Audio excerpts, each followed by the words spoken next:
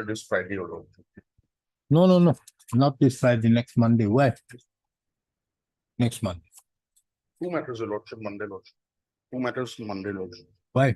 What are the matters about? One is a review petition, Your Lordship, before Your Lordship, and another is a hearing matter, Your Lordship. Hearing? No, nothing doing. You know, I don't grant hearing matters. You may try your luck with other courts, not this court. I take to mention item number 16, my lord. Item number 16, my lord. 1-6. The picture also, my lord, is done. It's Yes. like various He serious. also informed me, Lord, he is one of the family members, very serious condition in the hospital, Lord. Who? Speaker also this. Okay. Which one? 16. Okay. When do you want it? After vacation? In after vacation to be listed at the request of the learned counsel for the respondent matters to be adjourned to be listed after vacations. Maybe, Lordship. I beg to mention item number 21, Lordship. Hmm. I have taken consent from the other side, Lordship. Matter may be adjourned for today, Lordship. Okay, at the request of the learned counsel for the petitioner, appellant, matters stands adjourned to be listed after vacations.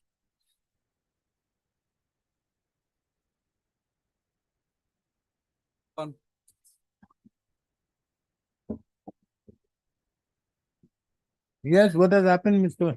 Barbujari? Any development? Yes, my lord, with sincere apology, my lord, I submit that we have filed the affidavit today only. Because there was, my lord, the deputy commissioner was not keeping well. Yes. Who? The district commissioner, my lord, Amingao. So we have filed the affidavit today morning only. It is not on records. But that affidavit, we have filed a comprehensive affidavit. Now, my lord, pursuant to all the discussions that has taken place between the petitioners and the administration, my lord, now they have referred the matter, my lord, to the government, to the Revenue and Disaster Management Department for taking a call, my lord. So that is how, my lord, the fact situation. We have it after vacation. After vacation, and another aspect of the matter, which I must point it out before this honorable, we have enclosed all the circle officers' report as well as, my lord, the record of rights, Namabandi, everything.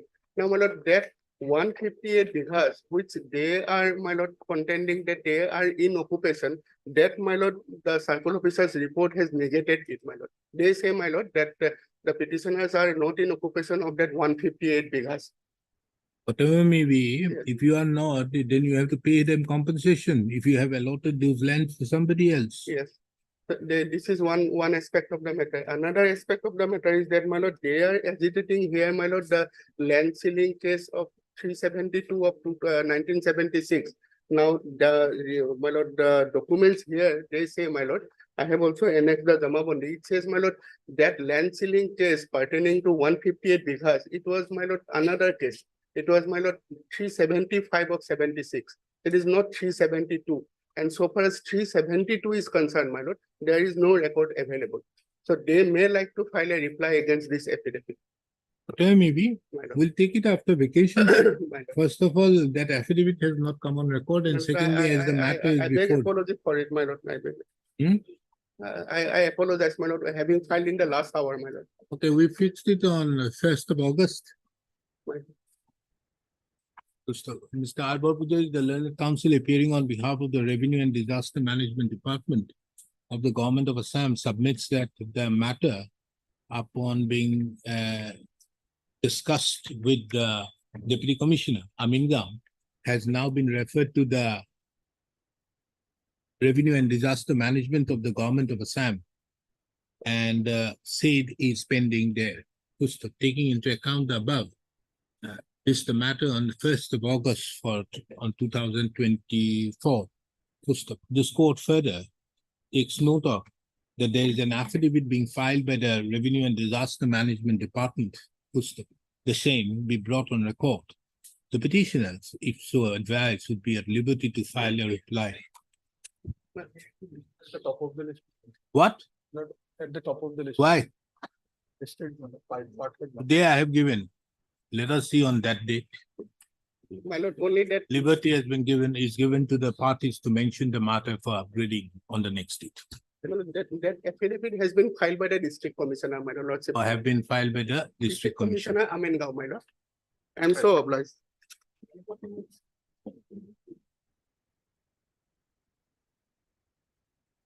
Procedural also. This is otherwise, I understand, a very old matter, but there is a central government scheme for a particular compromise. There's a scheme by the finance ministry whereby we had made them an offer for out of court settlement, and it has been received by them. I think both parties are agreeable to explore the possibility of out of court settlement. No. So, 2007 matter, 4 matter. Sorry, but the you go after your dismissal of your, or if I allow it. What is the challenge here? Challenge under 27, 37? only thing is that this is a central government scheme for compromise wherein we are agreeable to pay the award amount. Only thing regarding the interest that will be under negotiation. So both parties are agree, if I may pray that You should have filed an application for that. I'm not going to adjourn. today morning we have received that. Where is the order of this under 37, 34? 34, your lordship will find.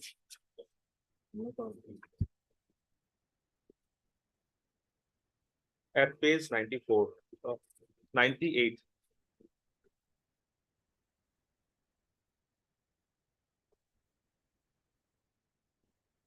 Yes. Lordship, may I just interrupt one? We have not received, we just got to know about this offer today morning.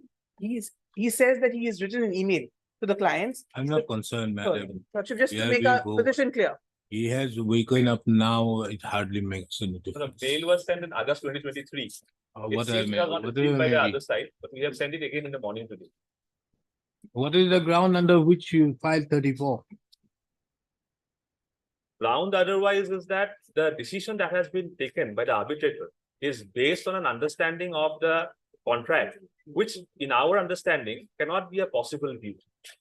Because if there is a particular clause in the entire contract, which otherwise negates a claim that has been made by the claimant, categorically it negates that claim. So it cannot be read into it by the arbitrator that it will not form a part of the contract. That particular clause of exclusion, it will not form a part of the contract, and therefore they will be entitled to the claim. So that is therefore it was not a possible view. If it is not a possible view, probably 34 and 37 will lie. So that is the basic. 37 will come later on. 34, we are to hear to see as to whether the 37 as the Supreme Court is accused. yes. So it has to come within the ambit of 34. So if Now, I whether may it just- will if I come may within just the give a- ambit of if I may 34. just give a small briefing without looking at the papers as to what Yeah. has led to this particular position. Yes. Oil India in 1989 had floated a contract, a Mm. tender, wherein it wanted the bidders to come up and give an offer for building a pneumatic tank. It is some sort of a tank. Now, based on that particular global tender, the respondent or the claimant, they made an offer. Now, that offer, wherein they have given technical bid and a price bid, in the price bid, they contain the particular clause which says the price that I offer is otherwise a L1 price, a lesser price. And he says that he does it because there is an export policy prevalent in 1990, 1993, which says if the particular work to be done falls under a category called deemed export benefit scheme, then they are getting a fair amount of subsidy. And therefore it comes down, therefore he can reduce the price, and he quotes under that. Now he also gives a clause therein says, however, in the event during the construction activities, if the scheme is withdrawn, then whatever loss will therefore befall upon me will be passed on to Oil India Limited, because I will not take the burden. So that was one clause in his price bid. Now, based on the NIT tender papers, based on his technical bid and his price bid, having that condition, we thereafter issued a purchase order. Now, that purchase order also has got various terms and conditions. And we say that that was a counter proposal made by us. There was an offer, invitation for offer, as by the NIT. They made an offer in the form of a price bid and a technical bid. The price bid contained the condition. We did not accept it in toto. Rather, we made a counter proposal in the form of a purchase order having various conditions therein, which also had a particular exclusion clause saying particularly 25.1, particularly that whatever you had quoted in the price bid and your conditions in the price bid, which does not form part of this purchase order, has to be considered to be excluded, specifically excluded.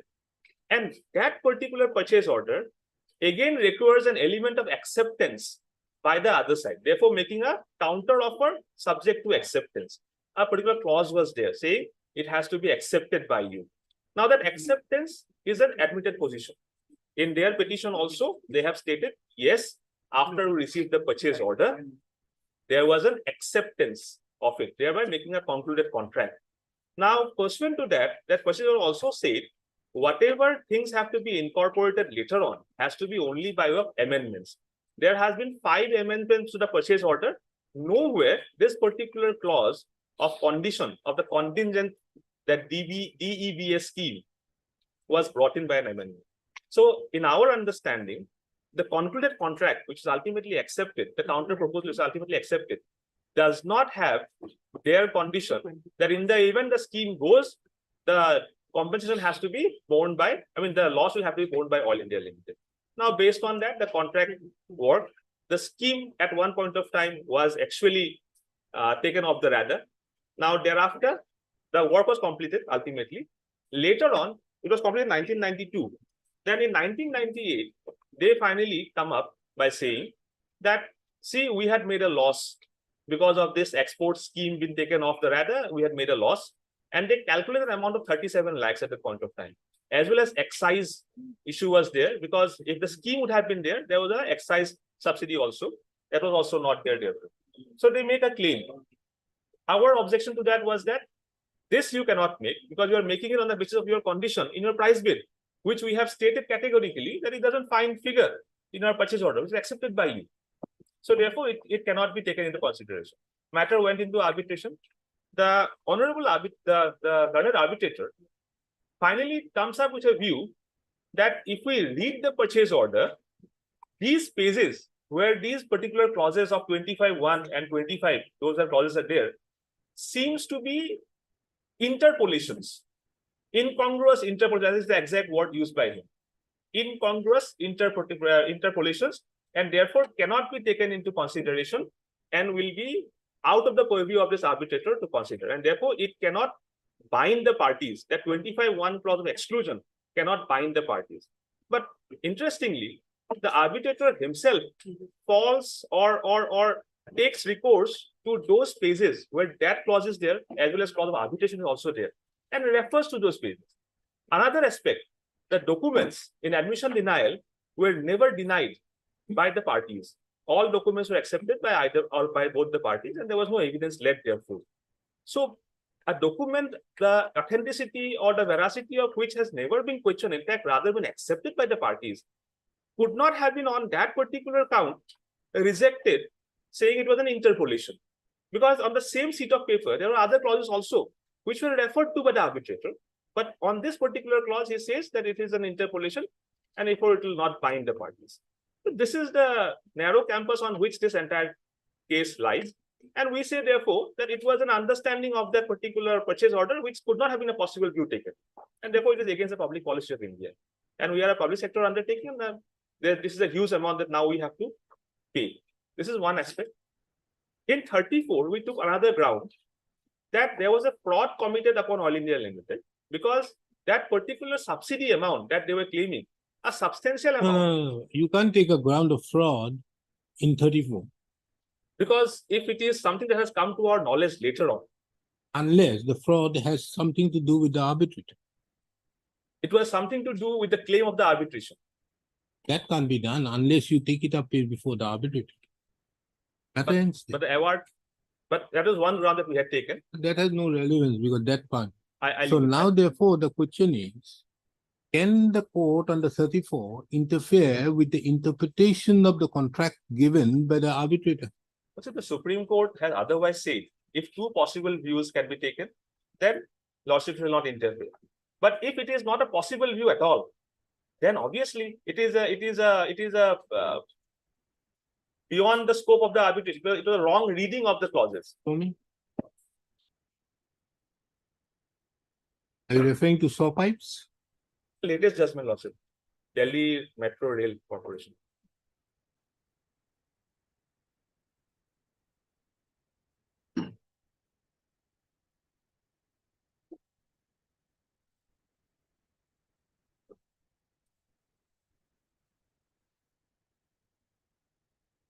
Yes.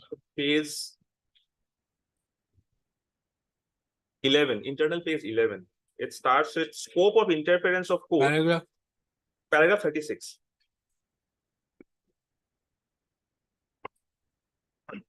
Yes. 36 is basically a narration of clause 34, and the lordship will come to 37, paragraph 37. This is the laws which have been laid down. Yes. Very easy that this court has said that.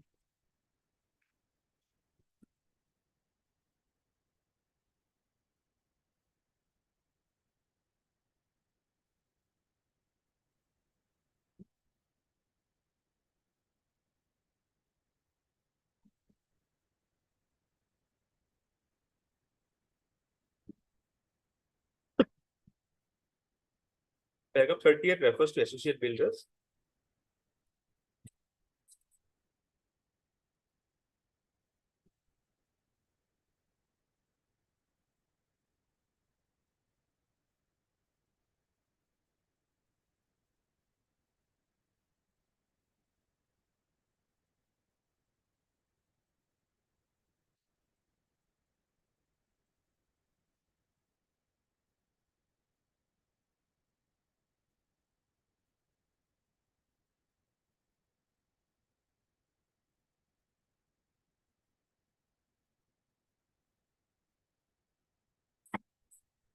Only come to 47.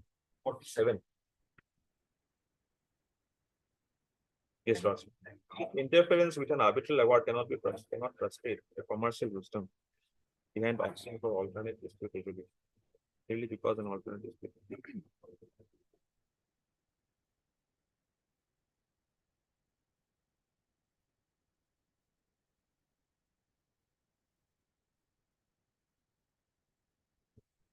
Yes, this is my basic case also.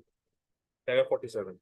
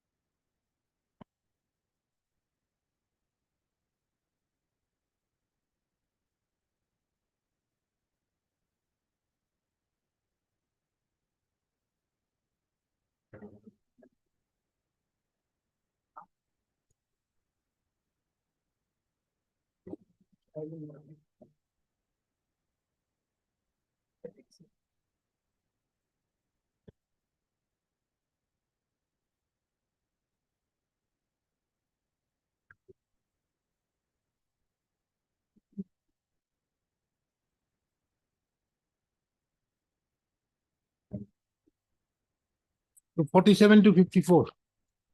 Okay, now let's see how Yes. does the arbitrator deal with that? Before that, may I just show the price bid and the purchase order? This is For a that, part the of the lordship will come record. to the additional affidavit. I think marked as X, flag mark X. Because the arbitration records are not before, I think, any one of us. Not necessary. The lordship will come. I have just brought some papers on record by the additional affidavit. Now, if your lordship will come to page 53.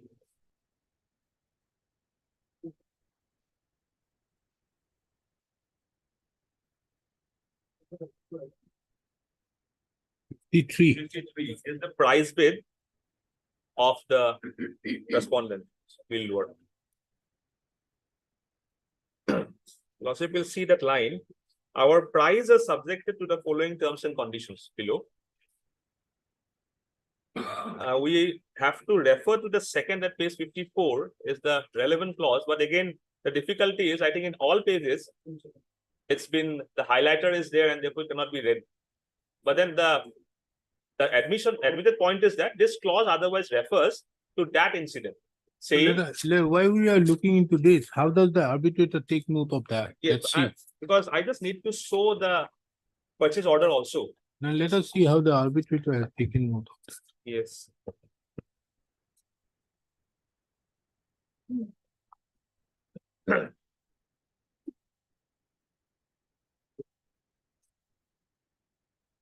Your lordship will come to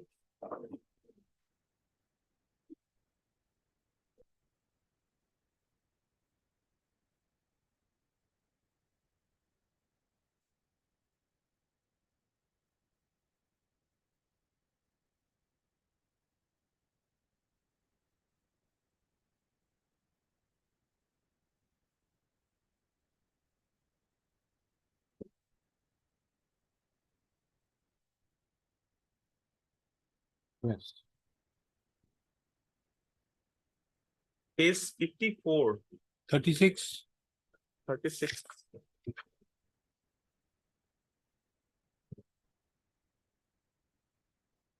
No, 36.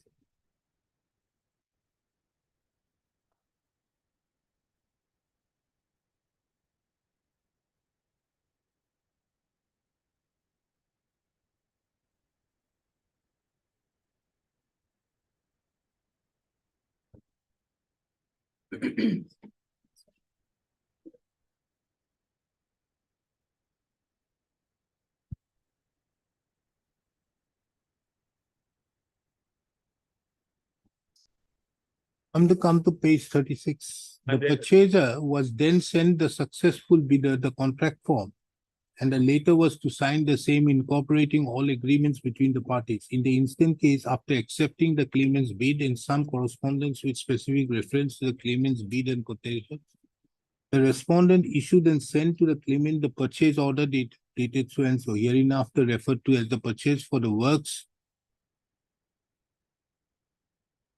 so and so, with reference to the purchase order and its own so and so. The claimant confirmed its acceptance of the purchase order subject to 3 suggested amendments being issued by 5 successful Three suggested amendment. subsequent amendments of the purchase order. The contract value was raised to a month. The contract work started. The chief controller remained being hesitant to issue. Grounded in substantial manufacturing activity.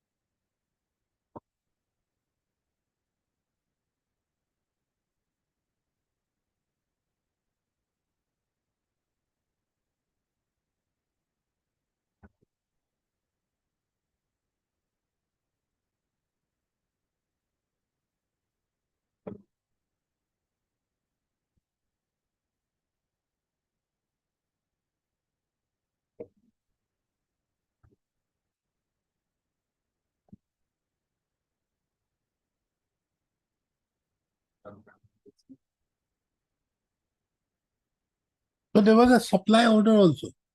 There was no supply order. There was only one purchase order. Therefore, again, it is not clear whether the supply order and the purchase order could mean the same document or different ones, like the official order in clause here. Drafting Therefore, from the wanted bid to refer to document that is purchase apparent. order. So therefore, wanted to refer to the purchase order in the additional affidavit. It is one piece of document called a purchase order. Every case will have the same purchase order number. And this is an admitted document. Both parties have admitted each other's documents. There was no denial either to the document, the authenticity, or to the content of the document. But also, we'll just for a moment just look at that purchase order, just for that clarification. Yes, Page Eight. 55 of that additional affidavit. 55. 55. 54. No, 55 here. Ah, yes.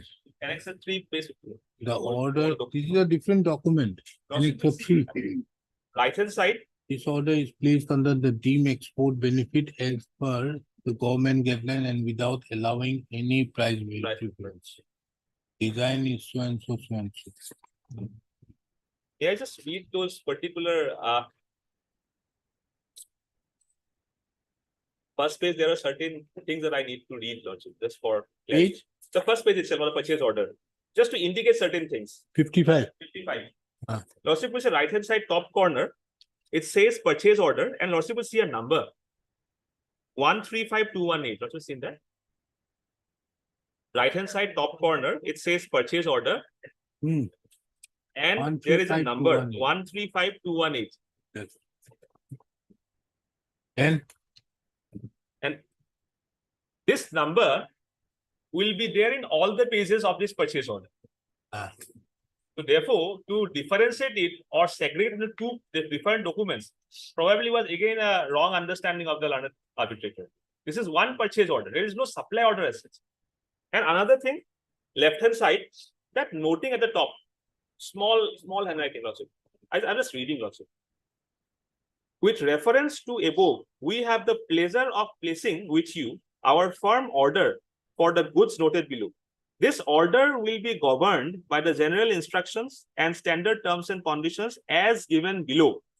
Changes, additions, and deletions thereto, including those to the ordered equipments or materials, will be authorized solely by an amendment to order executed in the same manner as this order. Please return the enclosed acknowledgement form duly signed and sealed in token of your acceptance of the order. Now, this acceptance, they have themselves admitted. In their objection, in the arbitration the award also, there are various places where the arbitrator has himself stated that they have accepted. But they also, in their objection to the section 34 application, have stated categorically on page 64, we had accepted this purchase order and accordingly acted. Now, if this purchase order, if your lordship will kindly come to that relevant page at page 78.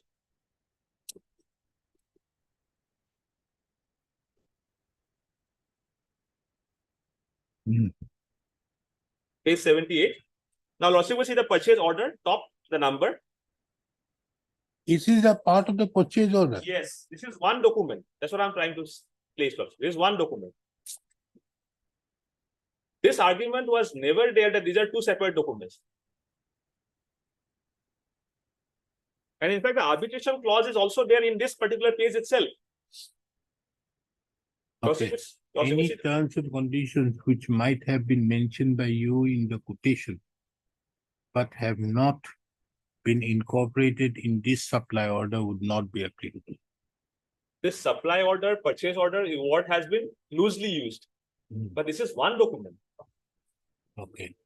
I am purchasing something that you are supplying. So they are using this word in a loose manner, purchase, supply. But lordship will see the purchase order number at the top. This is the same number, 135218. Top, lordship has seen that. And the arbitration clause is also here, which has been referred to by the arbitrator in his award.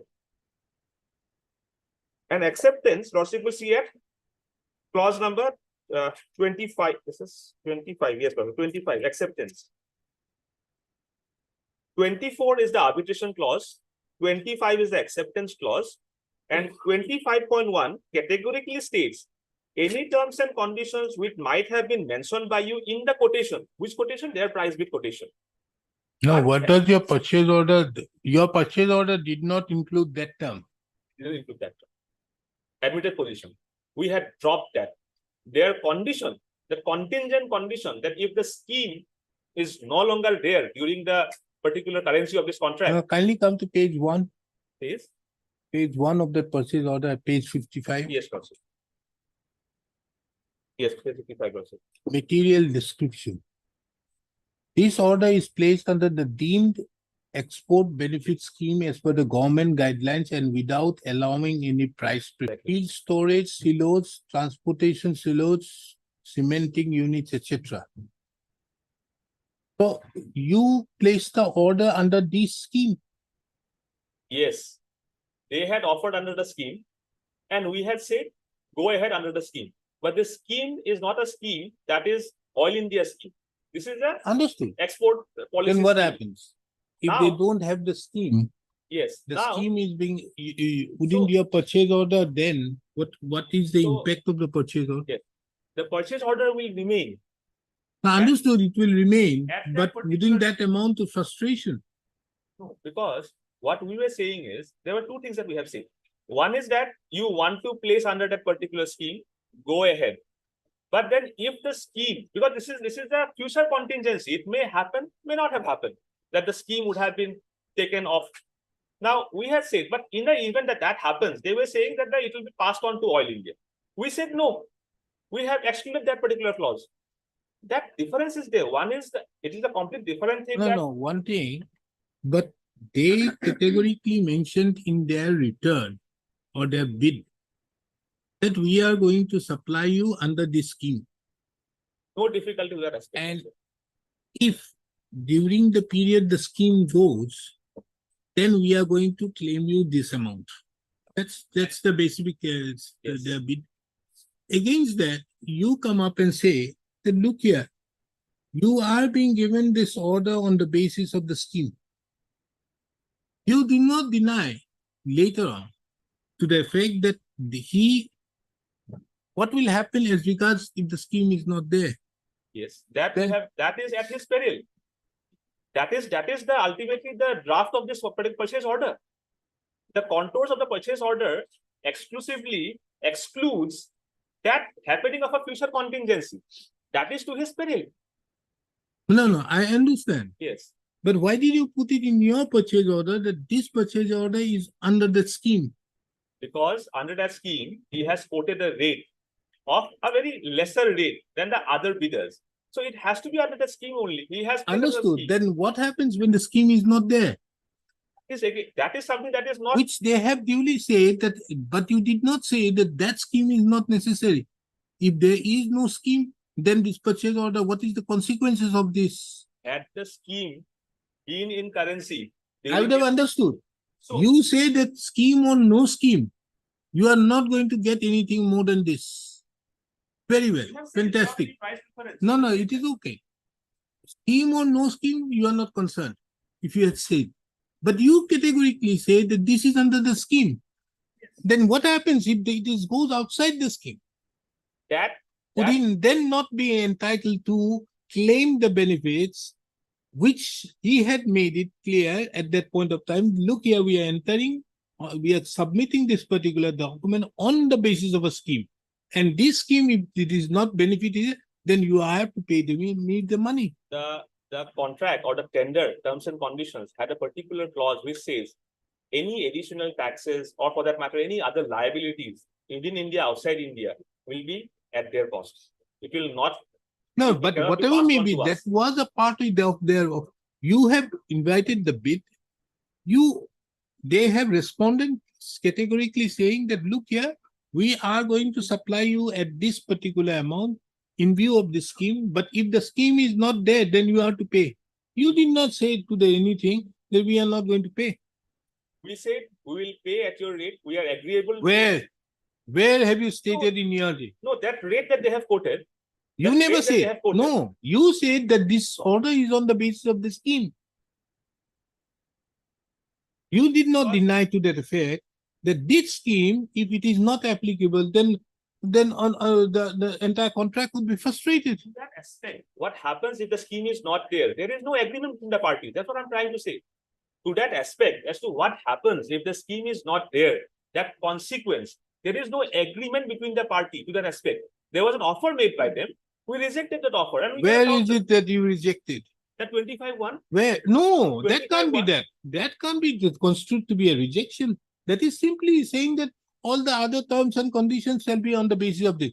You have not rejected that aspect of the matter. 25-1, if your lordship will again see, we have said that what you have said in Any your terms petition, and conditions which might not have been mentioned by you in your quotation, but that have not been, which that- might have been mentioned by you in your quotation, but have not been incorporated in this supply order, will not be applicable. This is too vague. How do you take care of that? There were two clauses basically that there was there. One of the clauses was there at FOT rate, they are going to deliver at Juliaza. The second condition was regarding this, the contingency. We have stated what you have quoted or what you have mentioned in your quotation. But Which is not you incorporated. did not categorically state out here to that effect that this is, but you categorically said this is under the scheme. If it is under the scheme, what happens if it goes outside the scheme? You have taken already the benefit of it. Scheme benefit is something that he is going to take. But he has given you a lesser amount in view of the scheme. We will be as a tender, as a principal employer. Our aim would be to get the particular staff order, that article at the most competitive rate. Absolutely, Now this party has come up. absolutely. Therefore you say that we are giving you this order under the scheme. Yes, without any price But what difference. happens when it is outside the scheme? There is no agreement to that effect. That's what I'm trying to say.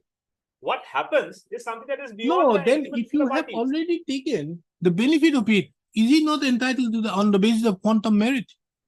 Benefit will be. He was taking a chance as a contractor. No, it's not a taking of chance. That chance you have also very well made it clear that this is the chance and we also accept your chance Yes. by saying that this order is under this scheme. But without taking any negative effect of that chance, by therefore bringing. it You should have 25-1. said, you should have said categorically that no chance, we are not agreeable. That's You are 25-1. making up a, this type of, this agreement where you have mentioned out there, where is that? This is just a cyclostyle thing. And how does that, the year take into consideration this? Let us see. I don't think this is just a cyclostyle thing. Page 78. But they have accepted this without any demand. Which one? This They, purchase they order. also accepted that that was their conditional consent. It was a contingent contract. Yes. Therefore, they are saying that as the scheme is gone, we want this additional money. That is the claim. By falling back on the condition which they had incorporated in their quotation, to which under 25-1 we say what was mentioned but not incorporated. Because they need a source to fall back upon that compensation. So how do they fall back upon that? They say. Well, then why we not? had They quoted. would get on the basis of quantum merit, because your basis of the quotation was on the basis of the scheme. But that- During the period, if the scheme is out, why won't they get the money? That is the basis. That is not their case. Their case is the price bid also forms a part of the contract. And that particular quotation is still there. That condition is still there. That is their case. And based on that particular condition of the quotation, Let us see how the arbitrator take note of that aspect. interpolation. If you There is no interpolation, he doesn't say that. But that is the finding. Where? I'm coming to that logic. Big award. Page 54.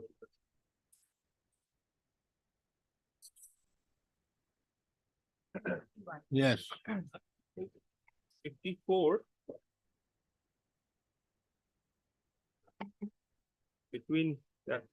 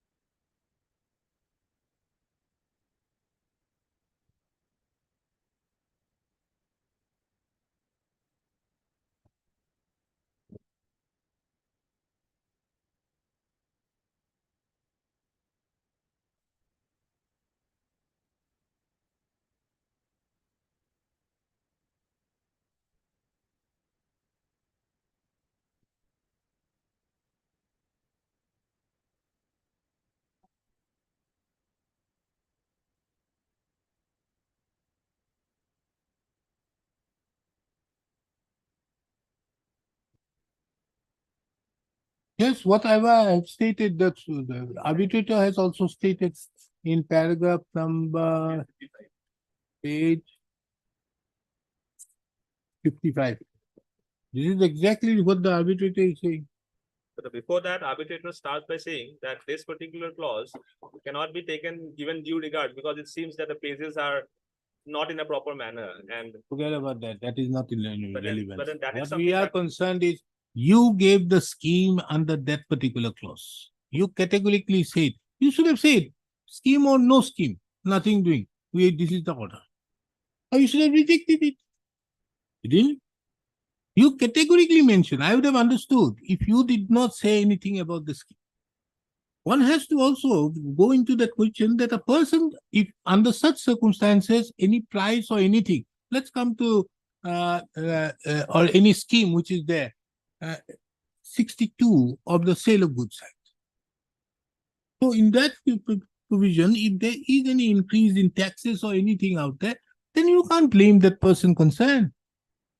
But then if there is a clause incorporated in the terms and conditions of the NIT also, that whatever addition of taxes and No, all. where is your NIT say that the purchase order schemes which will be there, that will, whatever it is, the purchase order will take effect of the terms and and nothing to do with the offer? Does it say anything? Here the offer was specific. We are giving you the benefit under this scheme. Should this scheme at any point of time being revoked, then we are going to ask you this amount. You agreed? And you agreed by saying that yes, we are giving you under this scheme. How do you take care of that? But with the condition. You can't put that clause out there to take away the benefit. But then it was agreed between by the parties. That is the agreement. That is fine both the parties. That is the agreement that what happens if there is no you have already taken the benefit of the return it back with interest, whatever you have taken. We have not taken any benefit. No. What did they do? They gave us a fair competitive price. No, what And- did they supply? They supply that equipment that Okay. I think it's no longer Return- there also now. Then return 1998, those equipments, I think scrap. build it and return it to them. You will be happy with the scheme. We wanted a Make competitive. this type of argument. Yes, madam, what do you have to say? One more thing. Yes. If they would have otherwise, this is another ground taken. If they would have otherwise registered under the scheme, that particular export policy scheme, then even if the scheme would not have been there, that they would have continued to get the benefit. That is another ground that you have taken. They had not registered themselves under the scheme. And this is not again denied by them. And therefore, they having not done something that was supposed Then to why be did done. you give it under the scheme? If they have not registered. They could have do it, but then Understood. registration give them that benefit. Where that is offer. their offer? Let's see where is the offer. Offer is at that additional affidavit also.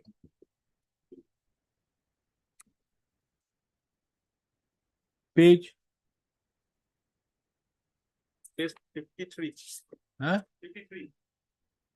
History.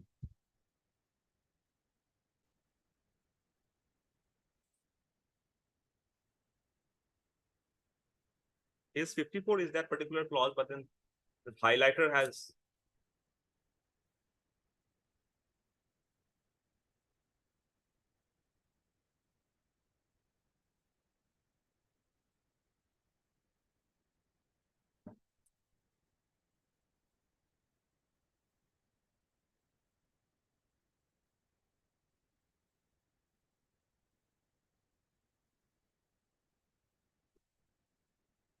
The other pages are not there.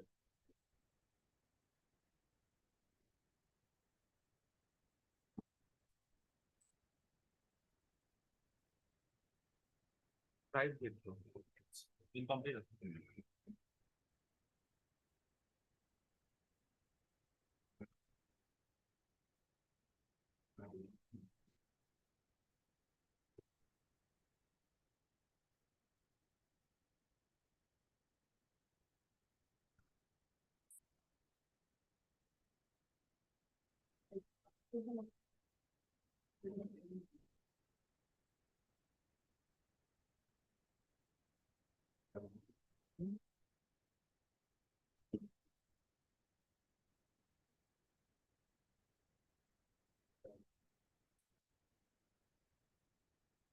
Okay, let's see how the learned court has taken note.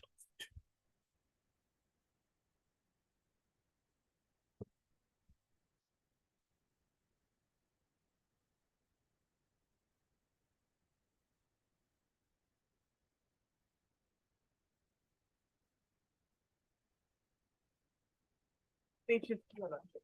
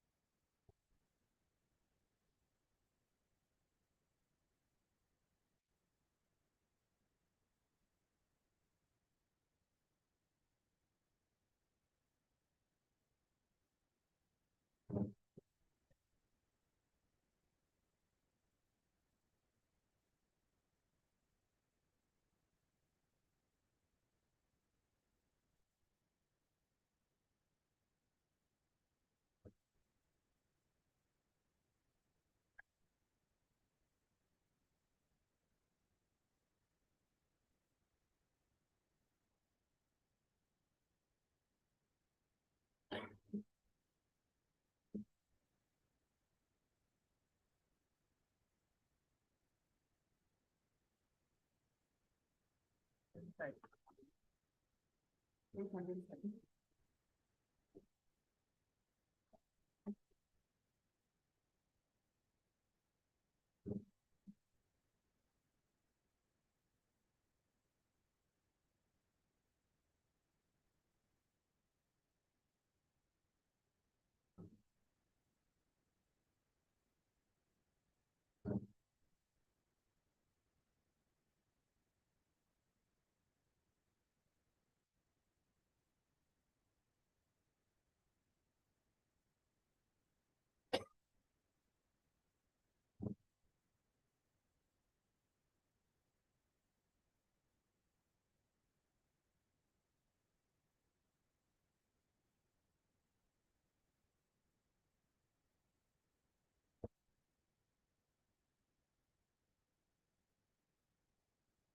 You did not raise this question regarding.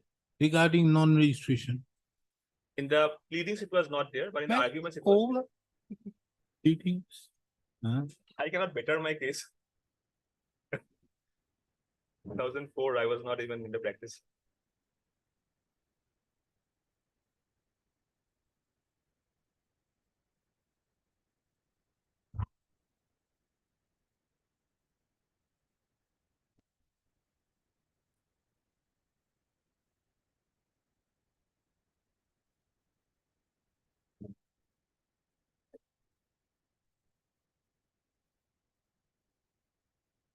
Yes, madam, what do you have to say? Wait, Your Lordship. Lordship, my case got easier the moment Your Lordship, after reading the tribunal, said, this is what I was thinking too. And that is all I have to establish. 37. We are in 37, which is narrower than 34. There's only this much a court can do. All I have to establish is page 54 is a possible view. There may be other views. He may be right in his own thinking. But 34 doesn't require me to establish that that is the only view. The arbitrator has threadbare seen all the pleadings and has come to a contractual interpretation. The contractual interpretation is this. The issue before the arbitrator is, in case of withdrawal of the DBSE scheme, losses is on whose account? My account or OI? My argument is, I categorically in my price, the reason for giving a lower price is that it is under DBS two grounds. It is under DBS, and if you withdraw DBS, the losses will be to your account. They wrote back accepting it's under DBS and silence without any traversing that no, it will be on your account. That silence, as a matter of contract law, the arbitrator decided in my favor as acceptance. That is it. Is that a possible view or not a possible view? Under contract law, silence could be speech. And that is all 54, from page 50 to 54 is claim A. And the arbitrator has gone through every possible document that was pressed before them and come to a finding that if you wanted to not bear the burden of losses on ground of withdrawal, you should have specifically put it. If you have not, it is accepted. That is as simple as that.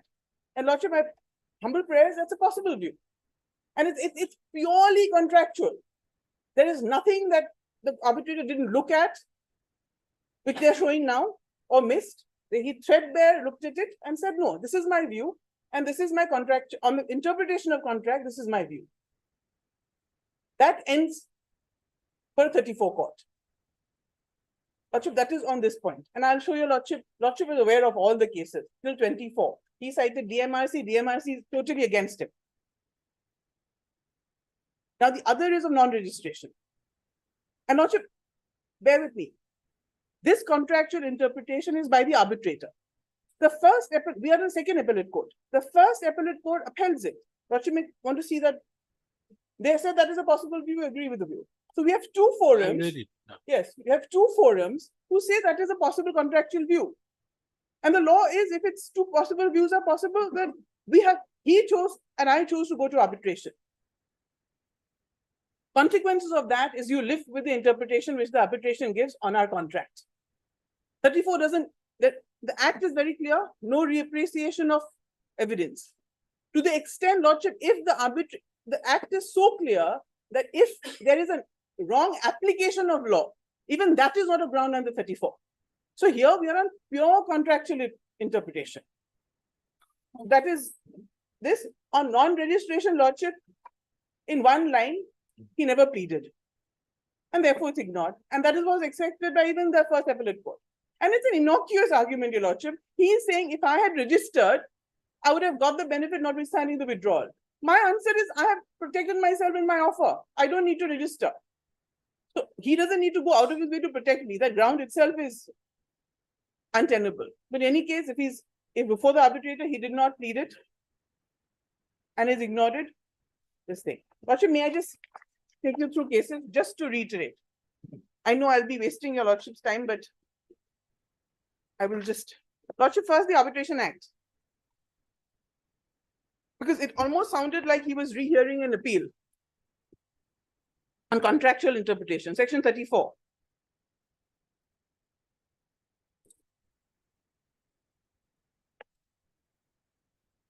Lordship has the Arbitration Act. Yes. Section 34, Lordship, it's 2B explanation 2. Lordship is aware of this. I'm just to Yes. emphasize that it is finally 37 and 34. Explanation 2, for avoidance of doubt, the test as to whether there is a contravention with public policy of India shall not entail a review on the merits of the dispute. So even for fundamental policy of India is not a review on merit. Then Your Lordship is Madam, would this thing come now? Lordship, just to because see the contours. No, we are concerned with a dispute coming prior to 2004. Lordship, it's made for avoidance of doubt. So it's really something that law had already. I can show you case law from there. In fact, the arbitrator has cited a case law which says if two possible, it's exactly saying the same thing. Two possible views possible, then you can review merit. So it's not something that is new. If it's not something that is new, it's just reiterating. I'm just trying to make a point that it is that clear. Then Your Lordship, 2A. Provided, Lordship has a proviso that an award shall not be set aside merely on the ground of erroneous application of law or by reappreciation of evidence. It was the law. 2015 only made it this clear because courts were reinterpreting. And that is what Supreme Court says. Courts were getting into, and that's the problem with India as a seat for arbitration, that you get an award, you come back to court, and then they reappreciate this thing. So it's not something that is new. It's just something that is should have been so clear that it needs to be reiterated. Lordship, I'll just cite a few cases. Lordship knows these cases, but just to complete. 24, Lordship, is settled law. Would Lordship want to see it or? Which one? Reliance Infrastructure 24-1-479. It reiterates SsangYong, it reiterates DMRC. It's the last 24. Don't you think that we need to go to saw pipes? Why? Because this judgment was delivered, 34 was exercised at a time when saw pipes was. Saw pipe also has sailed.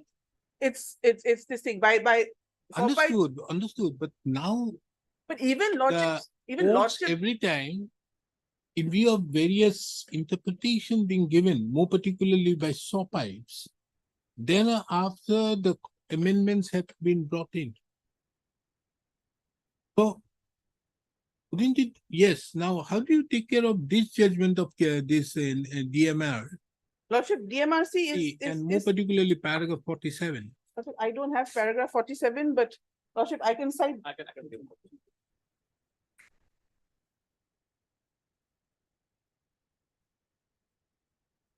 Because DMRC, in fact, is what I'm relying on. Hmm. And DMRC is very categorical. 47, 47.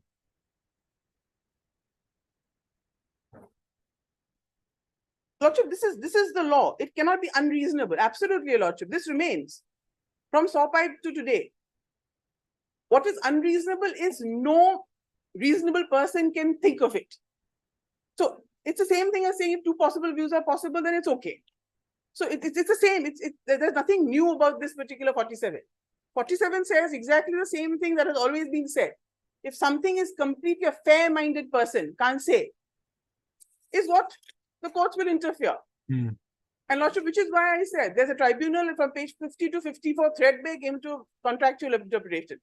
On first instinct, your lordship's view also is the same, which is why I said my case got easier because I have the trial court, I've got the first appellate court, and I have your lordship prima facie coming to the view that that doesn't seem to an absurd contractual interpretation. That is all I have to say. A fair-minded person on two forums and prima facie, your lordship, has come to the conclusion it is a permissible contractual interpretation. Then under 34, your lordship may not interfere. That is my humble prayer. Lordship, just 24 is just the last case. Nothing. Page 479.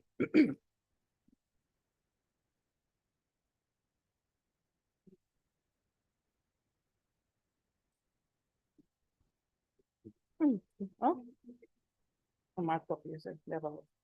Your lordship would like a book or the print? Anything? Lordship, I have marked, so I will not bother you. I'll give back to you. I'm dictating the judgment right away. I'm not giving these matters. Lordship, this is, your lordship, just to reiterate, 24 says exactly what all the other judgments had said. Paragraph 27 and 29. 27 is SsangYong and 29 is DMRC. Just to say that that is a law.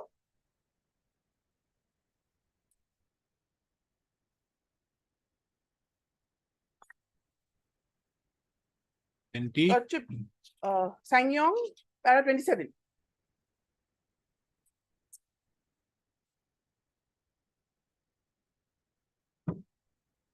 Yes. And subparagraph 40. Lordship, I will not trouble you. Your lordship knows this law. The construction of the term is primarily. Para 40. And they rely on associated, saying the construction of terms of a contract is primarily for an arbitrator to decide, unless the arbitrator construe the contract in a manner that no fair-minded or reasonable person would. In short, that the arbitrator's view is not even a possible view to take. That is all. And lordship 29 is DMRC, which your lordship, my learned friend, relied on. And in fact, it frowns on the practice of courts to interfere. After dissecting and reassessing factual aspects, it says. Paragraph 29, your lordship, is DMRC. And paragraph 28 of that, subparagraph 28. Your lordship has subparagraph 28 of 29. Page 518. May I read paragraph 28? Yes. This court, in several other judgments, interpreted 34 to stress on the restraint to be shown by courts while examining the validity of arbitral awards. The limited ground available to courts for annulment of an arbitral award are well known to legally trained minds. However, the difficulty arises in applying the well-established principles of interference to the facts of each case that come up before the courts. There is a disturbing tendency of courts setting aside tribunal awards after dissecting and reassessing factual aspects of the cases to come to a conclusion that award needs intervention, and thereafter dubbing the award to be vitiated by either perversity or patent illegality, apart from other grounds available for annulment. This approach would lead to corrosion of the object of 1996 Act and the endeavors made to preserve this object, which is minimal judicial interference with arbitral awards. And Lordship, it repeats, what is patent? See.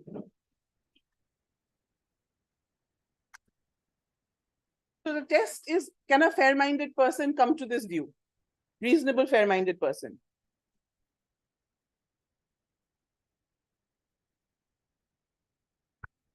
And if you've chosen arbitration, then your hands are tied with the interpretation that that fair-minded person comes to. Lordship, the other cases, I will not trouble you. Right.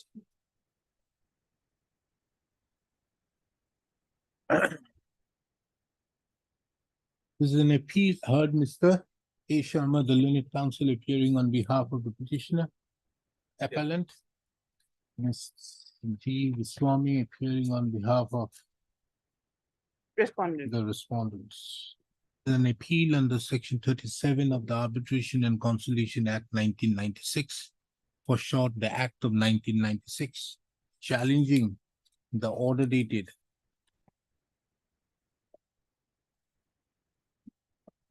31/12/2023. 31, it's not holidays in the courts. 31. 12. 31/12, the last day of the year. Yes. 31/12/2023, passed in Miss Arp case number 529/2002 by the Court of the Ad hoc Additional District Judge number 2, Guwahati, hereinafter referred to as the impugned order.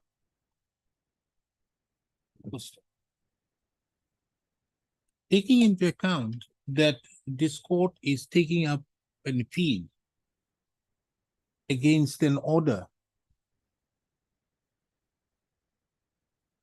passed under section 34.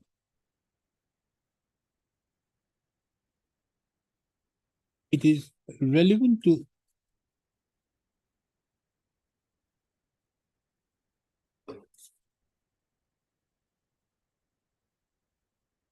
note that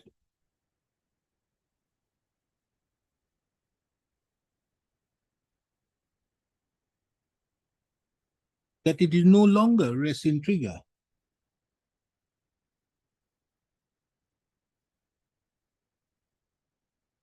That the limited scope of interference in an arbitral award by a court in exercise of its jurisdiction under section 34 of the Act of 1996, which is all the more circumscribed in an appeal under section 37.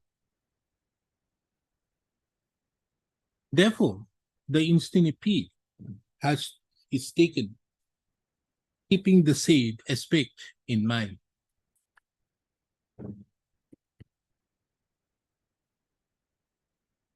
The dispute involved in the instant appeal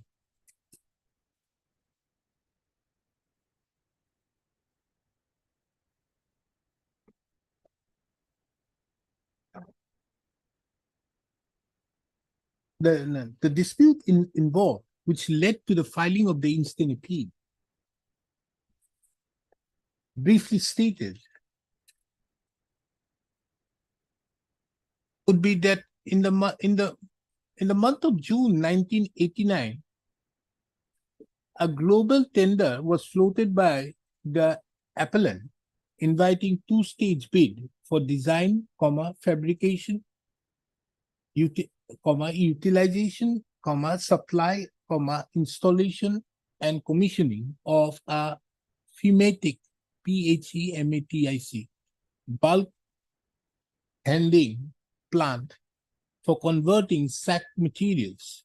Example, cement, Barytes, BARYTES.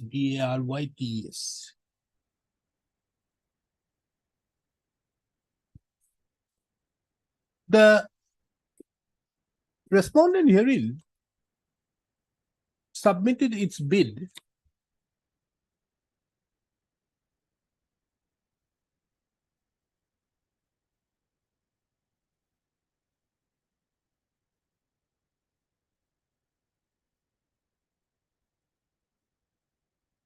on 2/8/1989, along with others.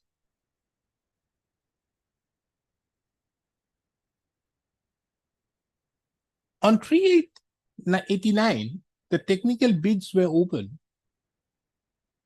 and 4 offers were found to be technically acceptable, including the offer given by the respondent.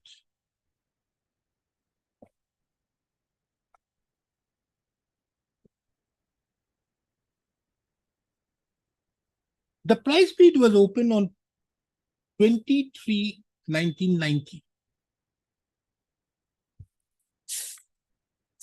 At this stage, it is very pertinent to take note of that in the price bid so submitted by the respondent,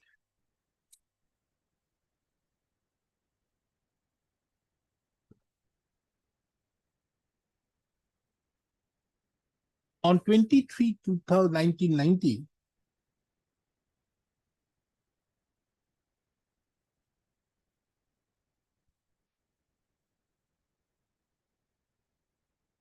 it was categorically stated that the respondent had quoted the rate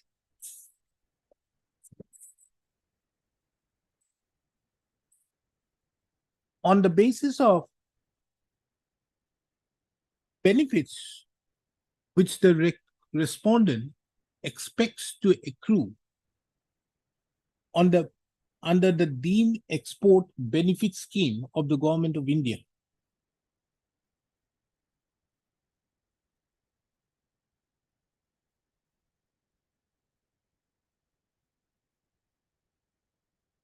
It was also mentioned that in the circumstance, the deemed export benefit scheme is withdrawn by the government of India,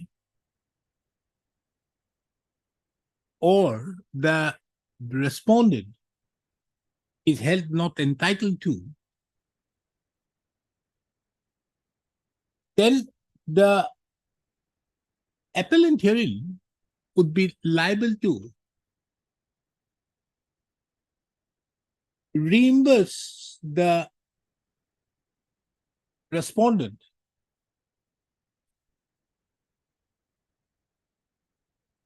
the quantum of the benefits which the respondent would have otherwise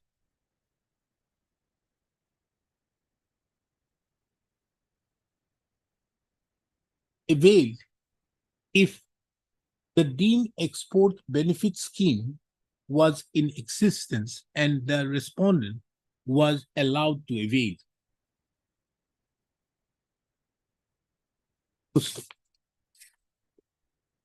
Pursuant to on the basis of the said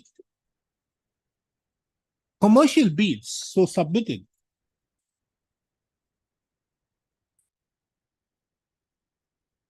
the respondent herein bid was held to be the lowest at rupees 3,29,10,000.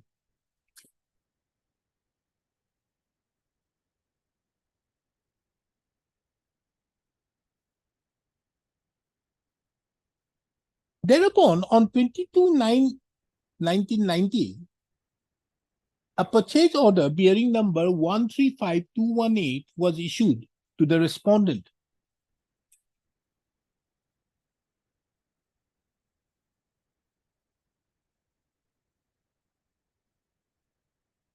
It is very pertinent to herein to mention that a perusal of the said purchase order, which is enclosed to the additional affidavit filed by the appellant, shows that it was issued under the deemed export benefit scheme.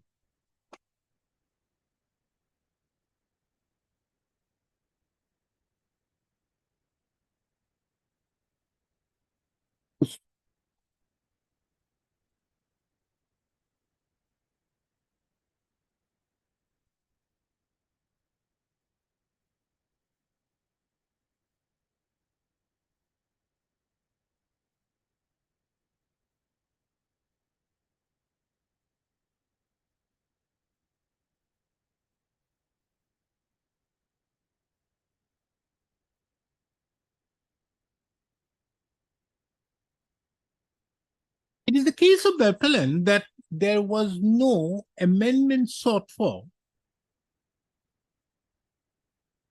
And it is the case of the appellant that in the purchase order, though it has been mentioned that the said order was placed under the deemed export benefit scheme, but it included a clause being clause 25.1, wherein it was categorically mentioned that any terms and conditions which might have been mentioned by the respondent in the quotation but have not been incorporated in the supply order would not be applicable.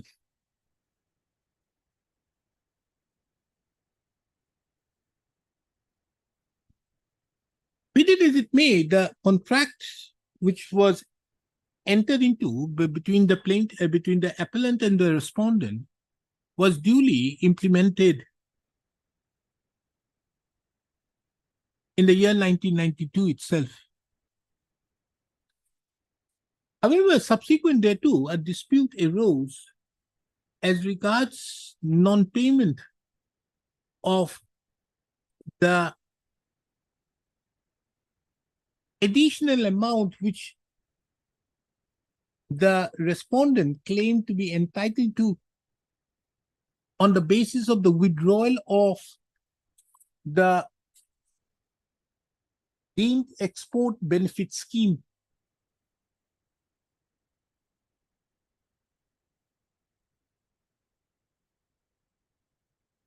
Under such circumstances, taking into account the said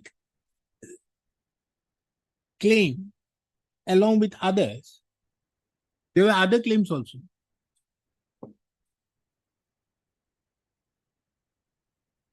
An arbitration proceedings was initiated.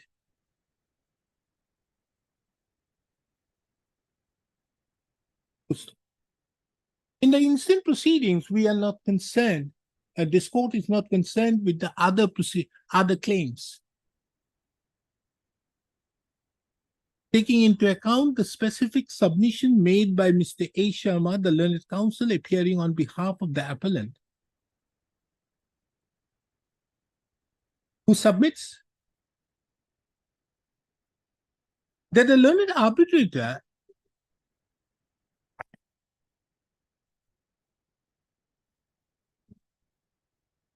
had interpreted the contract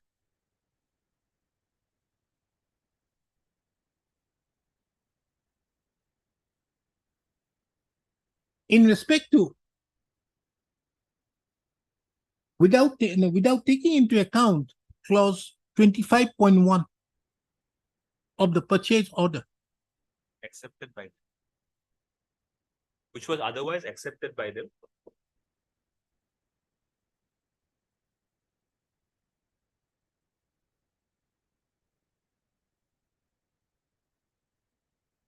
It was a specific case of the claimant that as the bid so submitted by the claimant was specific, that the price bid was being quoted on the basis of benefits under the deemed export benefit scheme. And it was categorically mentioned that should the deemed export benefit scheme be withdrawn or not given benefit to the respondent, the respondent would be entitled to claim such benefits, or for the matter, pass on the same to the appellant.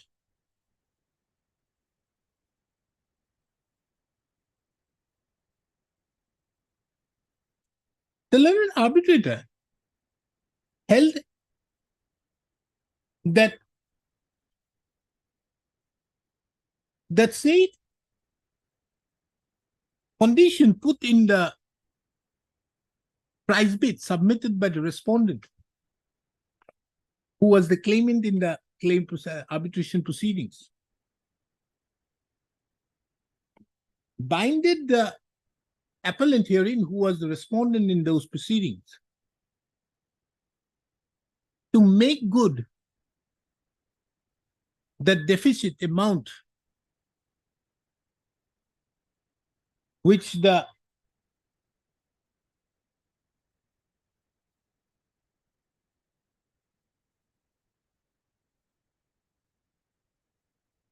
respondent, oblique the claimant, had to incur in view of the withdrawal of the scheme.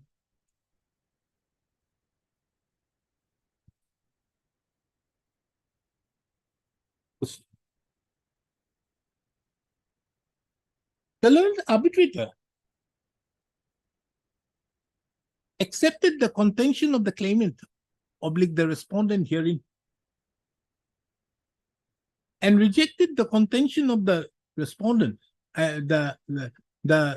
rejected the contention of the appellant herein in respect to clause 25.1 of the purchase order dated 22/9/1990. It is against this an award was passed. No, good sir. Thereupon, an award was passed on 16/6/2002 in favor of the respondent herein. Being agreed,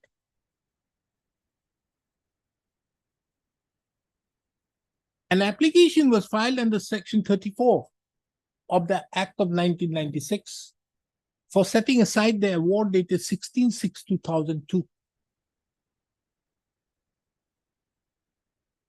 The said application was rejected by the learned court of the ad hoc additional district judge, Kamrup, number 2 at Guwahati, holding it that the view taken by the learned arbitrator was a reasonable view. It is against that the instant appeal and accordingly dismissing the application under Section 34 of the Act of 1996 by the impugned order. It is against that the instant appeal has been preferred. Mr. A. Sharma, the learned counsel appearing on behalf of the petitioner, appellant, has submitted that a view which had been taken by the learned arbitrator was not a view which can be taken at all. And as such, the view which has been taken by the learned arbitrator in respect to the interpretation of the agreement was not a view which can under any circumstances be taken. And as such, was a patent, and as such, the learned arbitrator had committed a patent perversity in arriving at its conclusion.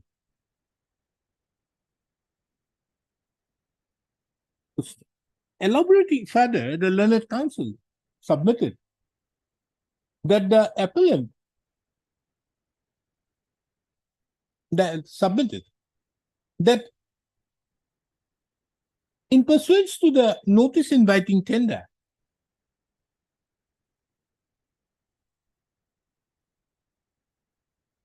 the respondent herein submitted its price bid, the technical bid as well as the price bid.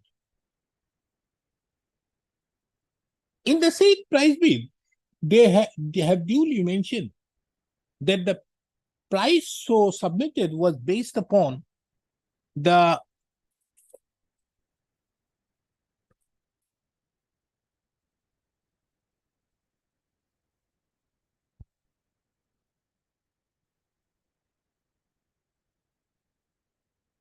deemed export benefit scheme. And it was further mentioned also that in the circumstance, the respondent would not in the circumstance, the said scheme is withdrawn by the government of India or the respondent becomes disentitled to, then the appellant would have to make good the losses so incurred.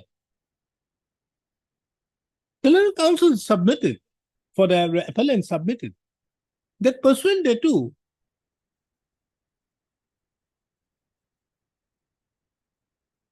the purchase order was issued on 22/9/1990, wherein it was categorically mentioned in clause 25.1 that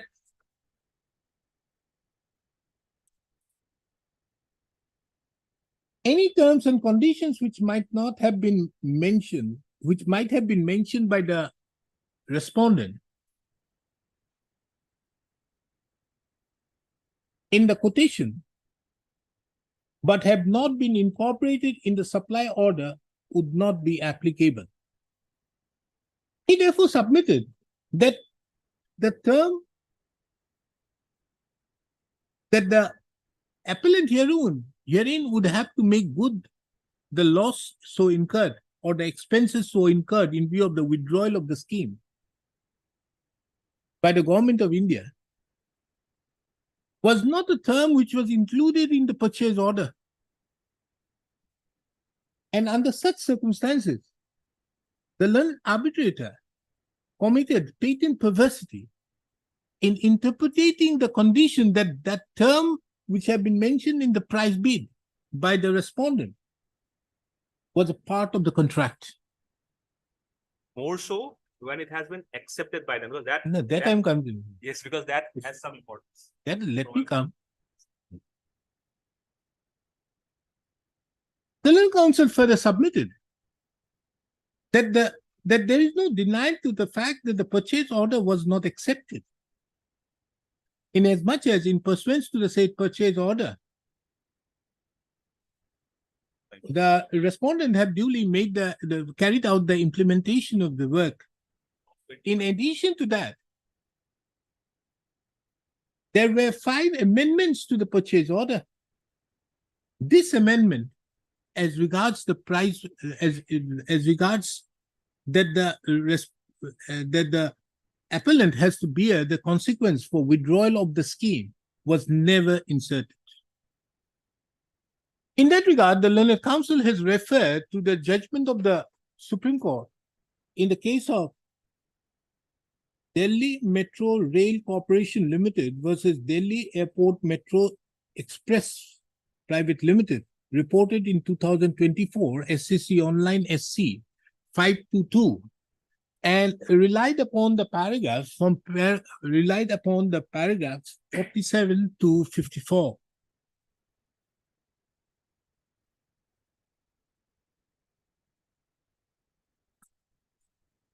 On the other hand, Ms. G. Goswami, the learned counsel, appearing on behalf of the respondent, submitted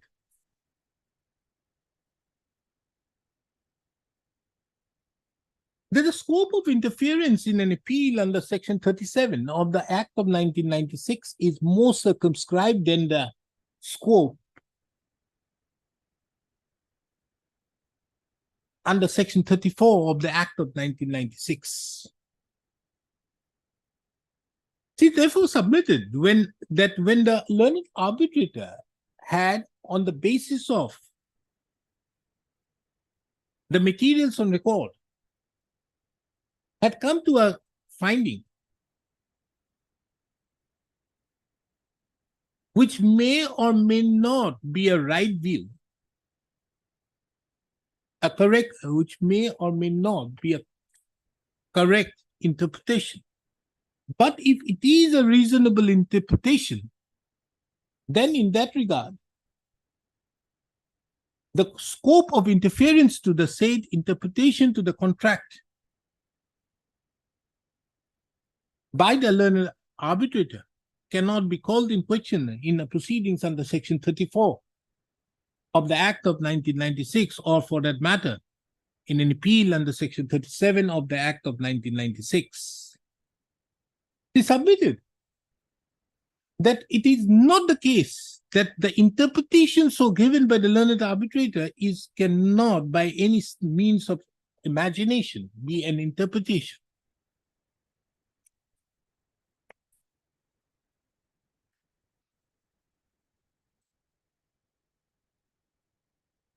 Which is completely contrary to law.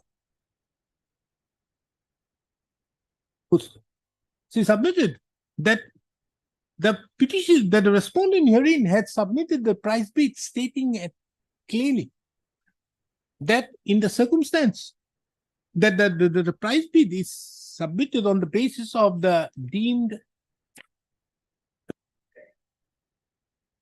the price source quoted is on the basis of the benefits to be accrued under the deemed export benefit scheme. It was clearly mentioned by the respondent in the price bid that should in the circumstance that said deemed export benefit scheme be withdrawn or the petition or the respondent is disentitled from getting any benefit, the appellant herein would be liable to incur, to make good the loss which the amount which the respondent has to incur in execution of the contract. The learned counsel submitted that this aspect of the matter, which was stated in the price bid, was never denied. On the other hand, the price which was granted to the petitioner, a respondent, in terms of the purchase order was on the basis of the deemed export benefit scheme. She therefore submitted that the view which had been taken by the learned arbitrator after discussing the various authorities is the correct view. And as such, the question of interference in the proceedings under Section 37 or under 34 or 37 of the Act of 1996 does not arise.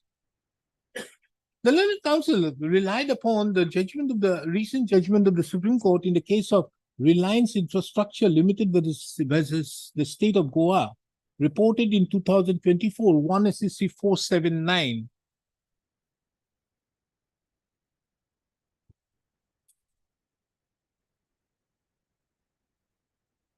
And submitted.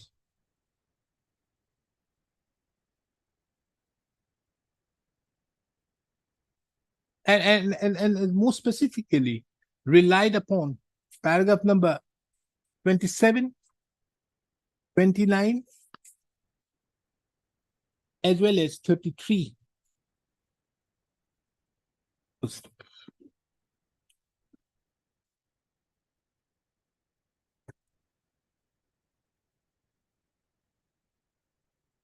I've heard the learned counsels appearing on behalf of the parties and have given due anxious consideration to their respective submissions.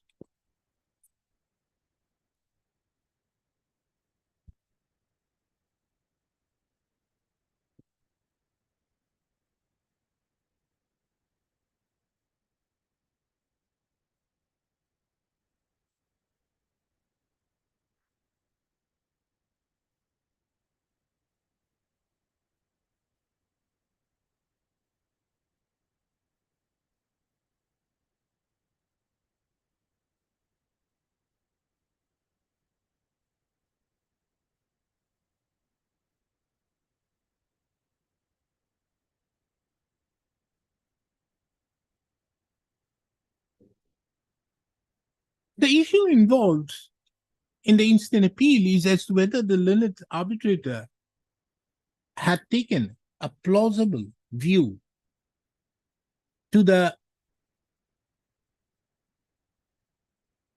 interpretation of the contract, inasmuch as unless and until the view as inasmuch as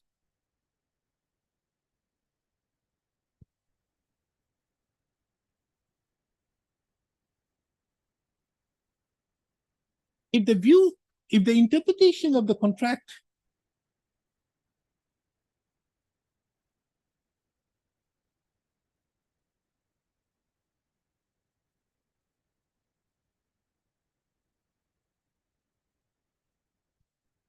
is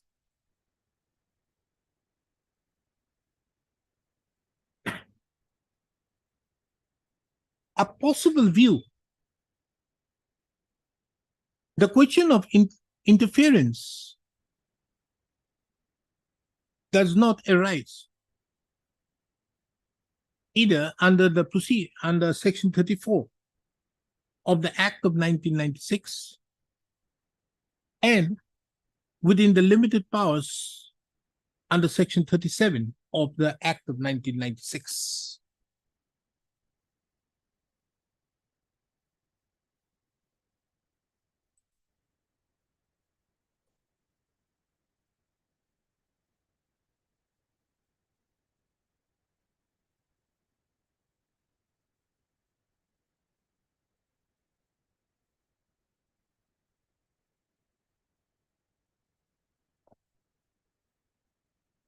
From a perusal of the award so passed by the learned arbitrator on 16/6/2002,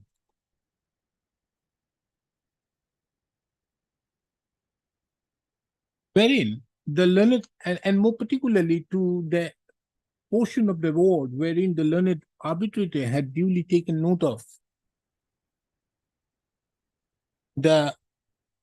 had dealt with the interpretation of the contract.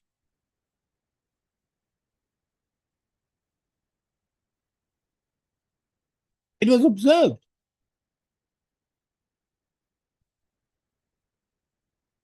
that at the time of the contract coming into being, the deemed export benefit scheme was in force.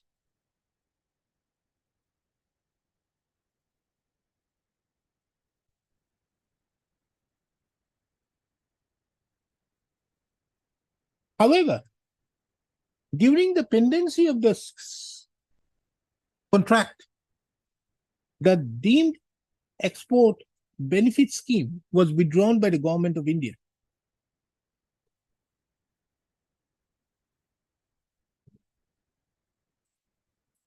The learned arbitrator had duly taken note of the price bid so submitted, wherein it was clearly and yet unambiguously stated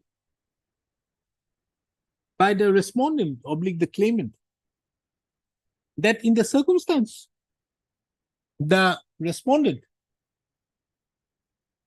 in the circumstance that the deemed export benefit scheme is withdrawn,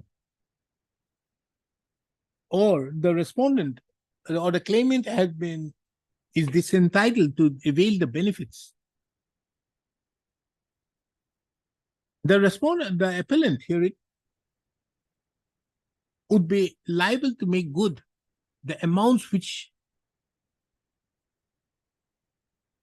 would liable to make good the amount which the claimant oblique the respondent would have to incur in view of not getting the benefit under the deemed export benefit scheme.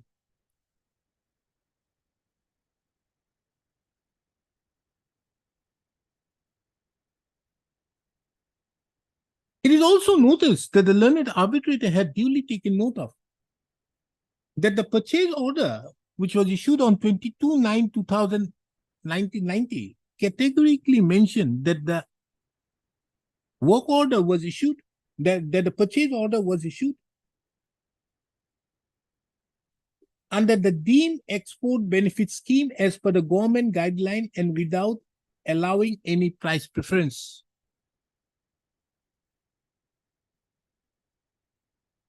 This court have also taken note of the purchase order which have been enclosed to the additional affidavit filed by the appellant.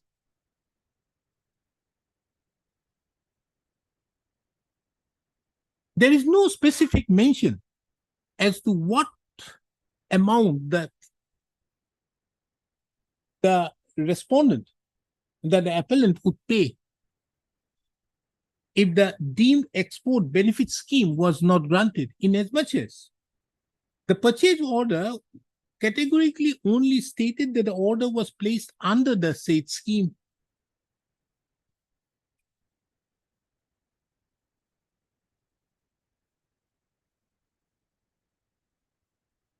There is no denial in the purchase order that the scheme, that the purchase order would become non-est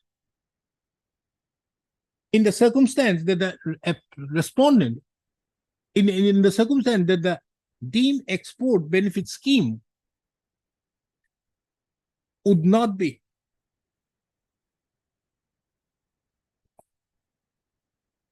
is withdrawn.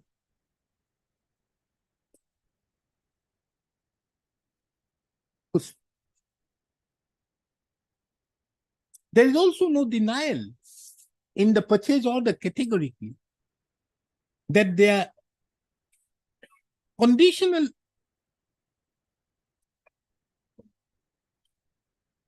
price bid was not accepted.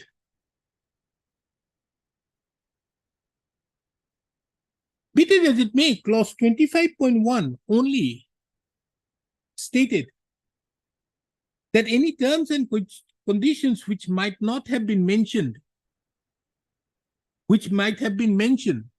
by the respondent in the quotation but have not been incorporated in the supply order would not be applicable.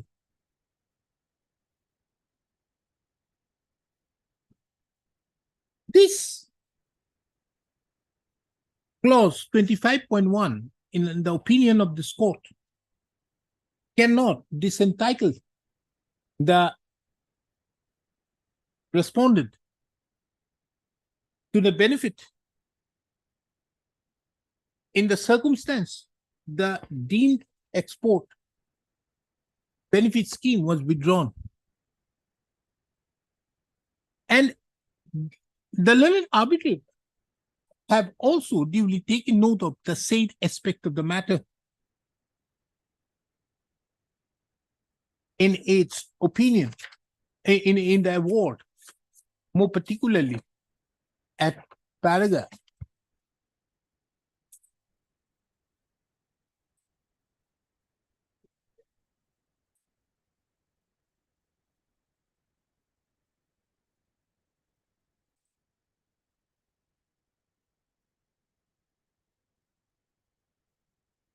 'Where while interpreting the contract. Under such circumstances, in the opinion of this court, the question of interference on the interpretation so given by the learned arbitrator to the contract cannot be said to be suffering from patent perversity. In this regard, this court finds it relevant to take note of the judgment of the Supreme Court in the case of Associate Builders versus DDA, reported in 2015 3 SCC 49, wherein the Supreme Court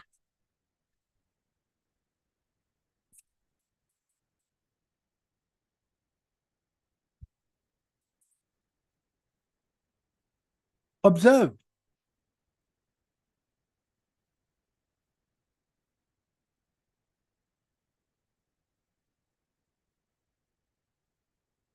that an award to be rendered perverse or irrational would be when the findings are based on no evidence or based on irrelevant materials or ignores or where the learned arbitrator had ignored vital evidence.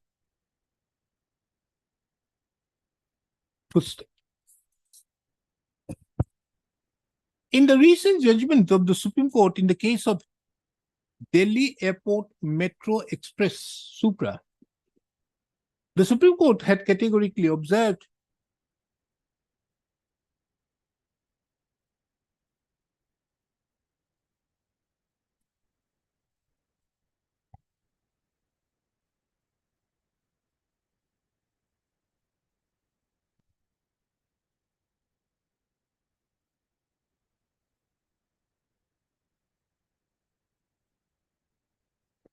that when an interpretation of the contract is so unreasonable, such that no person of ordinary prudence would take it,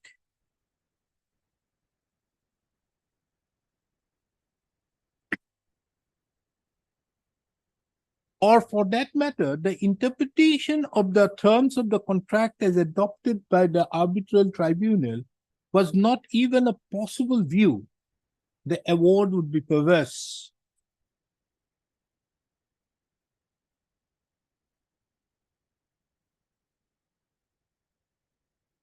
It was further observed by the Supreme Court in the said decision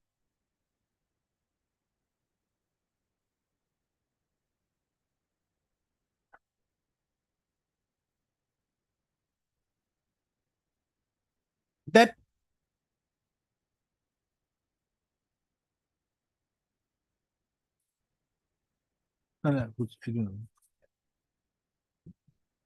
next thing. In a much recent judgment of the Supreme Court in the case of Reliance Infrastructure Limited versus State of Goa, reported in 2024, 1 SSC 479, the Supreme Court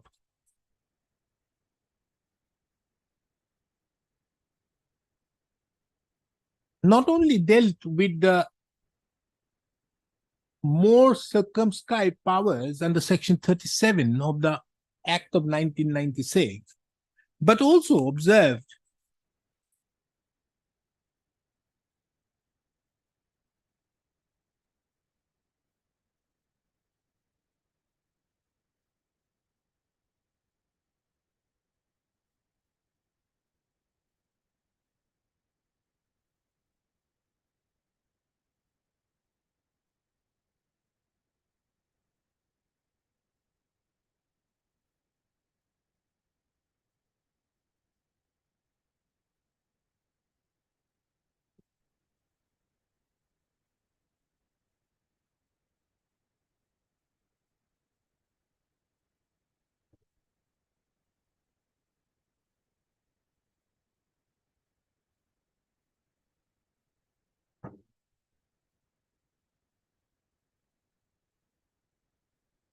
but also observed, relying on the judgment in the case of Delhi Airport Metro Express Supra,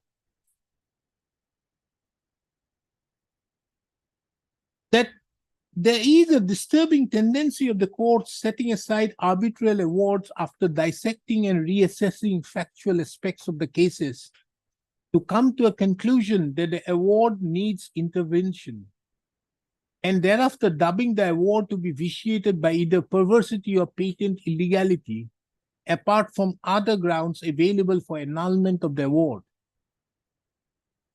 It was observed that this approach would lead to corrosion of the object of the 1996 Act, and the endeavor should be made to preserve this object, which is minimal judicial interference with arbitral awards.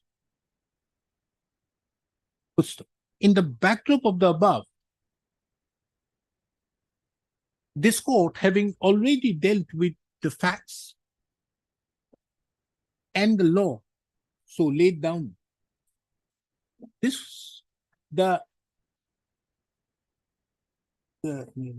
court, having already dealt with the facts as well as the law laid down, is of the opinion that the interpretation so given by the learned arbitrator cannot be said to be an interpretation which is not reasonable.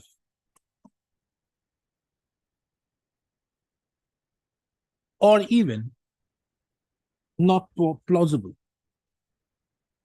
Under such circumstances, this court finds no ground to interfere with the impugned award dated 16/6/2002, or for that matter, passed by the learned arbitrator, or for that matter, the impugned order dated 31/12/2013.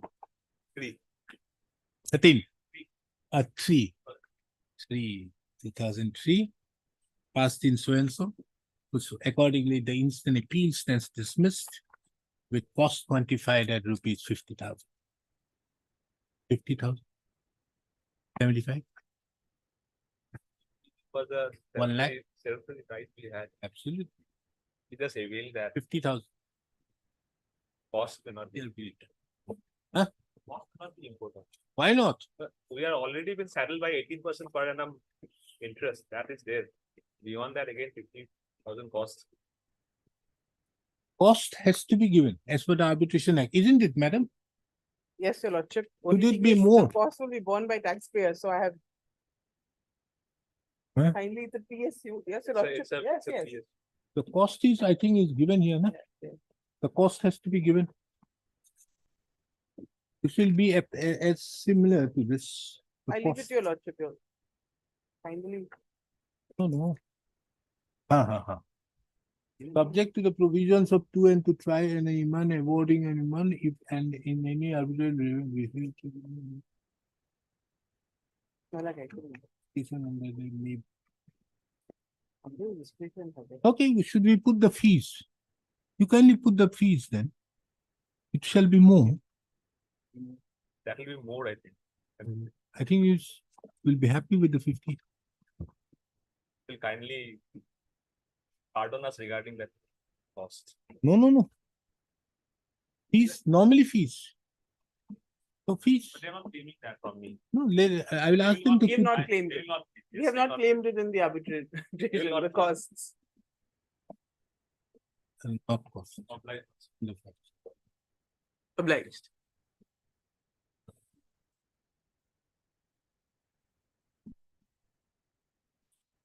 I knew that Kumar was Basanda to Mango. Thank you. Trial court passed a common judgment and order. And in item number 5, my lord, the same, when appellate court also passed a common judgment order. Both these matters are almost similar. If I argue on item number 3, item number 5 can be covered. You wait for some minute. Mr. Mishra, let me take up your matter first.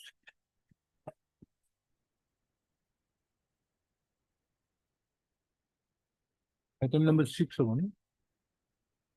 The item is 6 or 7? 7.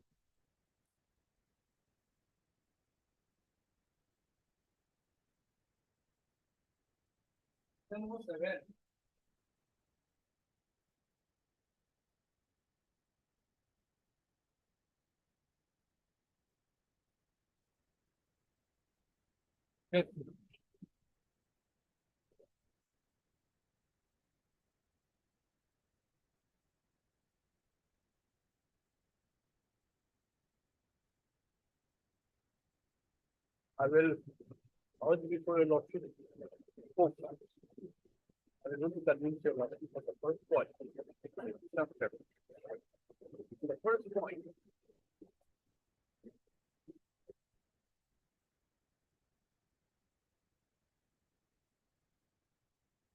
First point relates to the additional opportunity said to have been provided to the petitioner by National Handloom Board for getting itself registered, which they got as per the judgment and the review. It is stated that we did not avail that opportunity. If I can take the lordships to paragraph 4 and 9, first 4, page 27.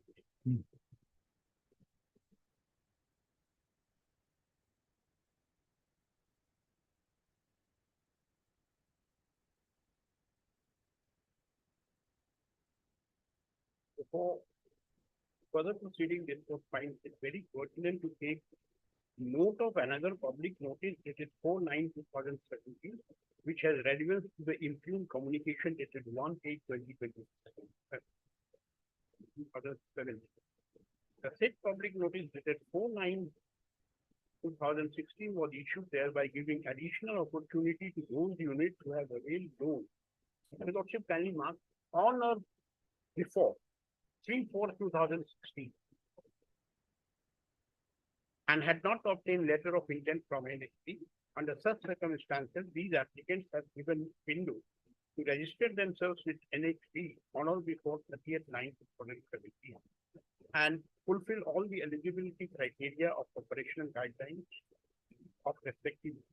It is also admitted that the petitioner did not avail the said opportunity as was granted by public notice dated 4/9/2007. Now, this was on or before 3/4/2016. Opportunity was given to.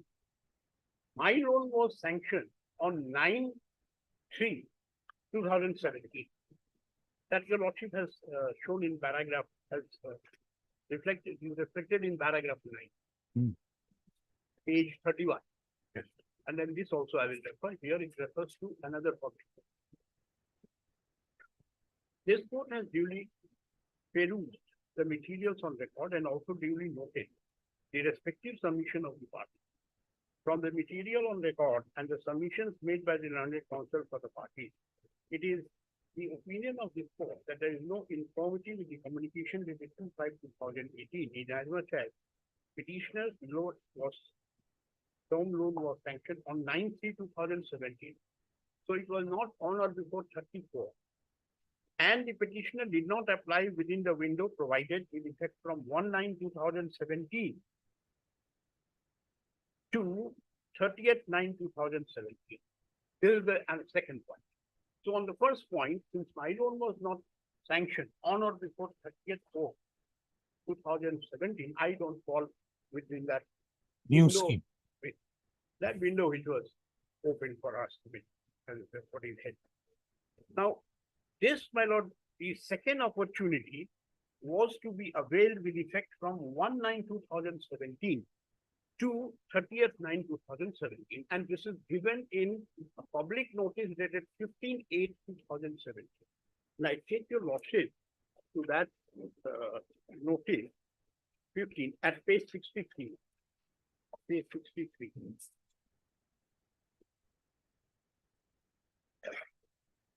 Yes. National Horticulture Board has introduced in principle approval system with effect from 1st April 2017 for its credit-linked back-ended subsidy scheme on commercial horticulture or cold storage.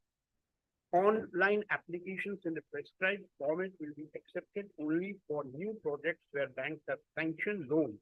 The lordship will kindly see on or after 1/4/2000. I don't come here. Was on 9/3. Yeah, mine was 9/3. 9/3. I don't have option to let me see.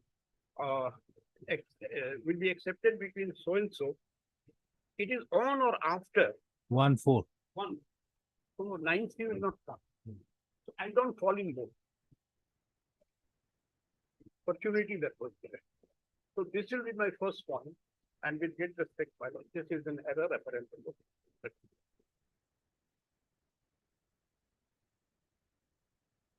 If it was on or before 1/4, I would have come into this.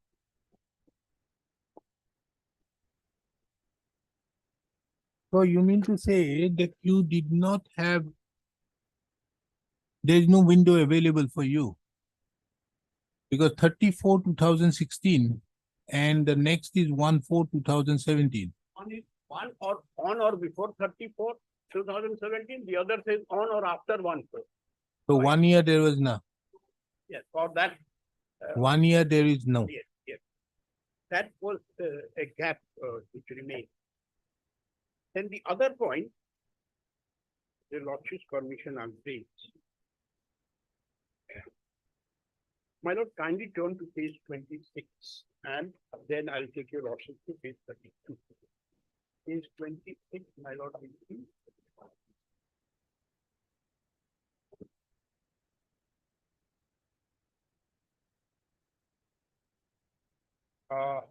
If your lordship will see, fourth line from the bottom at page 26. Therefore, from a perusal of annexure 3 to the writ petition, it is clear that availed under the new scheme, the sanctioned term loan has to be on or after 1/4. This is what your lordship has written. And the same also to be done within a period of 12. It is clearly mandated Page 26.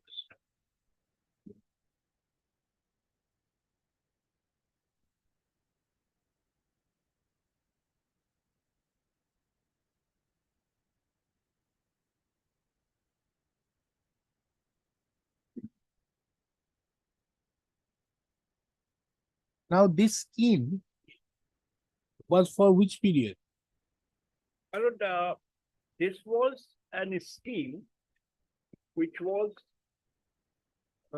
promulgated in 2015, and it ended when it is now no more there. That's what I can say. It is no more there, but at that relevant time it was there. Then, And not another, if your lordship will come to, now the scheme was brought to the notice of this court on the last occasion, Yes. when it was there. the document X, I can provide my lord, earlier given, 2014. And my lord, one more thing I can, if the lordship permit me, I'll raise. If your lordship will see chapter 2 at page 21. Chapter 2 at page 21.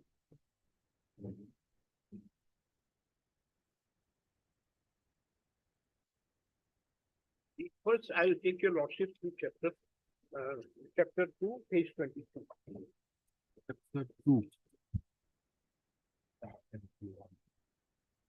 Why not kindly come to 1.1. 1.1. Yes. Procedure for submission of document paper for estimated subsidy claim to the board. Upon release of at least 50% of the amount of term loan by the bank to promoter concerned. We are Financial reading to institution. clause 1.1.1.1 page Well, the- 22. at page 22, internal page 22 of this. Yes. Chapter 2. Lordship.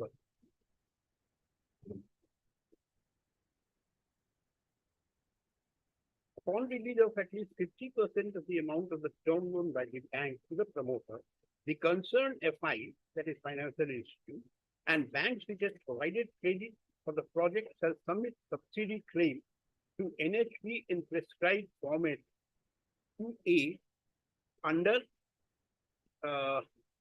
to respective state office of NHB up to the project of 50 lakh and to NHB headquarters Gurgaon with the project cost about 50 lakhs. Now, the bank accordingly submitted, well, there is no provision wherein the petitioner can make a submission for the back-ended subsidy. It has to be by the bank or the financial institution, whoever has given loan. And we annexed, my lord, with our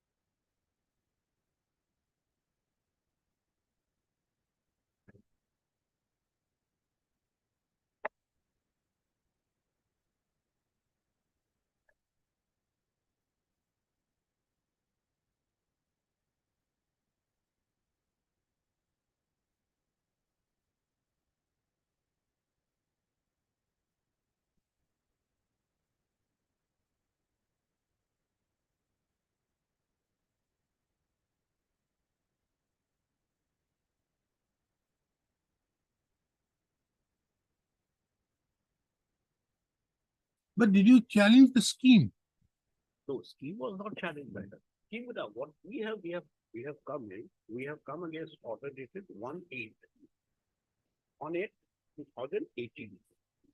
By which they rejected the back end subsidy claimed by the bank. And then. No, because they say that to that effect that your scheme did not fall, that it did not fall within the before 34/2016 or after 1/4/2017.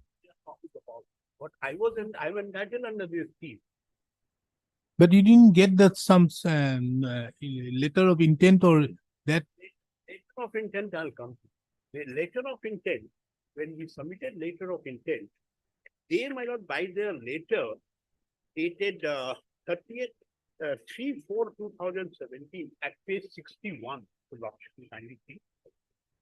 They misunderstood my letter of LOI or application for LOI as an application for extension of the cold storage. And therefore they returned, they did not reject it, they returned. And we made in a statement in paragraph 6 that we approached them and they said that it will consider, although they had returned all the documents and my man had gone, we had not enclosed the, rather encashed the draft which we sent, my lord, along with the LOI application. Page 61. Lordship, you see, this was. No, they said, if you page 61, in view of the above, please find return herewith the application and other documents along with the demand draft amounting money in original for your kinds resubmitting to the board after completing all the documents information as per the scheme guideline. See the opening, the top lines. Yes. With reference to the later dated 30th 3/2017, this was my LOI application, whereby you have submitted project for expansion of the cold storage. This is not correct. Ours was a new project financed by PNB. It was not a cold storage or existing cold storage for which I wanted to extend.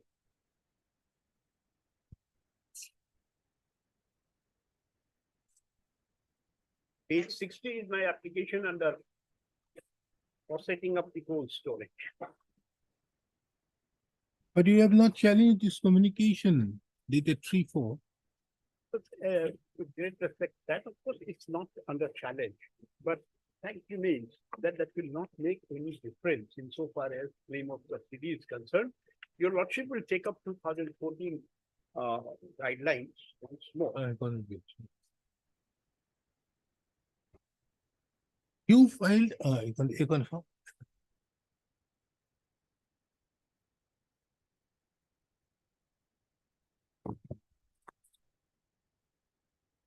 Yes. Internal page 21. This is the scheme in which you have done it. Which there are various schemes. I'll come under that. Which scheme? Please come to page 21, my lord. Now will come, but which scheme? Cold storage, scheme number 2. LOI. Scheme number 2. This is chapter 1, scheme number 2. Yes. Now, my lord will kindly come to 21. I'm sorry. Chapter 2. Yes. Chapter 2, page 22 to 25. Yes. I'll be at one only at page 21 in turn. 21 is different. 21 is not different. It is chapter 1, it is part of chapter 1. Chapter 1 is part. Okay. At Chapter page 1, horticulture and here. Now, if your lordship will come to paragraph 9 of this scheme at page 21. Deciding application for issue of LOI in request cases. Letter of intent will be voluntary for promoter and would be issued only on the request of the promoter. This will not be required for claim of. Therefore, in my humble submission, I have to see whether it is challenged or not. But assuming, my lord, that the rejection letter dated 3/4/2000, not rejection letter, the letter by which it was returned to me on a mistaken assumption that my LOI was for expansion of an old cold storage.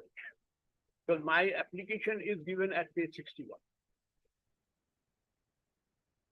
So this will not make a difference because in any case, the promoter cannot make a claim for subsidy. It has to be made by the bank after they disburse at least 50% of the total loan. Then PNB has made an application under the scheme, and that was rejected under by the impugn letter dated 1/8/2017. So you mean to say when the letter of intent was not necessary, so the question of returning has no relevance? That's why, because your lordship has pointedly asked this question. So.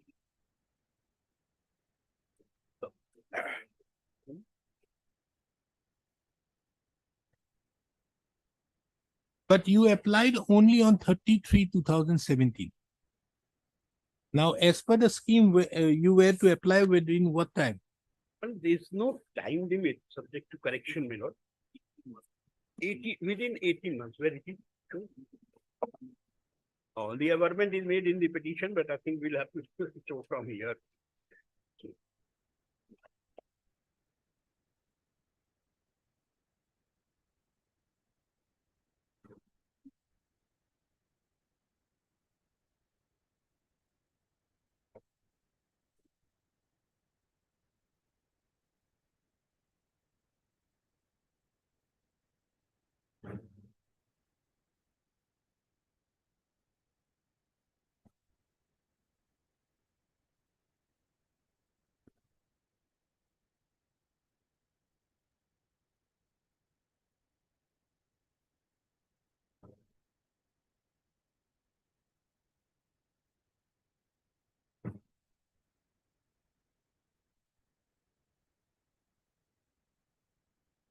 In any case, that was not the ground on which they have rejected it. They have rejected it on the wrong ground.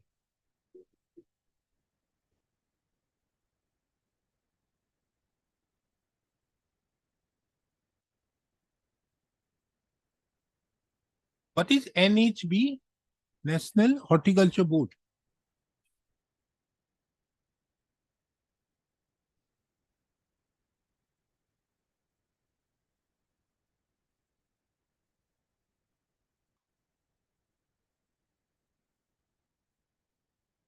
My lord, kindly come to page 23.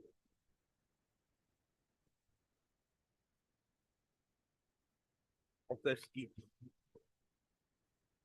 Chapter 2.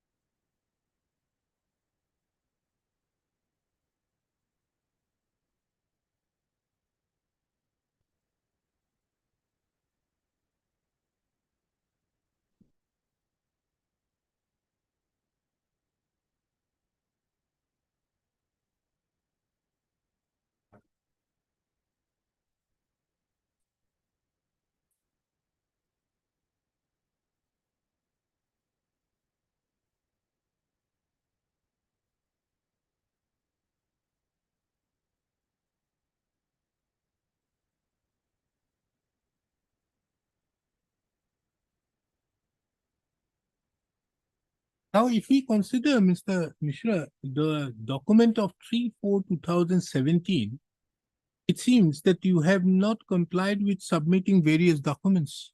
So that is again, the requirement of document will depend on what what scheme we are adopting, for what we are asking for assistance. No, We- if you ours see the was- scheme, Ours was, if you lordship, can you see the letter dated 3/4? There they have given what we have not given, Ah. complied with, 61 if you lordship. Can you see? so if you come to page 19 of scheme 2 of the operational guidelines, documents to be enclosed along with the application form. Yes. Application form in the prescribed format, certified copy of the record of right, prescribed form, cost, detailed, undertaking, consent form, declaration, basic data sheet. A case of returning chambers, and this will be evaluated by protocols, title documents. Then if you see 11. Yes. Only those applications which comply with the above stated condition para 1 to 8 and meet the eligibility will be considered for grant of subsidy by NHB. Applicants should ensure its compliance before commencement of the physical work of the project. Now, in this case, if you see the document of 3/4, it says you did not still pending fresh approved data sheet by charter accountant, That is, NOC from so and so, attested copy of Aadhaar, self-declaration, land ownership, existing status of previous project, layout, these have not been submitted. may I just, Yes, because the first 4 line reads, as if we have submitted an application for expansion of the cold storage, existing cold storage. These documents were required for that, not for a new project. Can you see? but thereafter you submitted again on 24/1/2018. So far as 24/1 is concerned, that was, I will say, they didn't know what to do, so they have submitted. Yeah. But I don't think they were eligible. Hmm? 24/1/2018, because there was no additional opportunity given to them. There was no window. Hmm. So both their windows were closed. Actually, no window was given to them at all. Window was given to those whose loans were sanctioned on or before 30th April, and those whose loans were sanctioned against 1/4, Hmm. after 1/4. Hmm. So these persons were left. That note, they may have submitted under that impression, that 24. But insofar as what they are providing is, they are providing back-ended subsidy. And they are providing directly to the bank. And it is the bank who will apply, and the bank has applied. They'll have to apply in a given format. With my this paper book at page 87A is the format. And the bank has applied under 82. So this is what is relevant. The rest, it's not relevant by the purpose. 87. 87A. This is format 2, capital A. And then if you lordship come to page 82, This is 2015. So 2000. my lord, So this is, this is another scheme. no, February This- 2000. my lord, these format may be of that, because these are blank format which have was enclosed. Kindly see at page 82. This is a claim made by the bank on 11/7/2018. Hmm. The same format, 11/7/2018.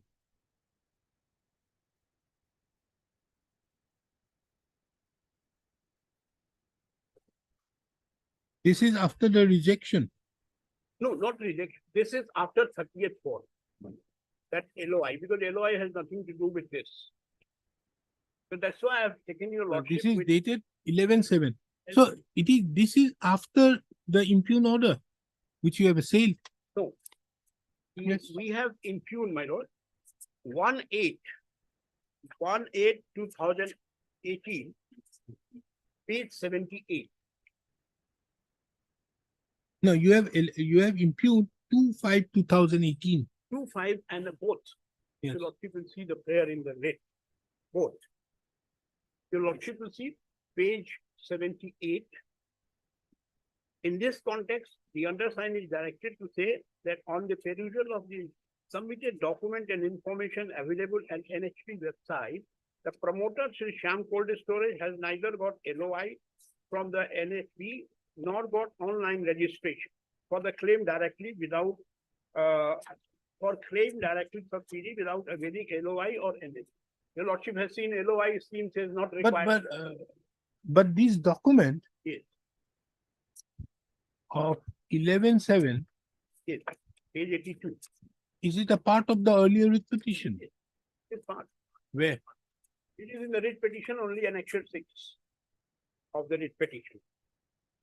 Annexure 6 is different. No, no, my This lord, is to the chief manager, it's, earlier writ petition. Annexure 6 is different. I stand corrected. This was not there in the writ petition, but there was an amendment made in paragraph 13. Your Lordship will kindly see paragraph 13. No, that was never there. Once more. Paragraph 13 at page 53.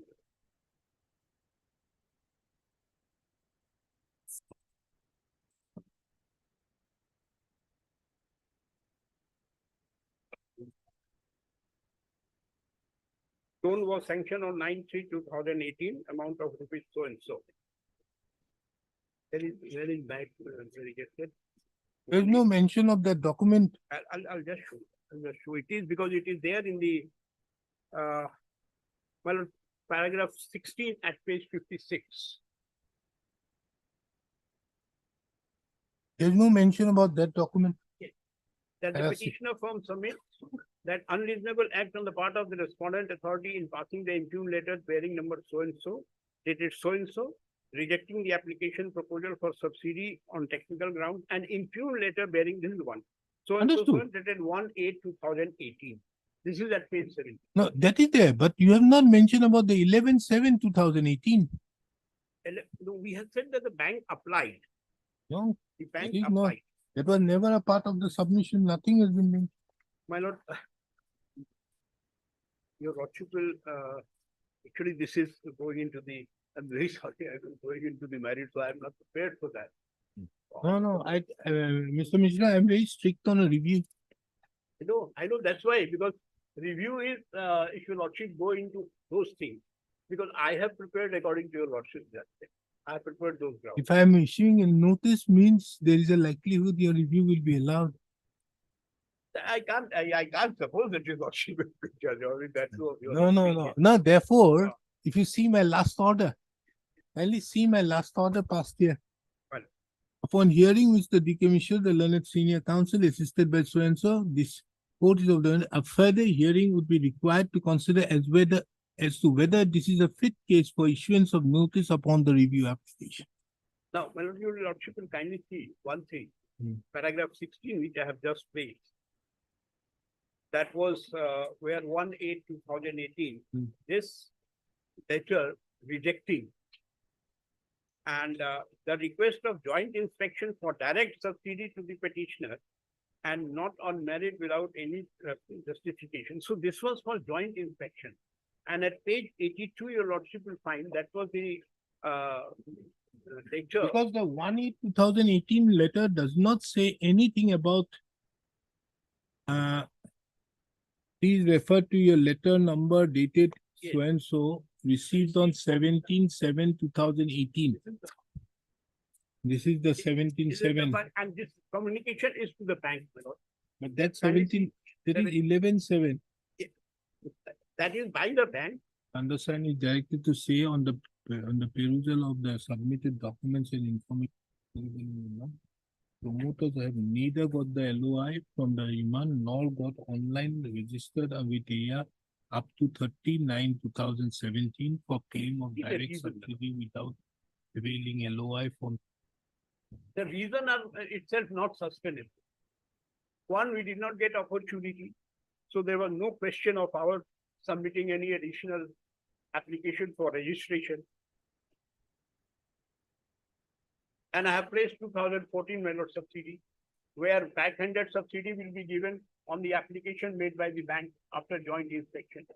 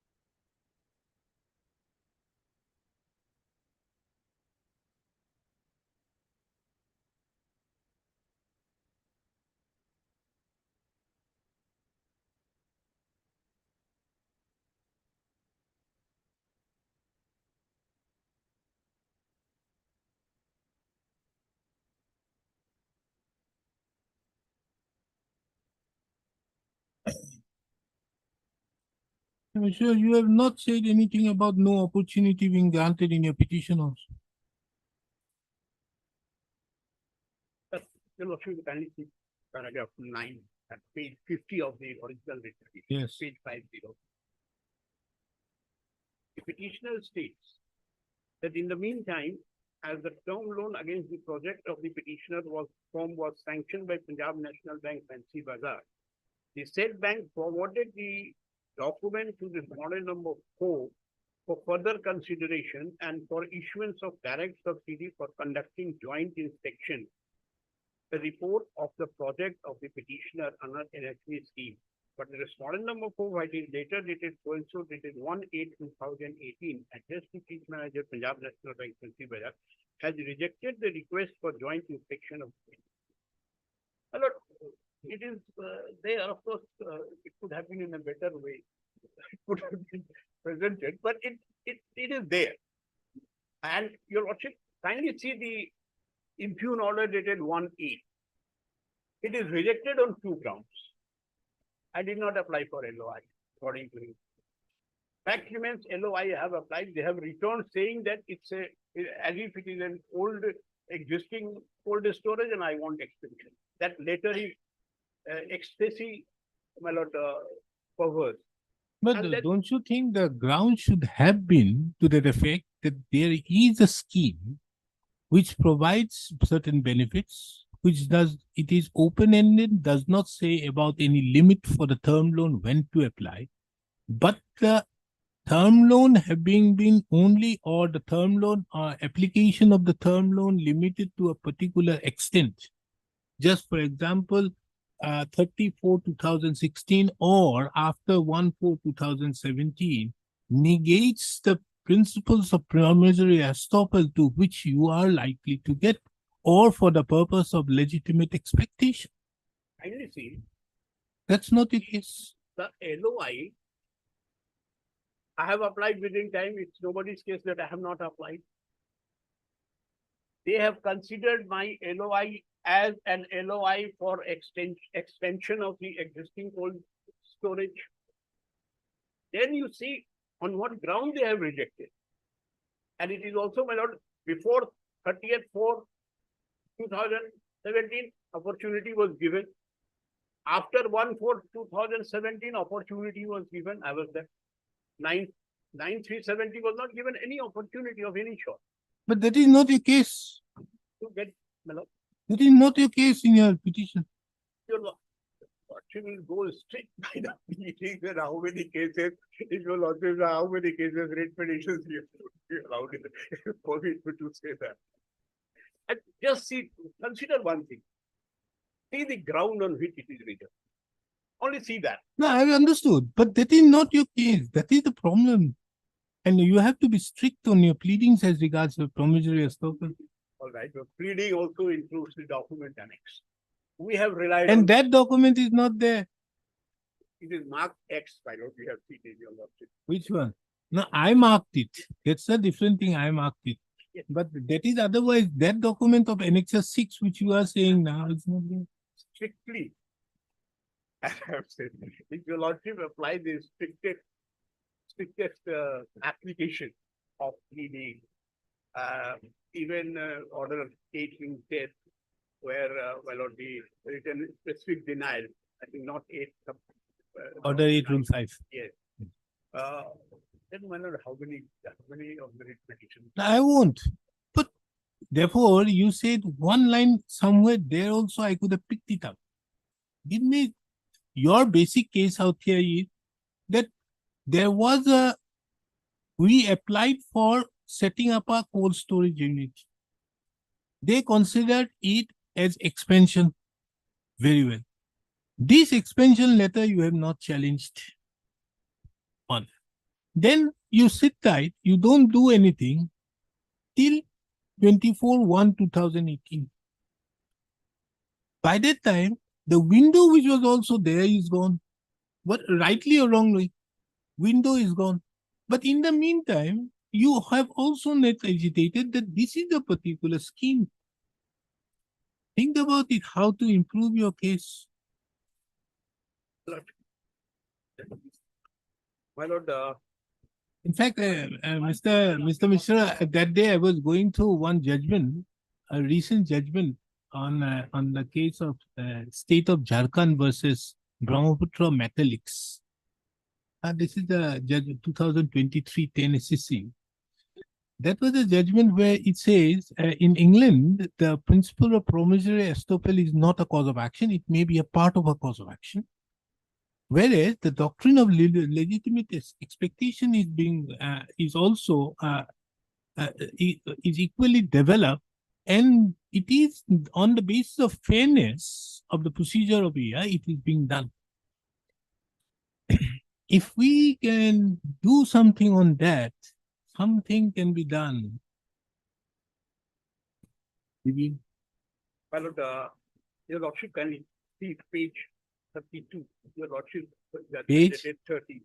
Page 32. This is your lordship judgment.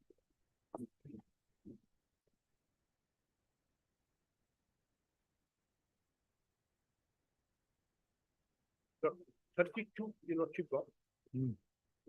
From here and there, I don't want to show, but my learned friend says, your lordship will see paragraph 11. Last 2 lines. Not a single document is placed which shows that the petitioner applied in terms of chapter 2 seeking subsidy as per the guidelines. Now, get respect, my lord. It is not for the petitioner to apply. It will only be applied by the bank or the financial institution as per their scheme. Then, my lord, 13.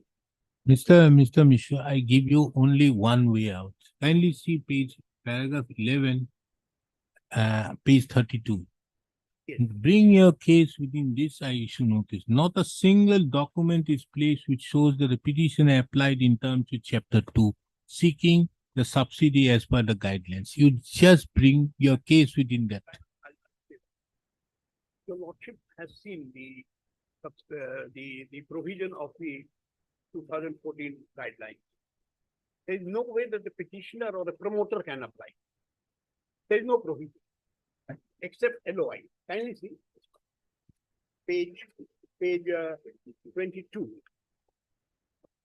There was a provision, yes.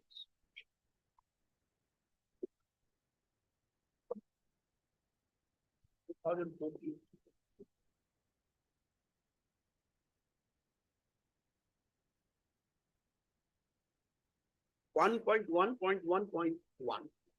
No, kindly come to page 19.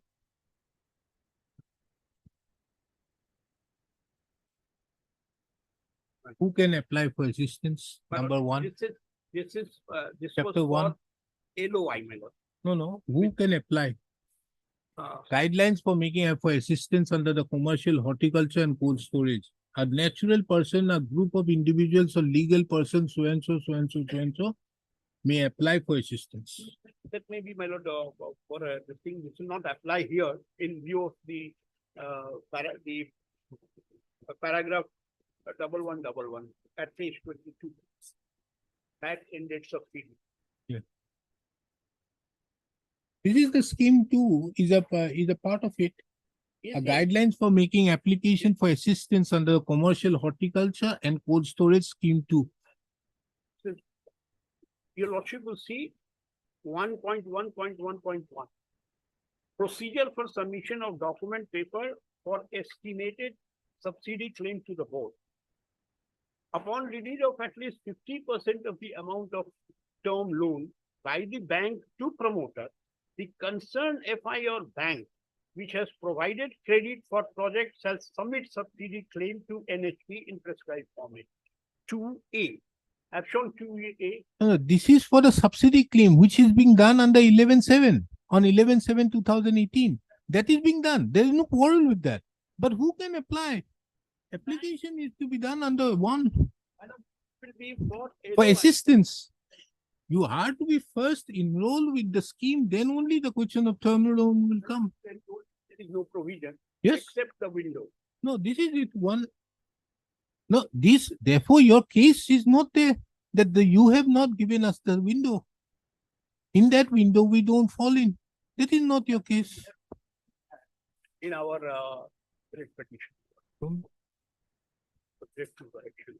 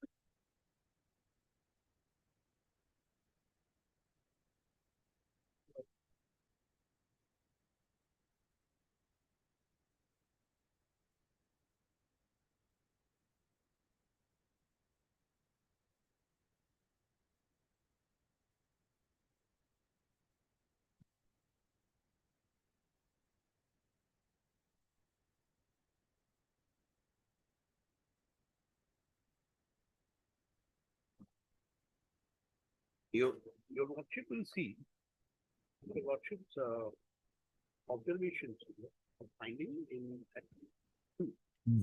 that not a single document is placed before petitioner applied in terms of chapter two, seeking for subsidy as per guidelines.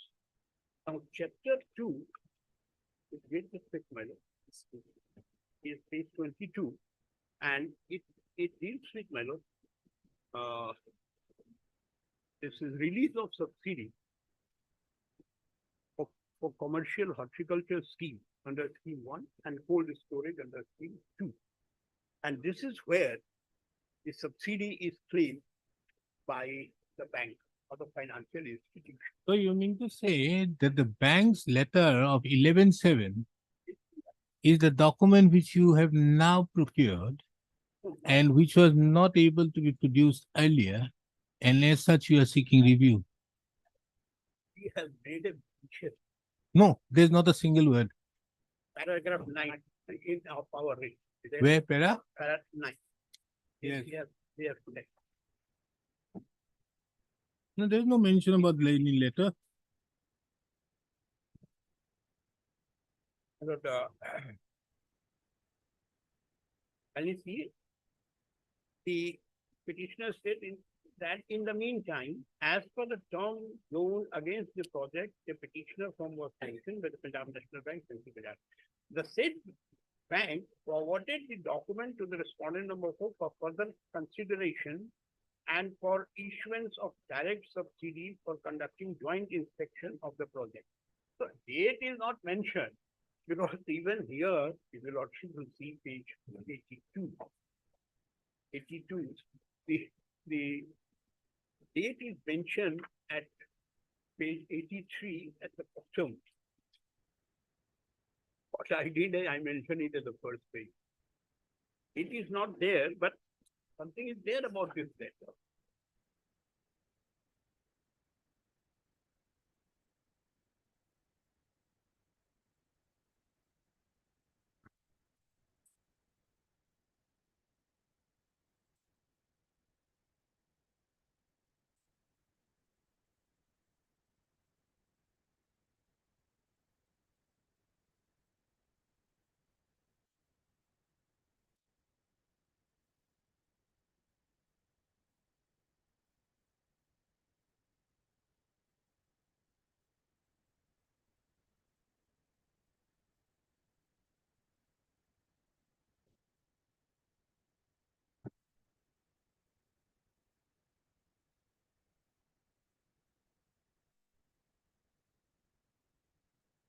This is a case for hearing on merit. If I can say so. Hmm? Case for hearing on merit. But how, with that document also, how would there be a review? It's not, it is. Unless it is your case that the promissory estoppel on the basis of which you change your position, everything, because the guidelines also mention that not to do anything unless you are clear with your application. Therefore, on all those points, if the Lordship wants to hear the merit also, then I think I'll not be able to argue. Because those things I consider it merit of the case. No, you are to show me that this merit, if it is there, not on merit, that it will have a change. I'll have to review it. And the only thing I can say to your Lordship is that the letter that we have 1170 was, is it your file review? This letter, although not brought on record, 11.7, your Lordship. Not brought on record, we cannot do anything about it.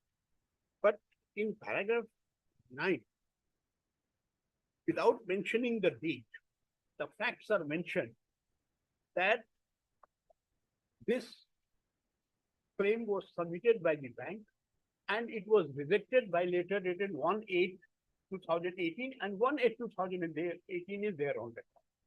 So only 11/7/2018. That is the only submission that I can give. But how will it change the position? Position will change, my lord, because in your Lordship's judgment, the first thing your Lordship dealt with that we did not avail the opportunity. Where that opportunity was not provided for, that your Lordship. But that is not your case. That is not your case in the writ petition. That's your Lordship. Yes, I said that because 34/2016 and 1/4/2017, 1 year there is a gap. What I was to do is to apply for LOI. LOI, not something, LOI, which I have shown to your Lordship that LOI will not be necessary for the subsidy. That is there in the. So the only thing remains is 11.7. And 11.7 was rejected by 1/8/2018. 1/7/2018 is under challenge. Now, what was not produced is 11.7, by which the bank has rejected. Now, the Lordship of it, is it there? What is the reply of the NHB on paragraph 9? Whether they said that no, we did not receive any order, or 1/8/2018 later do not relate to Punjab National Bank application. They cannot say it, and they have not said. Subject to, I will see. It is rejected on 2 grounds. We have not applied for LOI, that is not necessary under this. Then they say we have not got ourselves registered up to 30th/9/2017. These are the only 2 grounds on which my application of 1/8/2018 was rejected. And both these grounds are expressly appears to be incorrect.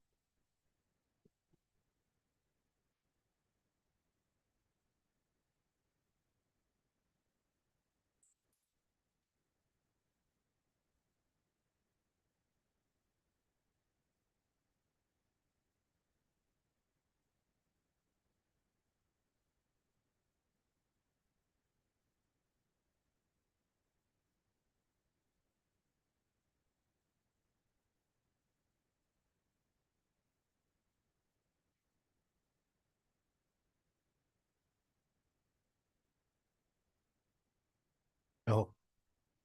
Mr. D.K. Mishra, the learned senior counsel, assisted by Mr. H. Patella, the learned counsel appearing on behalf of the review petitioner.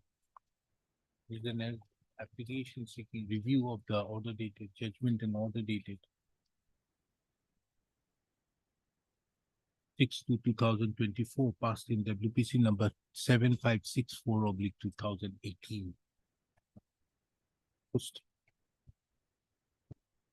This court, by the impugned judgment sought to be reviewed, had rejected the writ petition, whereby the orders dated 2/5/2018 and 1/8/2018 was assailed. The order dated 2/5/2018 was an order by which the application so filed on 24/1/2018 was rejected, primarily on two grounds. One was the ground that the petitioner, the review petitioner's application, a sanctioned term loan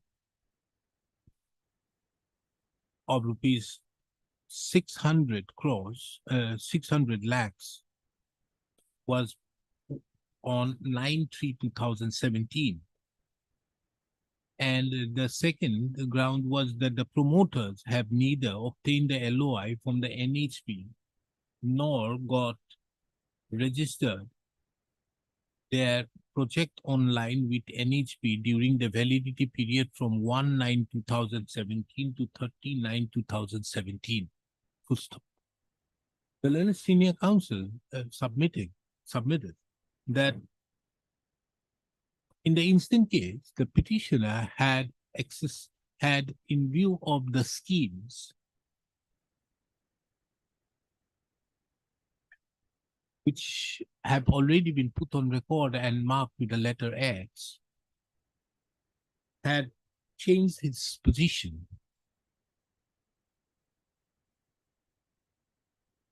and thereby had invested huge amounts of money.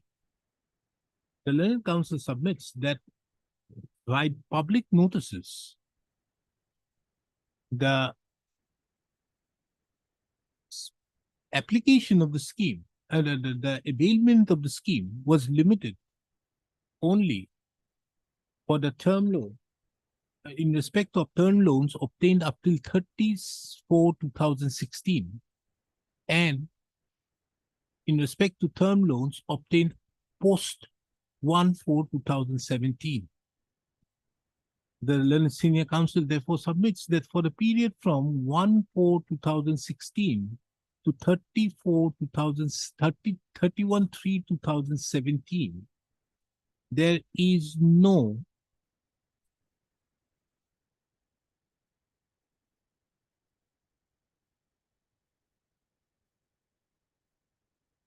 benefit being granted, and there is no scope being given to those establishments or industries who availed the term loan during that period.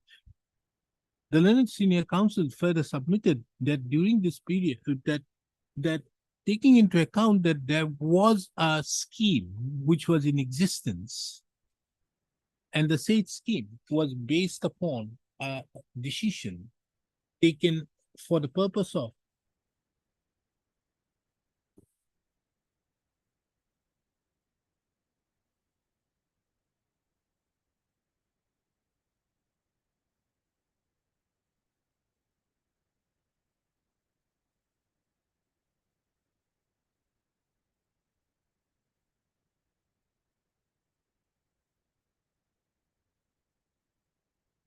granting incentives for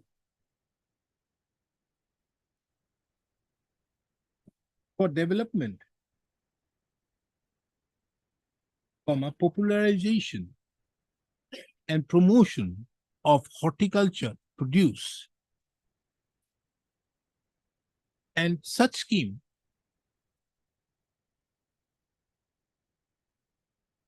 being in existence could not have been limited or deprived to those persons who avail the term loans, those industries which should avail the term loan from 1/4/2017, 1/4/2016 to 31/3/2017. So he therefore submits that that under such circumstances, this is a fit case where this court may review the judgment and order dated 6/2/2020.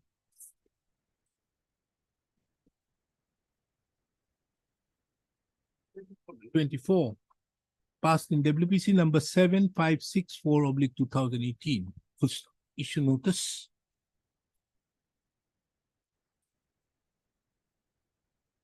Making it returnable on 2nd of August 2024. Steps be taken upon the respondents by way of registered as well as usual within 3 days. You need to develop your, you have a case, no doubt, but that is not your case, Nyorit. It is there, but that way it is not there. I'll try my luck. No, I put it. That is why I inserted this, so that they can get an answer to that in their reply. What do you do for this period? Because that is, this period there is nothing mentioned. So then only your thing will come in, that 3/4/2017 application.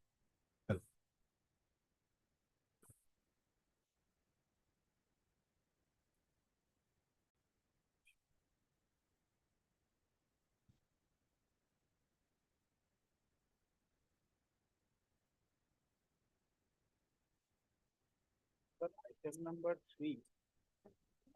Number 5, my lord. Trial court may not pass the common judgment and all that. So as the appellate court may have. Substantial question of laws framed, my lord. Or the substantial question of laws framed, my lord. In all the 3 cases, my lord, if your lordship takes up item number 3, then by order it is 26/2/2010. 3 substantial question of laws were framed. My lord. 3 substantial questions of law were framed, my lord. And these questions are common in all the cases. So if your lordship is inclined to take up item number 3, I think this will cover all the cases.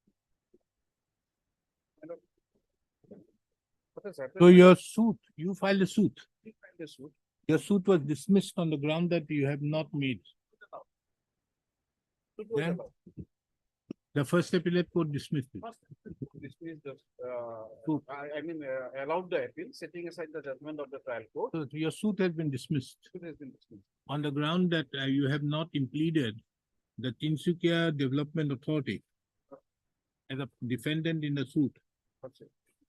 But that particular plea was never either taken in the written statement. And secondly is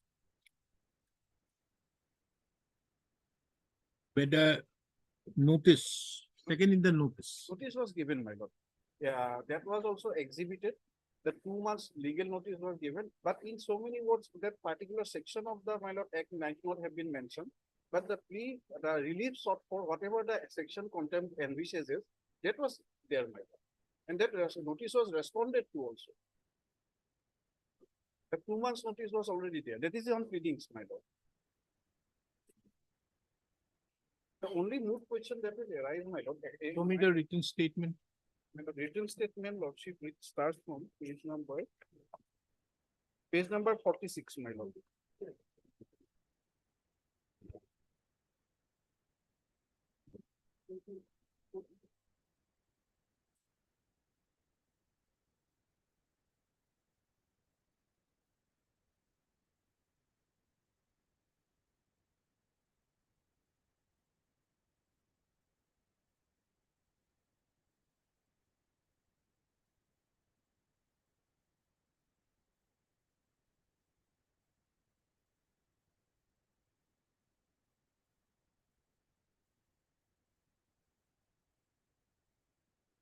Your lordship, page 47.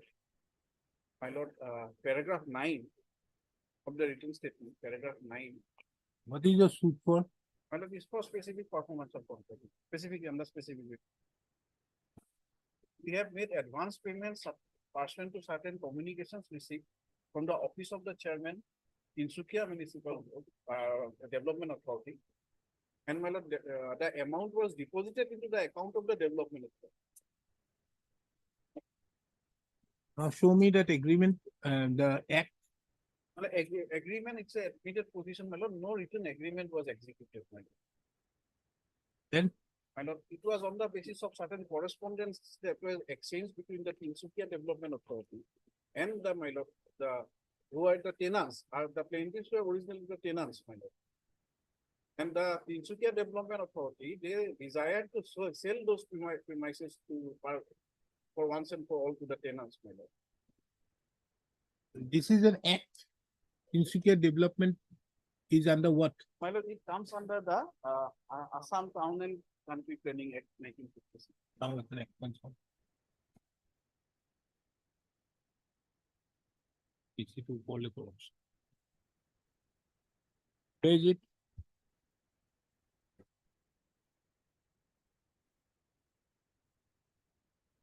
Can I please, my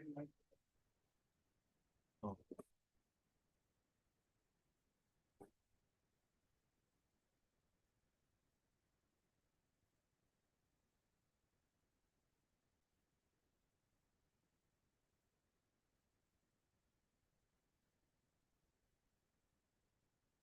Too good.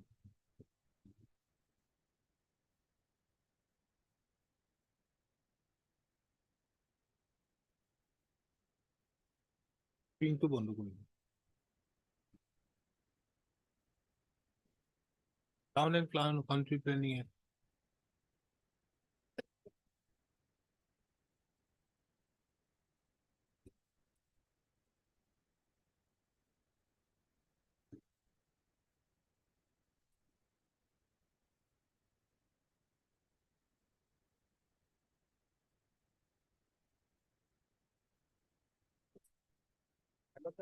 chapter 2A deals with, my lord, the development, constitution of development authority. Yes. And my lord, section 8A, 8B, so on.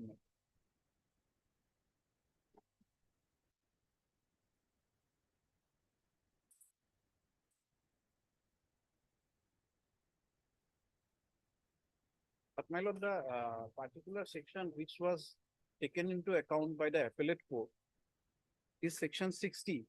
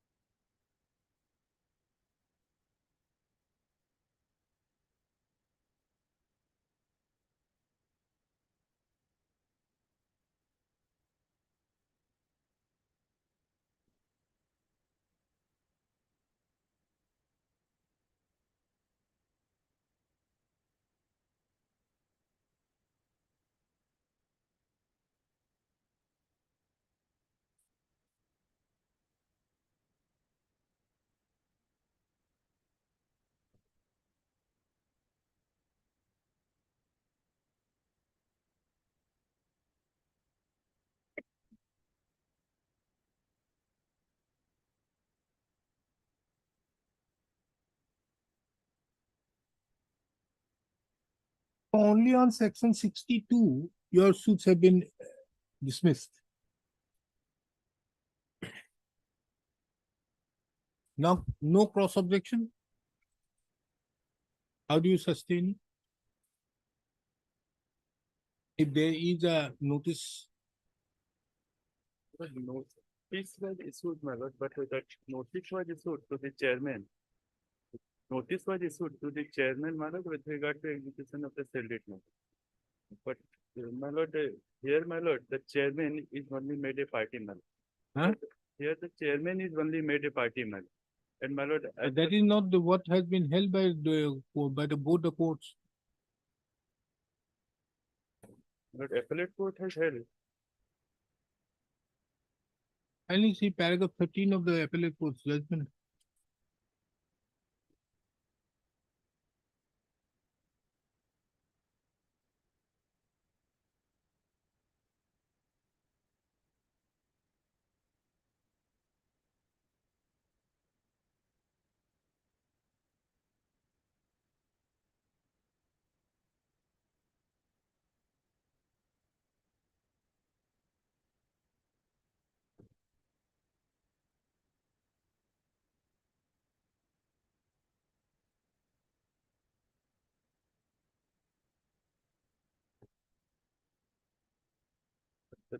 That is the finding, my lord.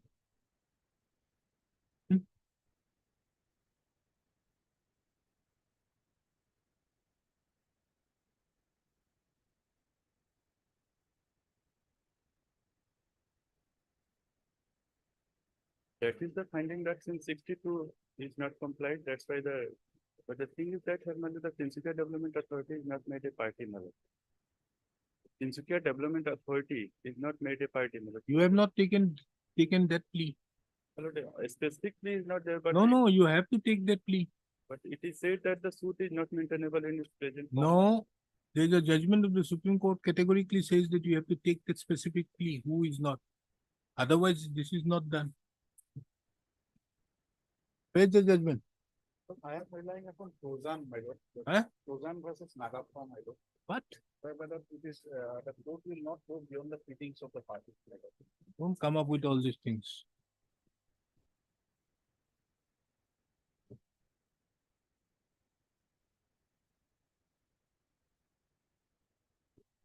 My lord, this is a suit for a specific.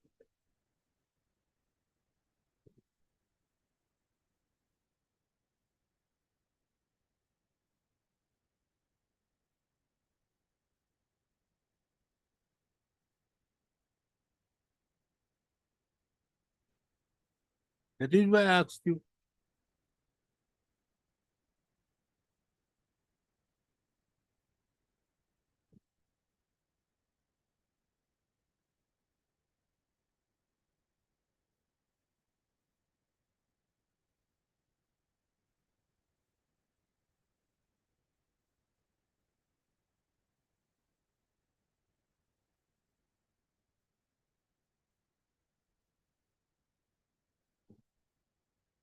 Option 1993, 3 SSC, page 49.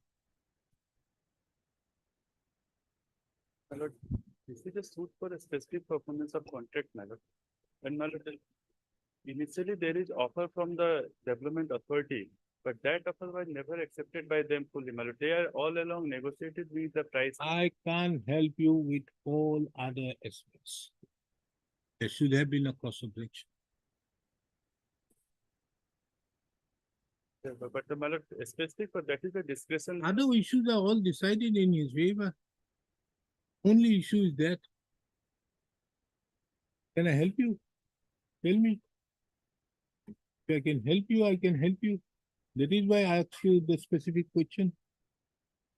Did you file a cross objection? Yes, I am also of the opinion that is wrong. But what to do?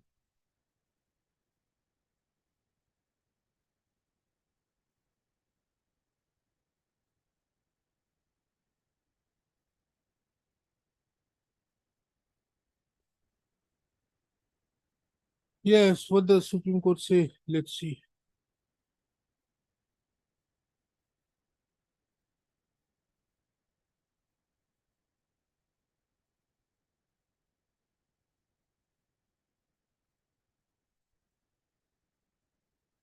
says, in absence of any clear averment as to who were the co-owners and what exactly was the nature of right claimed by them, a vague statement of the respondent that there were other co-owners cannot be sufficient to non-suit the appellant on the ground of non-joinder of parties.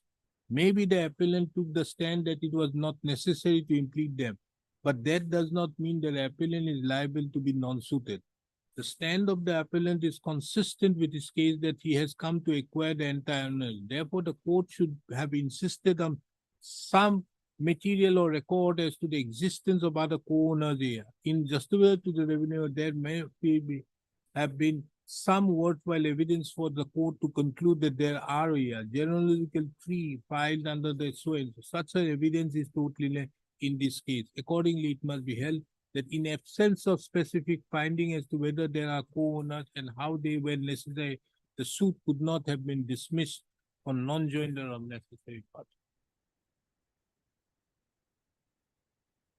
You should have taken specific plea. Your plea was only state of Assam. State of Assam was rejected.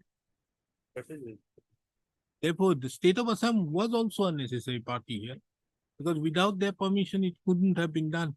But then also you didn't file a cross objection. How can I help you? Tell me. Give me a good option.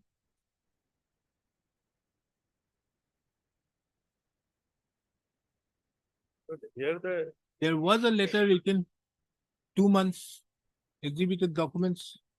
What were the exhibited documents? Let us see. Your lordship, there is this my plaint, my lord. Some evidence. Page 49, 39 and 40 of the plaint, my lord. Page 39 and 40 of the compilation, my lord, which contains the plaint.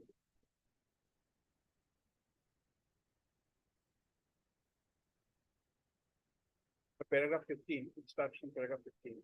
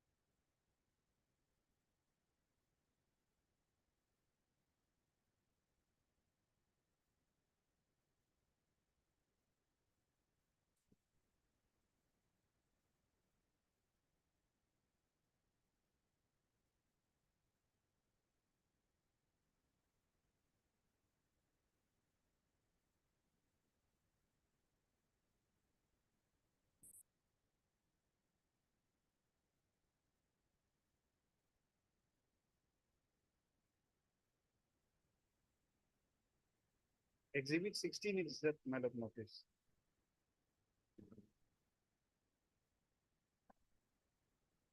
As for the deposition of PW1 matter. Yes, exhibited is the exhibit 16-1, 16-2. The notice registered with the end of posted receipt. It was replied also. Exhibit 17 is the reply.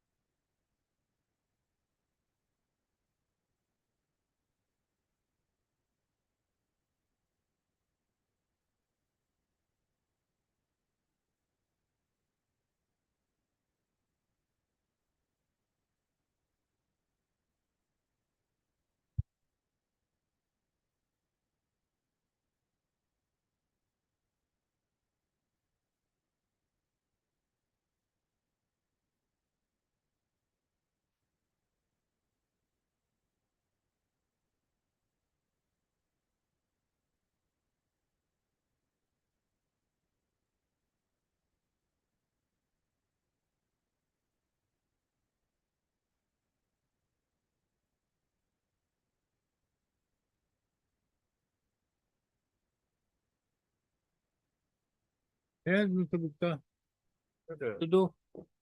Okay, while deciding the issue number one, my lord, my lord, then first appellate court, my lord, at para 13, my lord, it has said also about the authority, my lord. May I read, my lord, para 13, my lord. Vera, 13, para 13 of the appellate court judgment, my lord. First appellate court judgment. 13. Yes. Yes. Issue number one is whether the suit is maintainable. That I've seen it. Yes. Therefore, the plaintiff has filed the suit against Insecure Development, but on going through the plaintiff, it appears they have insured the suit against A and not against Insecure Development Yes. Authority. So the both issues are taken, my lord, that the Insecure Development Authority is not made a party, and then, my lord, the notice part also, my lord. So my submission is that, my lord, without making the Insecure Development Authority a party, my lord, the suit for a specific performance of contract. Did you take that plea in your written statement? Specifically. Specifically is not, but it is said that. No, the suit you is- say you couldn't, you see, if you have taken the plea in your written statement, That the suit is not maintainable, only it is said, my lord. that cannot be. Vague statement, there is the law is well settled. But bar under section 60 and 63 respectively. Huh? The bar under section 60 and 63 of the Assam Town and Country. What is 63? 63 is not a orders made under this section.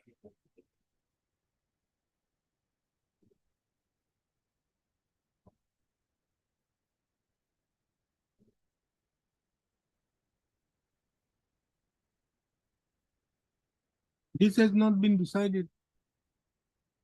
That is why I asked you, did you file any plea or cross appeal or prompt objection? Isn't it required that you should have?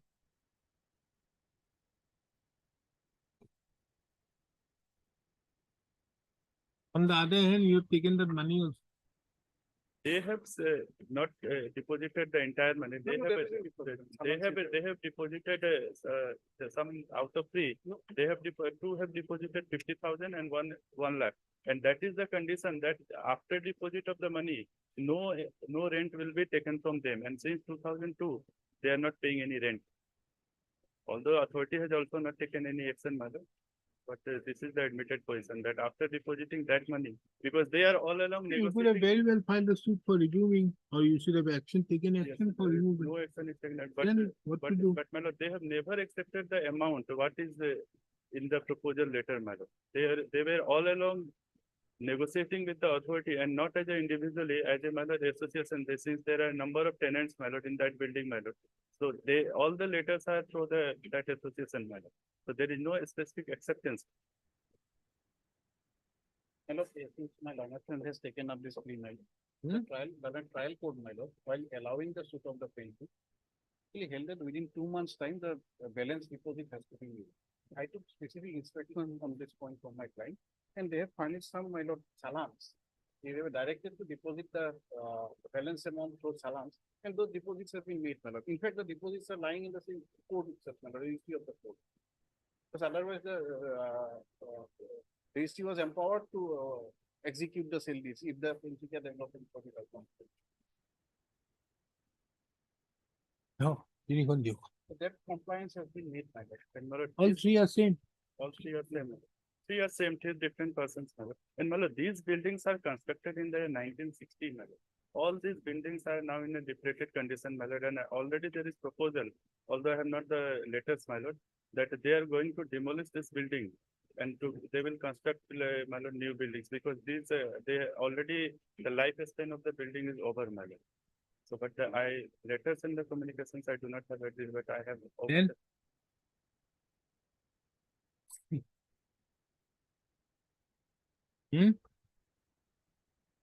There is some communication with regard to that, but I do not have at present, my lord. Over telephone, I have asked, my lord, they say these are the developments. But all these are, my lord, a part of the building, my lord. Different parts of the building are given on rent, my lord.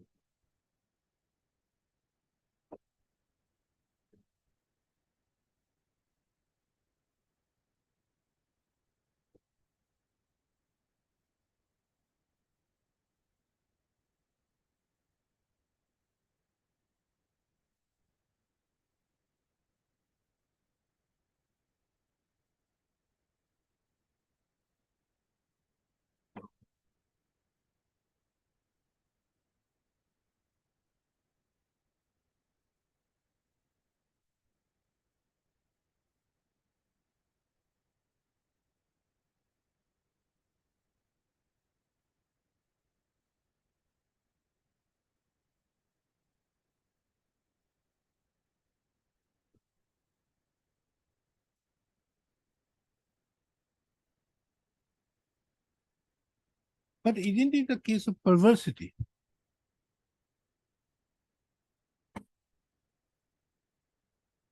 When there was a notice being issued, which is Exhibit 16, the trial court, the first appellate court having decided that, Notice is there. And even the authority has replied to it. Notice is there, my lord, and even there is reply from the authority also. isn't it a case of perversity?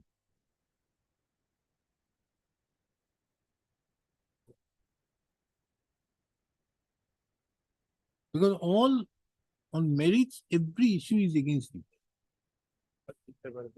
And you have been sitting tight.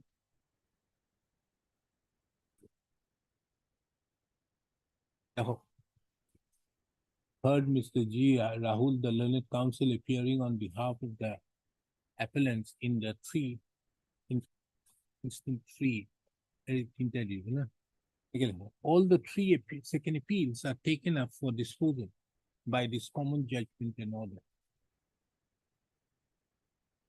Taken indulgence. I've heard Mr. G. Rahul, the learned counsel, appearing on behalf of the appellant, and Mr. A.K. Gupta, the learned counsel, appearing on behalf of the respondent.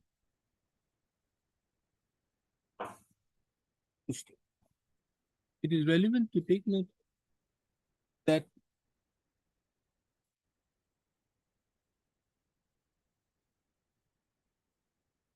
RSA, which are common judgment, 20, Okay, item number 2, 3 and Three and 5. five.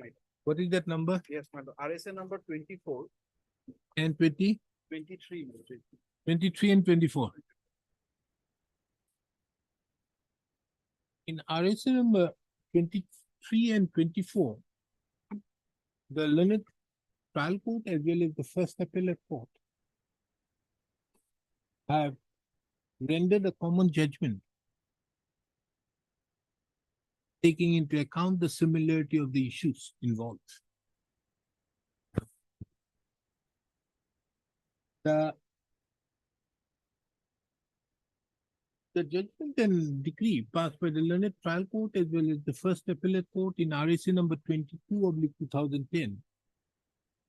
However, though different, though it's a separate judgment,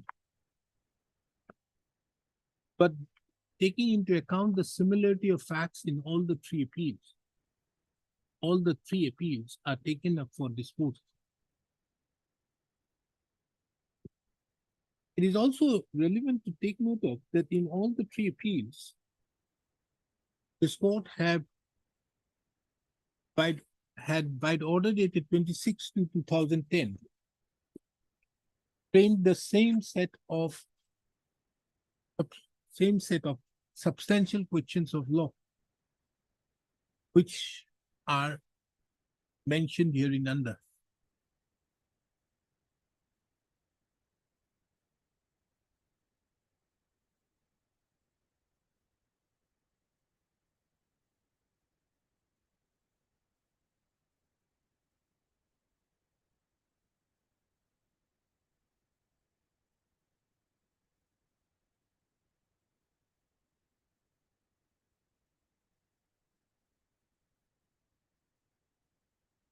The common facts next. The common facts in all these three appeals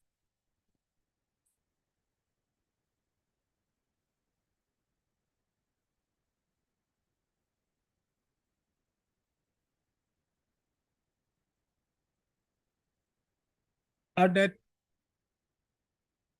the appellants herein have been in occupation of rented premises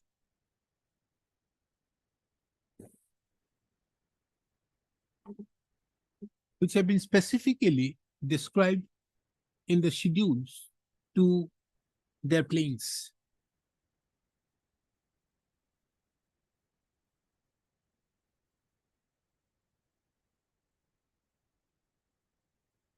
Sometime in the month of March 2001, the appellants received, all are same dated, 1/3, received letters from the chairman of the Tinsukia Development Authority, that is the appellant herein, wherein it was informed that the Tinsukia Development Authority proposed to sell out their rented premises on ownership basis. And it was mentioned that the preference should be given to the present occupants.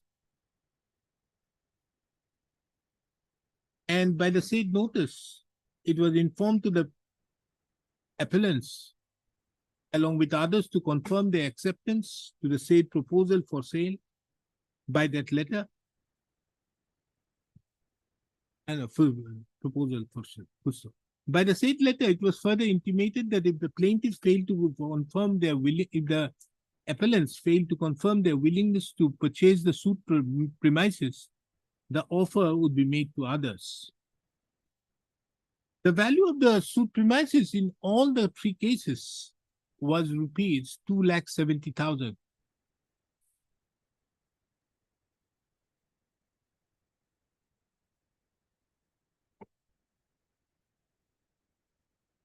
From the further perusal of the facts, it reveals that the appellants have duly made payments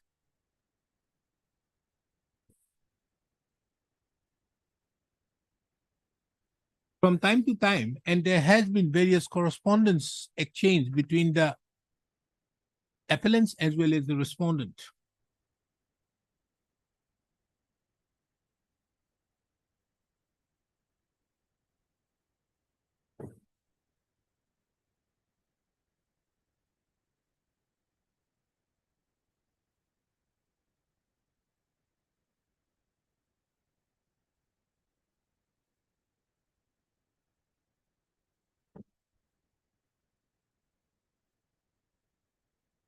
On 16/6/2003, the appellants received letters from the defendant, from the respondent, wherein it had withdrawn the earlier offer for sale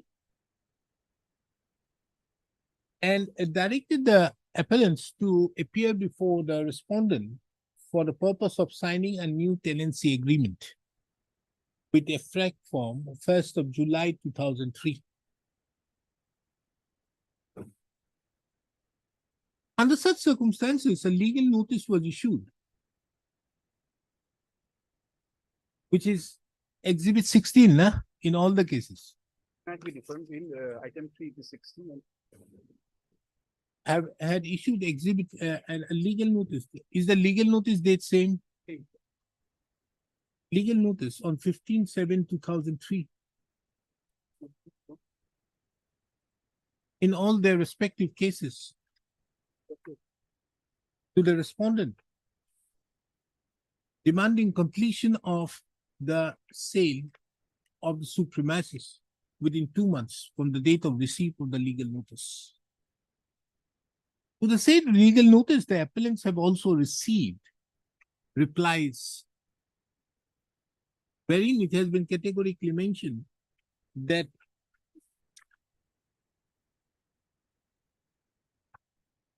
there was no agreement for sale and also denied that and also stated that they would not, that the respondent would not execute the deed of sale. It is under such circumstances 3 suits were filed by the appellants herein. It's 3 individual suits were filed by the appellants herein. In the case of RSA number 20, case of the appellant in RSA number 22/2010, the appellant filed title suit number 38. The title suit of the appellant was registered and numbered as title suit number 38/2004. In the case of the appellant in RSA number 23/2010, the title suit number was 36. In 23, it was 36 oblique 2020, 2004. And in the case of the appellant in RSA number 224 oblique 2010, Episode number the 30, title suit was title suit number 35 oblique 2024, 2004. 2004. Pusto. In the same suits, the appellants as plaintiffs sought for a decree for execution of the sale deed of the suit premises in favor of the plaintiff by the defendant, and alternatively for a decree for recovery of an amount of rupees or a recovery of amount of money along with debt, along with interest.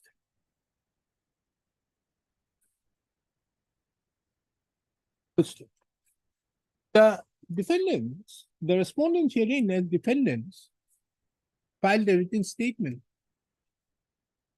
raising various pleas on the maintainability of the suit, and had also denied that the plaintiffs oblique the appellants had any right to seek specific performance of the agreement. It was specifically the plea of non-joinder was taken, but it was only in respect to the state of Assam.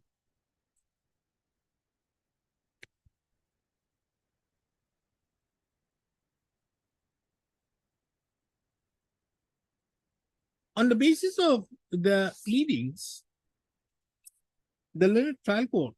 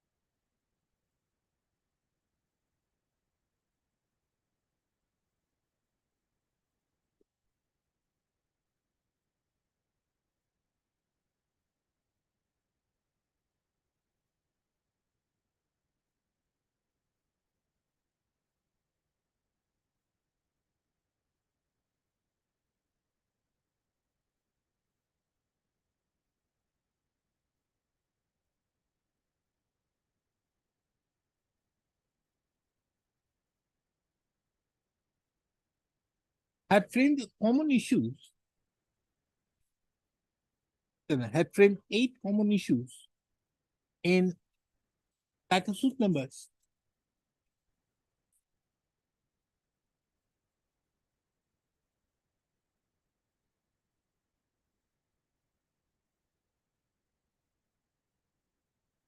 35 oblique 2004 and title suit number 36 oblique 2004, which have resulted into RSA number 23 and 23 oblique 2010 and RSA number 24 oblique 2010.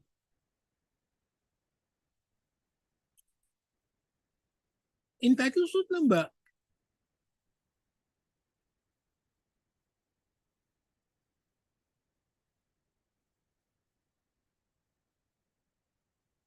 38 oblique 2004, 38 na? There were also 9 issues framed.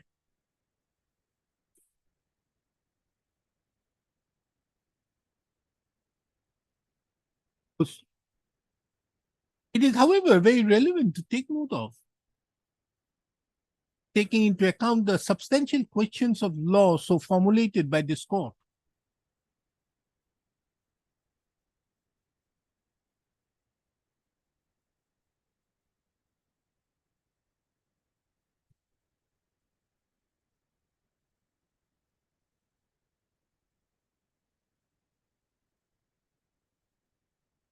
That The issue which was taken, an issue was framed as regards the suit being not bad for non-joinder of the state of Assam as a necessary party in the plaint.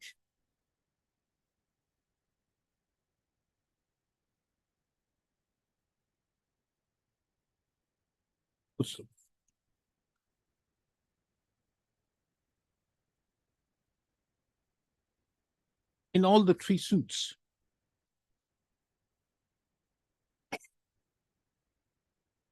In title suit number 35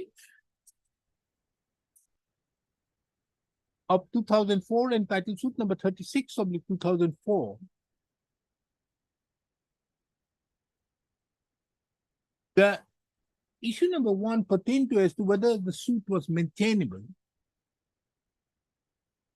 However, in title suit number 38 of 2004, the issue was as to whether the suit was bad under the provisions of section 9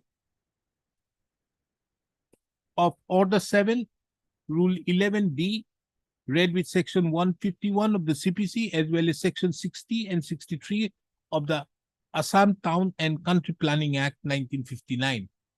Which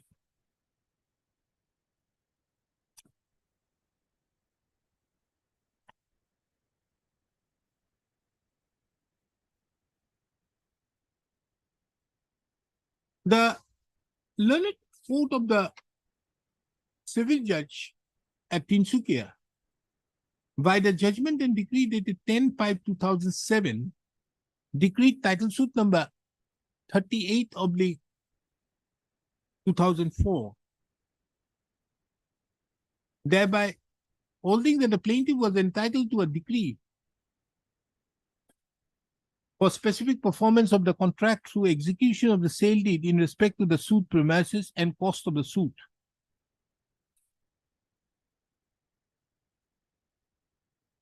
It was also stated that on failure of the part of the defendant to execute the sale deed, the plaintiff would be entitled to get the sale deed executed through the court in due course.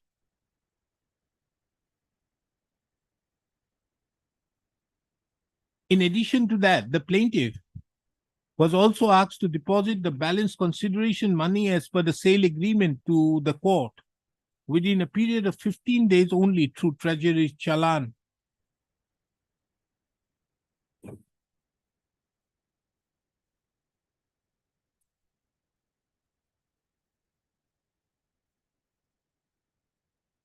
And it was categorically mentioned that in the circumstance that the plaintiff failed to deposit the said amount, the judgment and decree shall stand recalled and the suit shall be dismissed.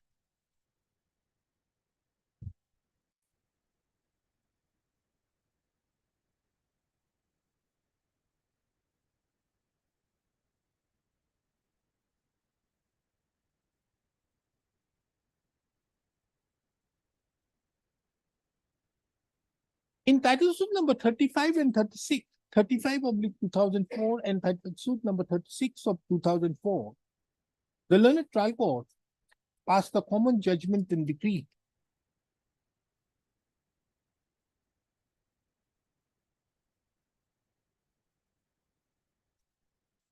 By the judgment and decree dated 27/3/2007. The contents, the order, the decree which has been passed is similar to the decree which had been passed in title suit number 38 of 2004. Being aggrieved, 3 appeals were preferred by the respondent.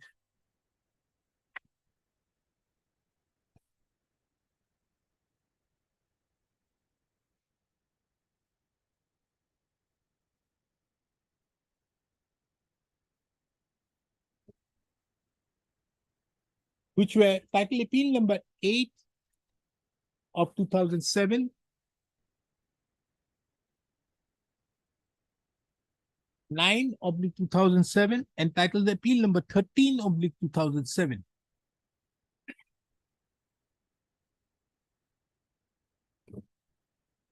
Title appeal number 8 of 9 of 2007 and 9 of 2007 were disposed of by a common judgment and decree passed by the learned First Appellate Court.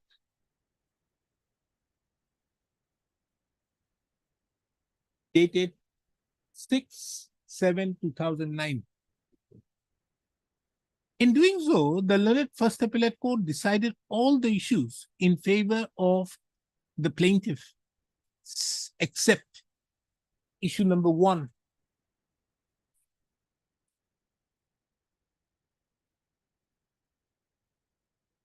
Whereby the learned First Appellate Court dismissed the suit on the ground of non-maintainability.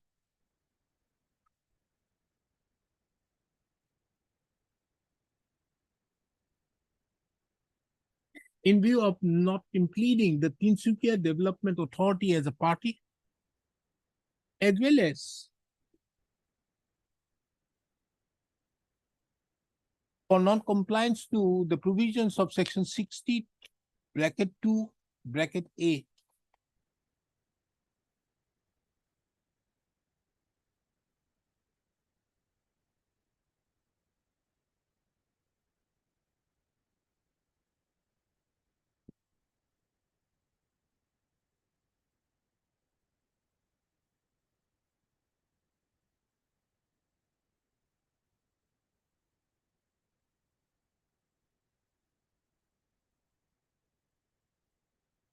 In a similar vein,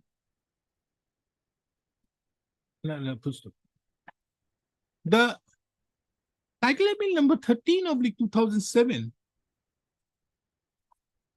was also disposed of, was also dismissed, allowed by dismissing the suit.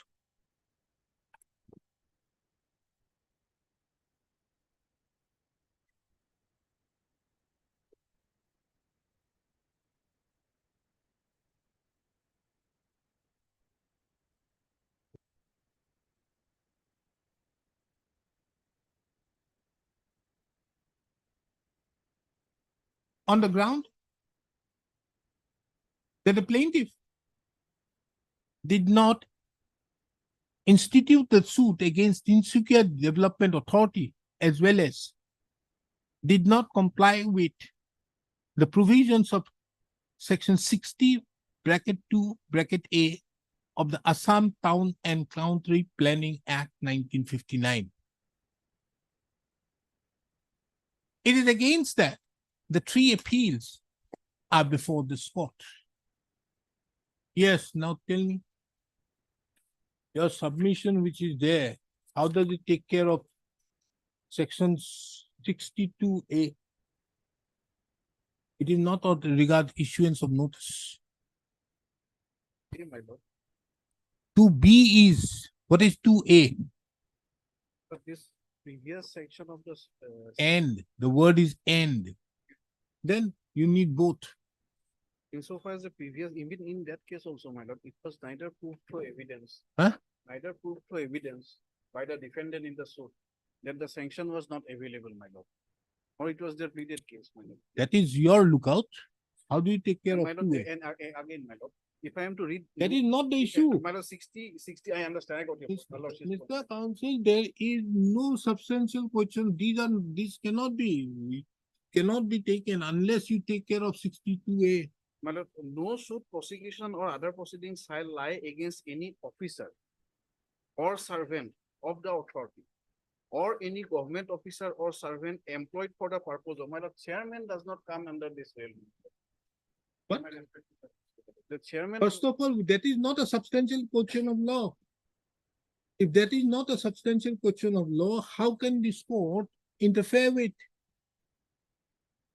That's not the substantial question of law. Without taking care of 62A, can this be a substantive question of law?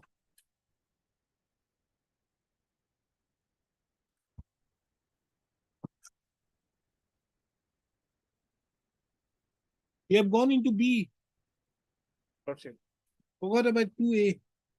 My lord, 2A, my lord, is in my respectful submission, my lord, it relates, the entire section actually relates to an officer of the, my lord. Yes, therefore you have made the chairman.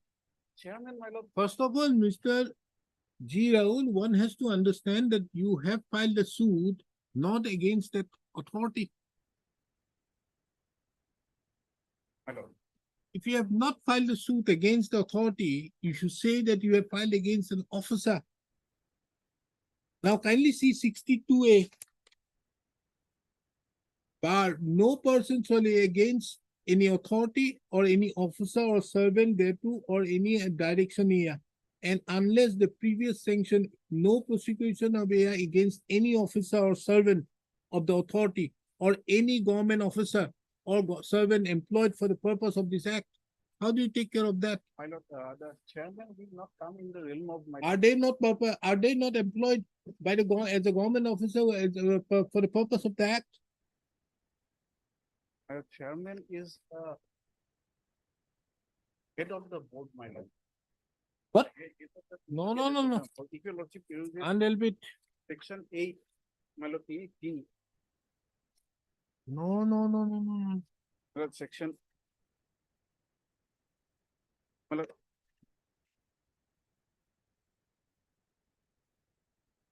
Composition of the authority, my lord, 8B, my lord. Of the act, my lord. Chairman is a member, my lord.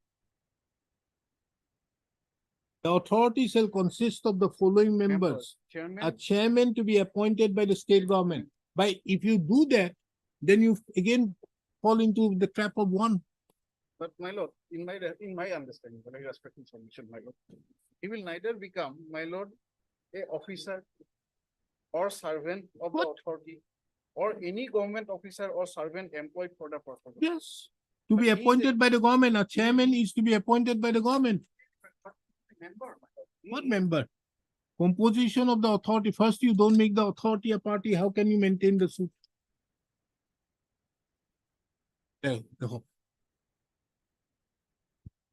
This court have duly heard the learned counsel appearing on behalf of the appellant and Mr. A.K. Gupta, the learned counsel appearing on behalf of the respondent.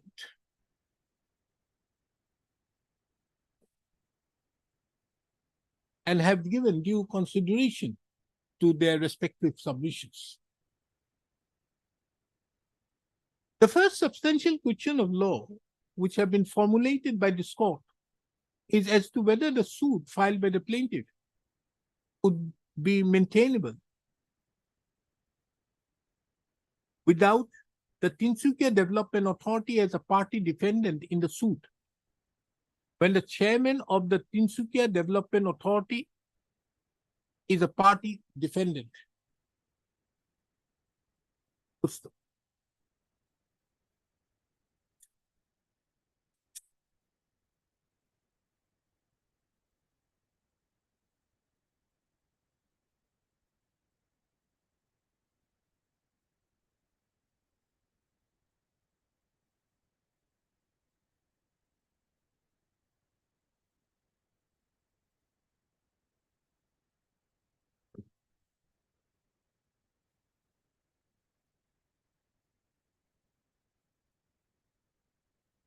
This court finds it very relevant to take note of section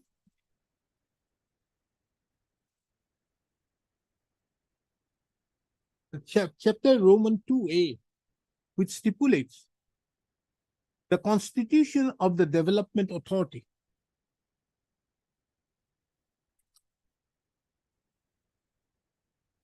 The state chapter has various provisions from section 8 capital A to 8H.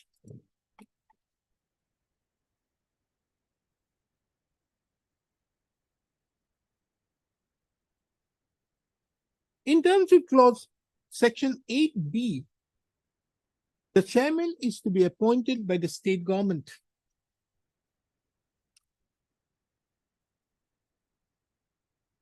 It further stipulates that the state authority, that is the Tinsukia Development Authority, would comprise of various members from as stipulated in section 8B1.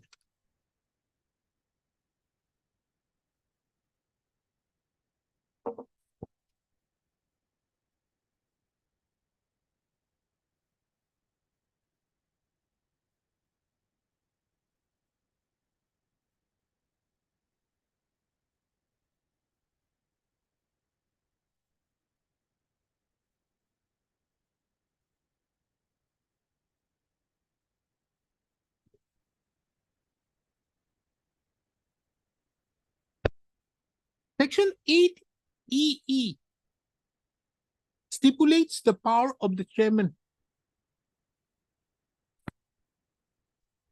It mentions that the chairman shall, for the transaction of the business connected with the Assam Town and Country Planning Act 1959, for short, the Act of 1959, exercise all the powers vested by the said Act of 1959 in the authority. The proviso to the said section stipulates that the chairman shall not act in opposition to or in contravention of any order of the authority at a meeting, or exercise any power which is directed to be exercised by the authority at a meeting.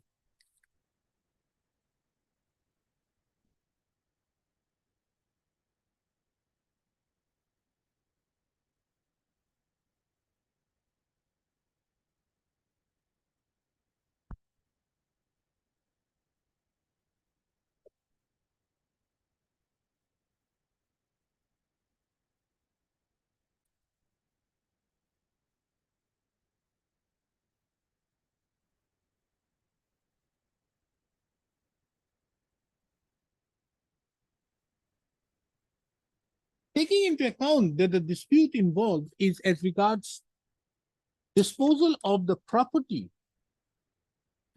of the authority belonging to the authority,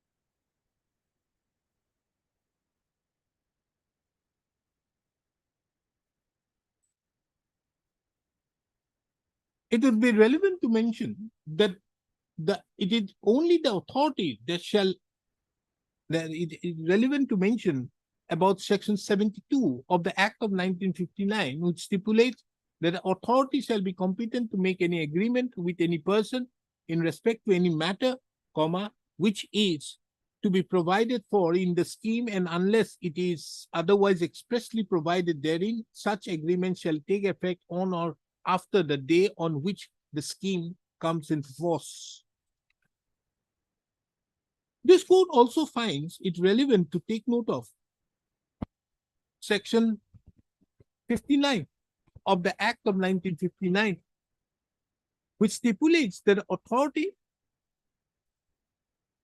shall have the power to institute, defend, or withdraw from legal proceedings under the Act.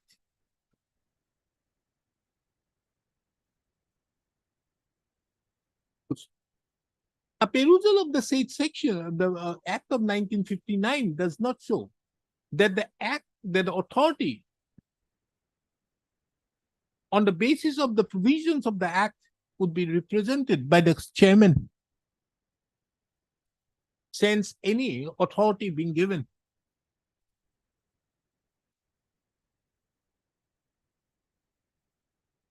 Under such circumstances, in the opinion of this court, the learned First Appellate Court was therefore justified in holding that the suits were not maintainable without the Tinsukia Development Authority being made a party, without the suits being instituted against the Tinsukia Municipal Authority, Development Authority.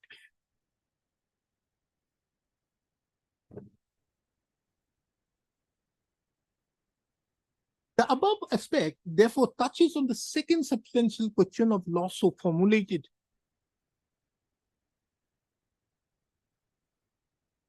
As to whether the suit can be dismissed on the ground of non-joinder of necessary parties in absence of any pleadings in the written statement.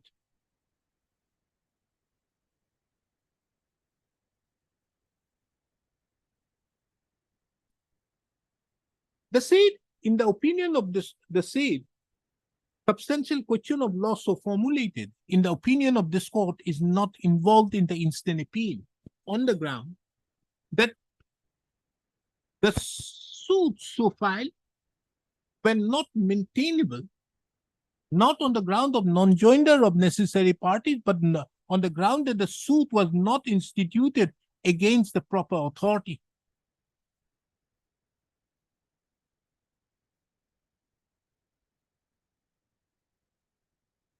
It is therefore seen that the learned First Appellate Court have therefore rightly decided that the suit was not maintainable without the Tinsukia Development Authority, inasmuch as the Tinsukia Development Authority, as per the Act of 1959, only had the right to dispose.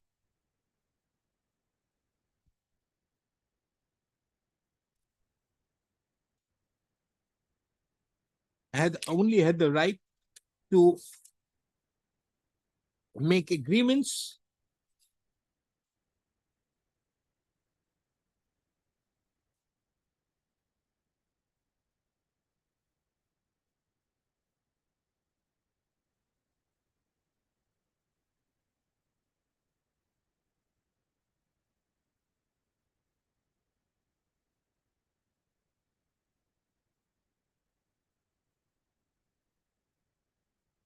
and enter into agreements with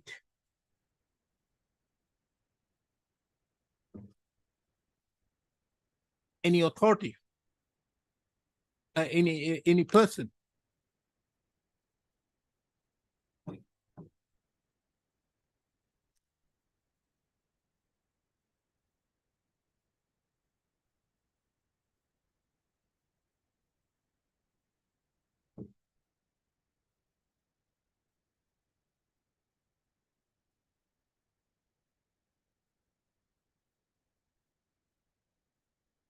The third substantial question of law was formulated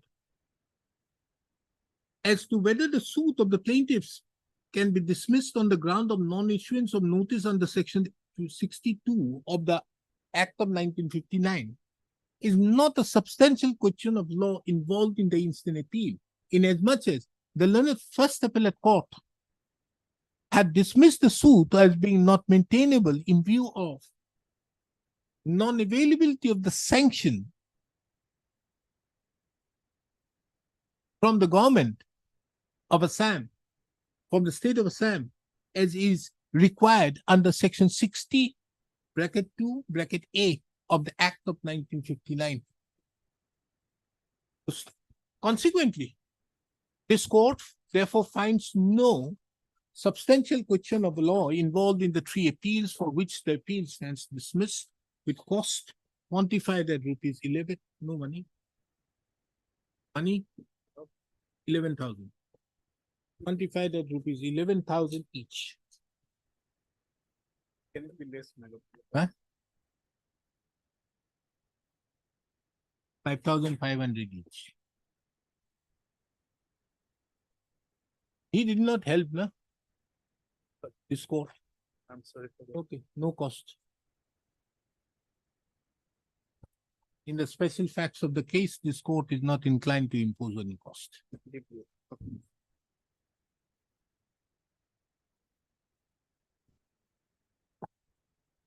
Return, LCR be returned.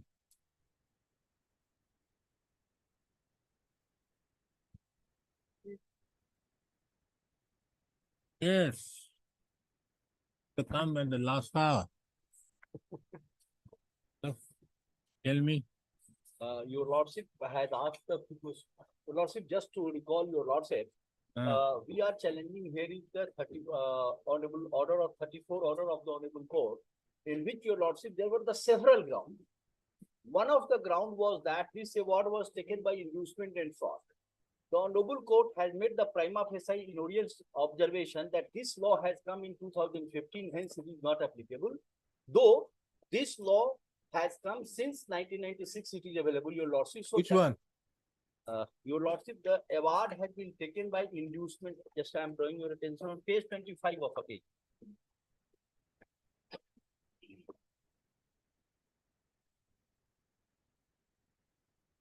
Basically, your lordship, we have 534 application on several grounds. One of the ground was that this award in the middle para, your lordship, page number 25, middle para. According to the amended law, an arbitral award shall be treated as an award in conflict with the public policy of India only where making of the award was induced or affected by fraud or corruption, etc. Now, the learned counsel for the petitioner claimed that the opposite party has forged some documents and procured the award and thus perpetrated the fraud. Now, the question arises whether these Amendments Act of 2015 can be made applicable in the instant proceeding which was instituted prior to the said amendments. Now, the last line, Your Lordship, had it bracket fraud, had it fraud been there in the act prior to institution of the arbitration proceeding, the opposite party herein would have been entitled to defend such an allegation in the arbitration process. Your Lordship, in the world, Where was this? Where was the appellate tribunal? so Your Lordship has appellate tribunal was appointed by the Supreme Court. Where? Kolkata, NSC Kolkata, Then why are you here in Guwahati? as per the law, Your Lordship. Because there is a law that where is the address of the constituent. So according to the action by law, as per the address. No. See arbitration agreement, 125. 125. Is 125 of the document total.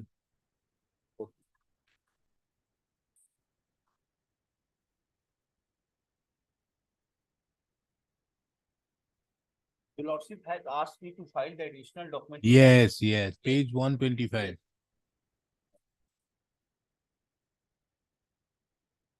Number C, 19C.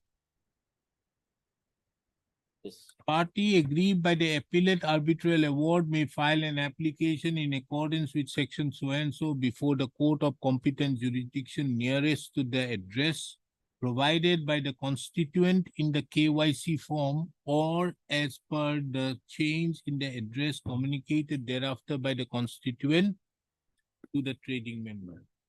Where? 34 we have filed in Sukia, Assam, Your Lordship.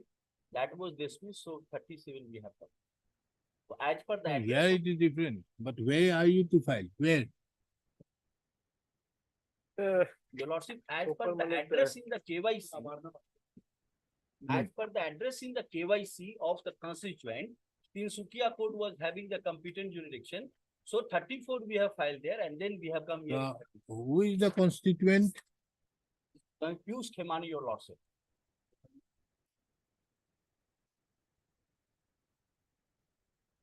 Meaning? The address of the constituent, Your Lordship, Mission Road, in the award itself, page number 32 of So our. you filed it in Tinsukia? Yes. Okay, now As per tell the me, address of the. tell me what is your case? Yes. So, Your Lordship, page 25, Your Lordship, of the appeal. So, Your Lordship, the award was taken by inducement and fraud. This law is in the world before. No, inducement and fraud you did not allege before them. Yes, yes. So No, don't no, no, come Your up. Lordship. We have alleged everywhere in the award also, Your Lordship. We will No, submit where? that. Yes, Your Lordship. Show me. But before that, Your Lordship. No, show me in your Okay, pleadings yes, where all is right. it? That you have induced fraud. Where is your pleadings?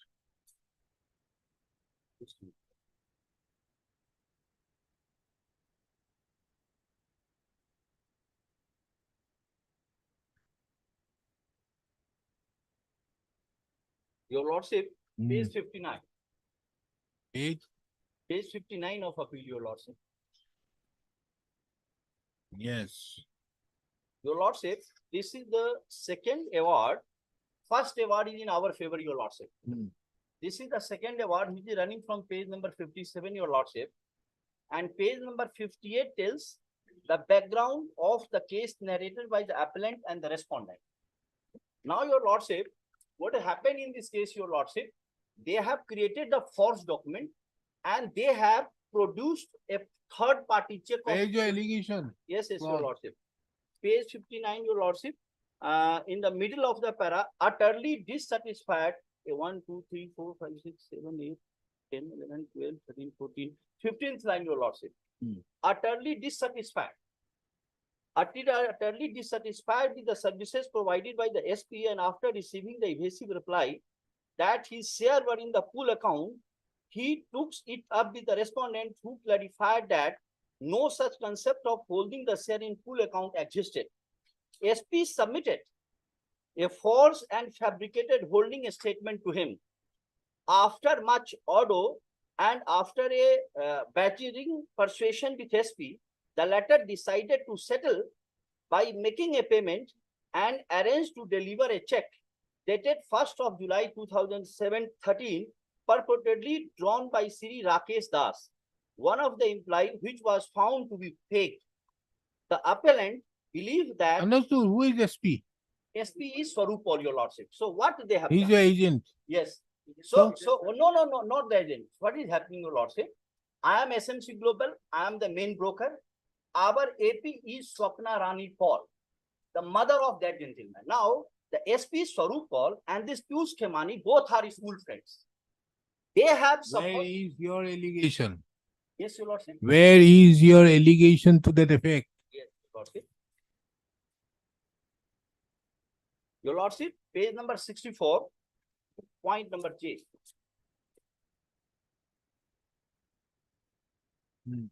Point number J. I was the respondent. The respondent also stated that while Mr. Swapna Rani Paul is their authorized person, a relationship established through an agreement which reads like that of an agreement between the broker and sub-broker. They do not have any relation with Mr. Swaroop Paul. They raised a question again, which sounds like if Swaroop Paul had been identified to be at the root of all troubles, the appellant should have initiated a criminal action against him. And they ascribed the reason for his not doing so was that both the appellant and Swaroop Paul might have hands in gloves. So, your lordship, I have submitted before the honorable tribunal that they have sent the forged ledger by Photoshop. They have changed the details, and by the third party email ID, by the Sun email ID, one email was sent to Swaroop Paul. Swaroop Paul, they have sent created a third party email ID which have nothing to do with my company and have sent that the bank account is intact. Your lordship, let us think, as on date bank balance is 0 and they have sent that bank balance is 500 or 5,000 rupees. So they have sent the forged document on this, your lordship. Second, your lordship, they have created a third party check. Rakesh Das is not the employee of the Swapna Rani Paul. So to induce the arbitrator, they have produced one instrument that they have issued the check to me for the settlement, your lordship. These two facts was having such an impact on the mind of the arbitrator, your lordship, that the first award which was given by the first arbitrator, your lordship, I like to draw the attention.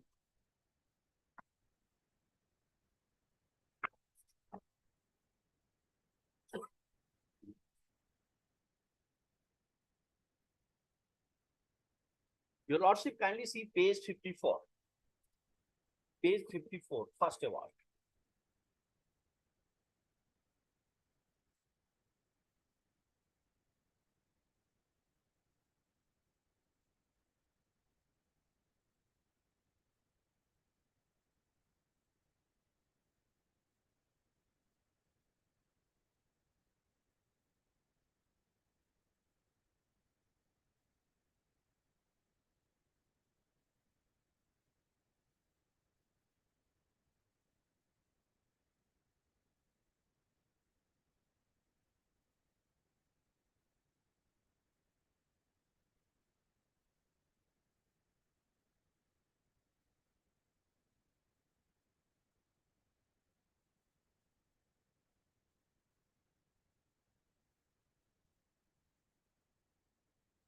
Page 53 also very interesting, your lordship.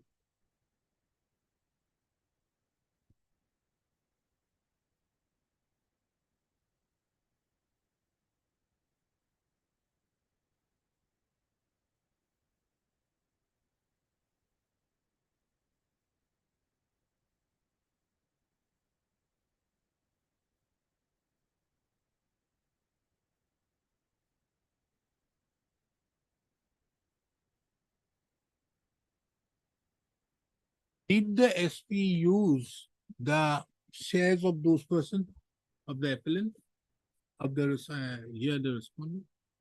No, your lordship. Basically, what the transaction has, here is the terminal. So it is on the Sapna Rani Paul. Now Sapna Rani Paul has placed the orders, and that order goes to the VSAT to Delhi and Delhi to Mumbai, and Mumbai to order get confirms on the system. Now the question is who placed the order? That remains the vital question, your lordship.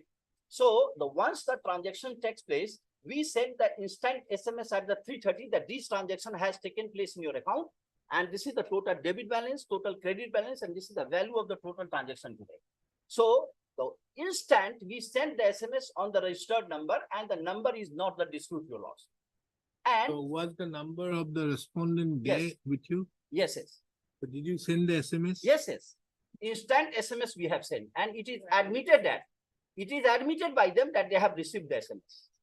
Then your lordship, they have opened the account with us in 2010 and have done the transaction till March 2013. There was no iota of grievances throughout the trading tenure. The dispute first time raised in April 2013.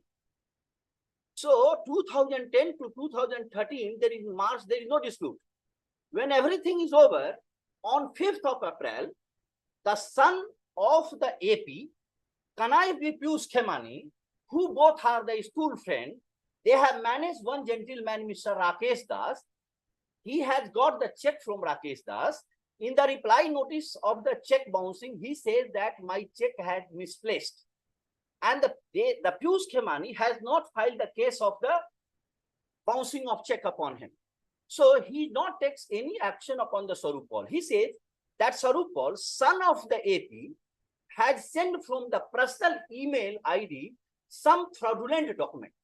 The basic fact was that both were sitting in the cabin of that Swapna Rani Paul, this Piyush Khemani and Sarup Paul, and they were making the transactions, your lordship. And So this you mean to say that Yes. you had no relation with Sarup Paul, Swarup? no relation at all, If your lordship. Sapna Rani Paul would have done something, you could have been Yes, yes, vicariously liable. yes, your lordship. But if Swarup Paul has done, you can. We are not responsible at all, your lordship. And that's why, your So that lordship. is your long and short case, Yes, isn't it? yes, your lordship. That so if there is an allegation with Swarup Paul, Yes, he has done with whatever authority from Whatever they have Sapna done, Rani yes. Paul, yes, you cannot be vicariously yes, held liable. yes, your lordship. So that is your case. Yes, that is the case, and both the person has connived to extort the loss amount from the company, your lordship. RBI has come with the circular, your lordship, on January 2024. That gentleman in the currency market, you can make the trade now from April 2024 onwards. Only when you have certain contracts to do the transaction in import and export, and you are about to receive the dollar or euro and all that, then only you can do the transaction in currency segment. Earlier, the currency segments, people were making the transactions to original product is to hedge the risk. But people are sometimes using it as a gambling. And your lordship, a stock market is a zero-sum game. So if one person get a profit, the other person bound to get the loss. So it is a zero-sum game. Now, as this gentleman has executed the transaction, and see the attorney, your lordship, the major transaction has taken place from July 2012 to March 2013. This gentleman has updated his email ID in September 2012, your lordship. And he has also admitted before the tribunal that I was seeing my transaction on the website, because on my website, like I have the Yes Bank account, so I can make the transaction online, and I can also see my what is the bank balance. So in the similar fashion, anybody can go on my website, they can see the contract notes, what is their DP share, what is their not, what is the net position, they can see all that. So he has admitted that he has received all that. And 6th of September, he has registered his own email ID. So 6th of September onward, he has got the entire details till March 13 on his email. Before that, your lordship, there was another email ID on which there was this rule. But before that, he was getting all the contract notes on the physical contract notes, and even after 6th September to till last, because currency market is a risky segment. So we are sending the physical contract notes because This is currency. yes, currency segment issue, your lordship. So This this is, gentleman, a contract of trading in currency. yes, currency segment he was studying. So he has suffered the loss. Now these persons have connived. We have raised this question before the arbitrator. You receive page number 53, your lordship. Page 53. The arbitrator, what has stated? It is also very much surprising that the appellant has not filed any criminal case against Mr. Paul, who is totally responsible according to the version of the appellant for his entire loss. उस पर action नहीं लिया, जाकर के कि SMC के पास पैसे पड़े हुए हैं. We have 25,000 shareholders. We have the money of the investors. Why we will give them money? Your lordship, we have stated to the honorable tribunal again and again. Then they say that we are not deciding the fraud here. And certainly, your lordship, what level of knowledge today I am having, it was not in 2012. But we have presented the fact. Then, your lordship, I was having the little knowledge. I have approached with the entire document before the honorable magistrate and have shown, filed 156.3 application. I have shown your lordship that this is the ledger. They are claiming that they have sent from this email ID and they are telling that this 25 lakhs check have been issued. What they have represented before the arbitrator, that Swapna Rani Paul, through Swarup Paul, have settled the dispute amongst them and have issued the check of 25 lakhs. This was the reason, and the email the arbitrator had presumed they have gone in assumption and presumption against the law of this country. They have written in their word that we cannot deny that the son cannot be the employee. There can be, if anybody's son means everything is fine. All act of the son will be binding on the mother. It's not possible, your lordship. Son is different, mother is different. So they say in their word कि son ने कुछ भी किया तो mother का मांग लिया जाएगा. तो उन्होंने assumption के आधार पर ले लिया और उन्होंने ये 25 लाख का चेक का कहानी इतने शानदार तरीके से they have produced, your lordship, that honorable court has got induced. Now, your lordship, we have argued 1 hour before the honorable magistrate. Honorable magistrate has registered, they've directed for FIR. FIR was lost, and then the charge sheet filed. Now, your lordship, we can only say a few things about the fraud during the proceeding. Under the Indian Penal Code, Section 208, Section 209, Section 2010 says that a person getting the decree fraudulently without sum being due. So, a decree can be get by fraud, a award can be get by fraud, a order from the court can be get by fraud, and the fraud can be detected later. So, if honorable court has issued, and your lordship, there were the 3 cases, and all these cases were being operated by this Piyush Khemani, who is the male culprit. The Purushottam Khemani was old age father. The police has not arrested him. Piyush Khemani was in jail. Swarup Pal was also in jail. Their statement was taken. They have been charge sheeted, your lordship. So now, your lordship, we have this observation have been made. Then, your lordship, I like to draw your attention on page number 51, your lordship. One para says everything, your lordship. Point number G, page number 51 says, the respondent also submitted the proof of sending welcome kit to the applicant, log report of digital contract notes, copy of a statement of accounts, SMS confirmation report. See how much compliance as a company we are making. Copy of CDSL. CDSL also sent the entire details. SMS confirmation report, copy of proof of sending physical contract notes, copy of proof of sending physical quarterly statement, a stock arrangement of DMAT transaction ledger, TP transaction ledger, log report of sending the account statement digitally, web access report, etc. जितनी बार हम yes bank का account खोलेंगे, मेरे record में चला जाएगा yes bank को मैंने कितनी बार खोला. तो इन्होंने हमारे अकाउंट को कितनी बार खोल करके पूरी डिटेल डाउनलोड की थी. मैंने वेब एसेस रिपोर्ट जो lordship I have produced. During the proceeding, all the documents are well supported by the valid proofs regarding service of the documents. Applicant's admissibility that nothing was delivered to him and received by him does not seem practical. Further, the aforesaid two instances where the applicant himself acknowledged the receipt of the documents once the original was produced by the respondent, but after challenging initially does not go well in favor of the applicant. Your Lordship, what he has said that 6 September 2012, Your Lordship, he had changed the email ID, Your Lordship. And that point is that, Your Lordship, page 49, point number C. See the conduct, Your Lordship. On 6th of September, page number 49, Your Lordship, point number C. It reflects the conduct of the point number C, Your Lordship, point number D and E.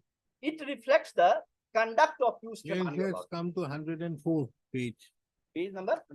104. Yes, Your Lordship.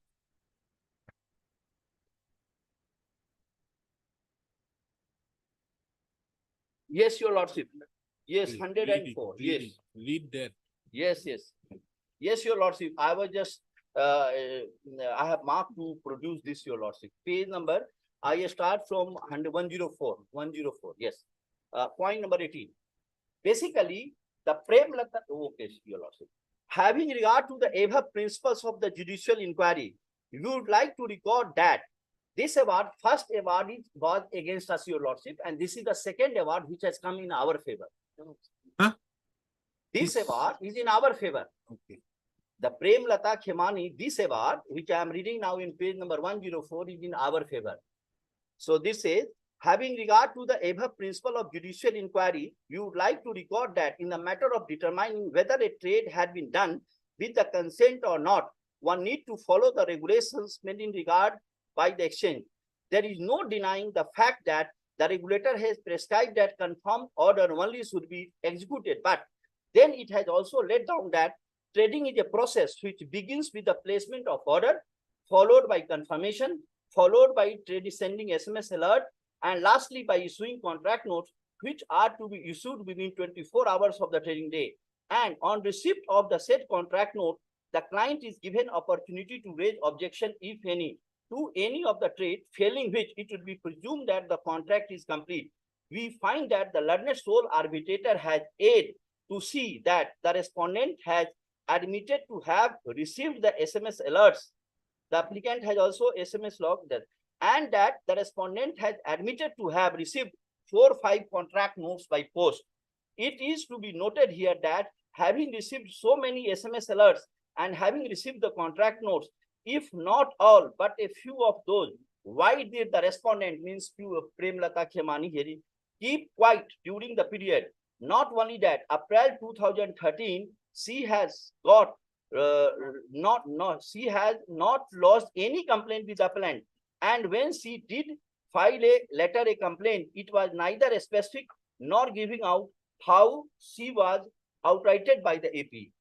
At the end, we would like to state that from the records placed before us and on the basis of the admission of the respondent, it is reasonable to hold that respondent whose account was being actually operated by one of the son knew about the status of the account during the month of October to December 2012. Why the respondent remained silent during the month of January to April is a matter for us to conjecture, but we would only say that the delay of these 4 months does raise question which have been not explained by the respondent for us to understand. Means Pius Khemani is the mother, Prem Lata is Pius Khemani both. At the end, we find that the learned sole arbitrator had aided in finding that there was not a single case of, this is not relevant, Your Lordship, point number 20, last para, Your Lordship, 20 para. In overall view of the matter, we find no reason up to hold the plea of the respondent that award is just and fair and should not be interfered with. We, on the other hand, are of the view that no case of unauthorized trading has been proved in this case after the respondent admission that she had received SMS and had received some of the contract notes. Admittedly, she had never raised any objection to those at the relevant point of time as prescribed under the trading regulation in the MCA. Her plea that she used to bring the contents of the SMS and contract note to the notice of the AP is a mere statement of an individual without any credible proof and hence rejected. in any case, AP is not the customer care grievances center. What they was telling that सारे documents आते थे और हम अपनी सारी grievances लेके स्वरूप Paul के पास चले जाते थे. The most important point to ponder is that all time it was her son, Piyush, who was stated to be interacting with the AP. After accepting contract notes which are admitted to have been received without murmur and without challenging the SMS received in confrontation of the trade, it is not reasonable to dispute the said trading, that also after a long delay. So, your lordship, and what is happening, your lordship, they have personally received from the Swapna Rani Paul the statement downloaded from the website of the company, your lordship. So they were aware about the entire transaction, your lordship. After suffering the loss in the currency market segment, they have chalked out a plan. And now, your lordship, we are coming on the law points that how this award is erroneous, your lordship. Beside, your lordship, being the award taken in fraud, I like to draw your attention, your lordship, on page number 128, your lordship. It is very important. Page number 128.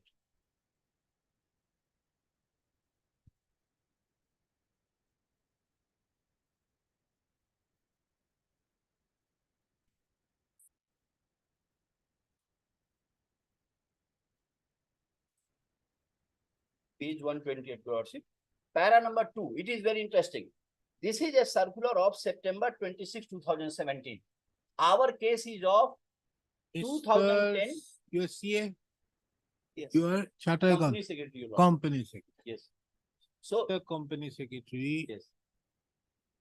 whenever you argue before the arbitral tribunal, you can say anything ABCD. Yes. And after that, in the appellate tribunal, you can say anything, A square, B square, C square.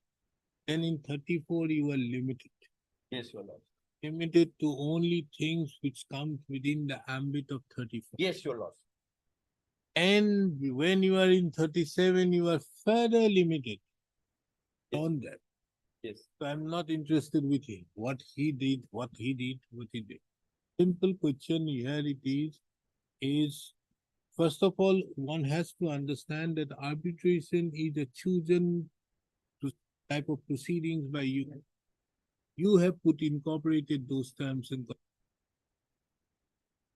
you want to go away from the normal courts. You don't want to have anything with the court, so better you go and do your arbitration. It is only in the case of patent's perversity when this court is going to look into it. Yes, your Where lordship. is the patent perversity? And patent perversity is the thing which means that when the perversity is such that no person on earth would ever, or prudent mind would ever think about it. Yes, your lordship. So you are to say that, and how that patent perversity was not looked into by the court under 34. That's only the scope. Yes. I have given you Yes. enough time Yes, for half an yes. hour to say Yes, this yes, your or lordship. that. Your But lordship. you only come to that point. Yes, your lordship. With due honor, your lordship, that was the basic background to understand the case, explain the case, your lordship. Now we're coming to the law point. What the arbitrator has done, your lordship. Again, If going to the law of the country says that no proof of placement of order is required. If no proof of place of matter order is required, as per the trade usage and the practices and the law of this country, in 2010, before April 2018, your lordship, there was no such law. Then how the arbitrator can say that you produce the proof of placement of order? So that is the wrong understanding of law, currency, market segment and market uses. understand it may be wrong. Arbitrator is wrong. Arbitrator is No, your wrong, but lordship. that is not So perverse. your lordship has to decide. I'm just saying. No, I am not to decide. I am only to dismiss. Yes. We Your can only lordship- come your to lordship, this. Yes. 2 minutes, page 128, just for 2 minutes, your lordship. What? Page 128. Hmm.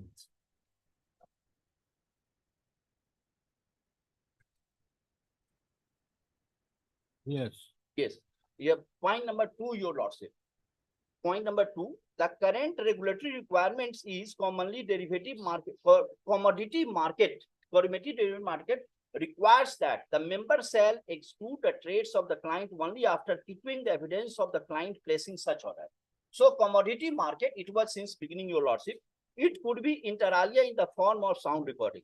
There are no such requirement in equity, equity derivative and currency derivative. Mr. market, Counsel, you are bringing into account these aspects which have no relevance.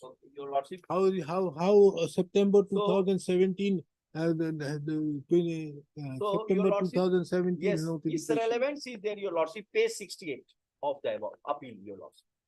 Page 68, your lordship. Because the award is based on it. And this goes into the root of the matter, your lordship. Your Root or lordship, stem, Mr. CS, root or stem does not. We only want perversity. perverse, your lordship, as per the Perversity, order of this court only also, perversity. your lordship, Kindly come to that. Perversity means that under no circumstances a reasonable man with prudent Yes, would yes, your come lordship. to this. Yes, your lordship, I will You explain have that, to your lordship. explain me that only, nothing more than that. Yes, yes, your lordship, I Root will explain stem that. is hardly matters. So, your lordship, page 68, last para. Yes. Last para is very important. Yes. It goes into the root of the matter. Agreed. If this funda was clear, your lordship, the arbitrator tribunal may have given the award in our Who is the favor. arbitrator? With respect to the trades Who is excluded, the arbitrator? These people are specialized. these people Parag- are, Who your is lordship, Parag Kishore Bhattacharya, Mahesh Mathur, Sanjay Bajoria?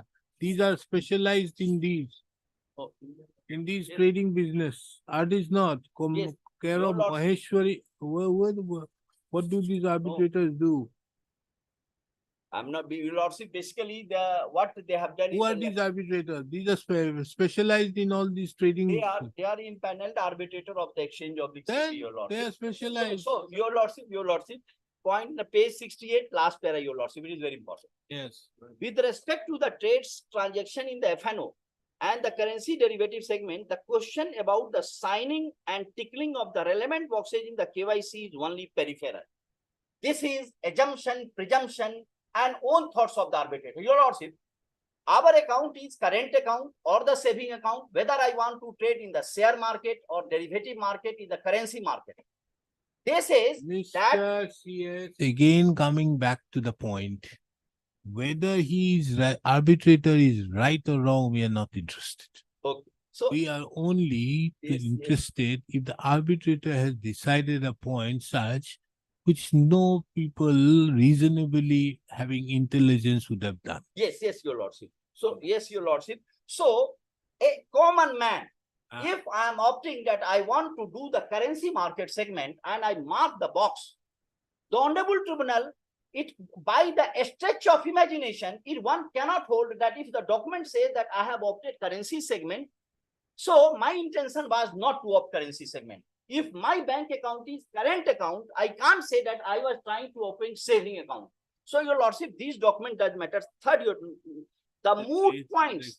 Your lordship, third line is very important. Only for third line I was reading.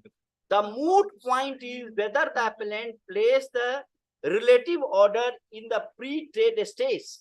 The respondent could not produce any evidence. What does KYC has any relevance out here? KYC, they have properly marked that in which segment they have wanted to trade. In the last, what they have stated that I have not done any transaction in the currency segment. Their view was that I have not done any transaction in the currency segment in spite of the receiving the contract notes, in spite of the regular SMS and the regular transactions of July 2012 to March 2013, your lordship. So, as they have suffered the loss, they have denied the transactions, your lordship. So, here this point, your lordship, they have opted currency. No, you say the moot point is whether the appellant placed the relative orders in the pre-trade stage. Yes. The respondent could not produce any evidence for this. So they are asking the proof of placement of order. And this circular says No, that is 2017. 17. So We are not concerned. So your lordship, This award was passed long time back. Lordship, it clearly says that no proof of placement of orders was required in 2010 or 12, your lordship.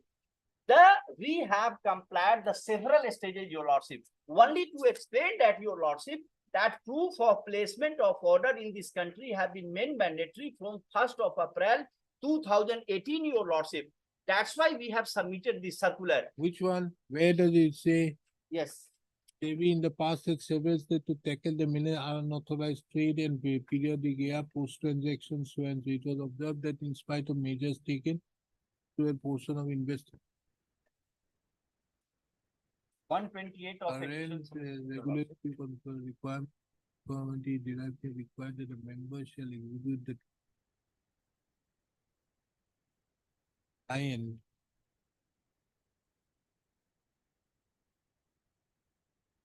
daily in the form of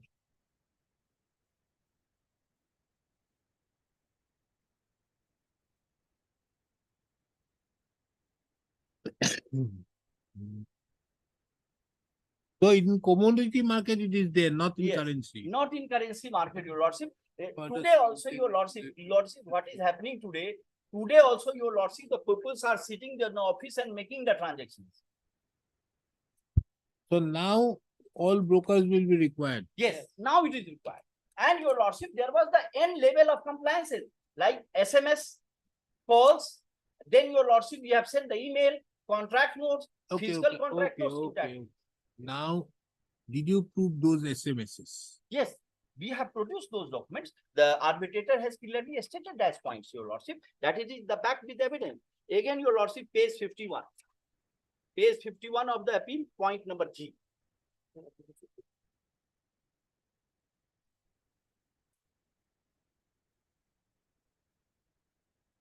Only we have also sent, exchange has also sent, CDSL has also sent, they have visited my website. Then here the arbitrator has been saying the client shall not be entitled to presume an order having been executed, cancelled or modified until a confirmation from the member is received by the client.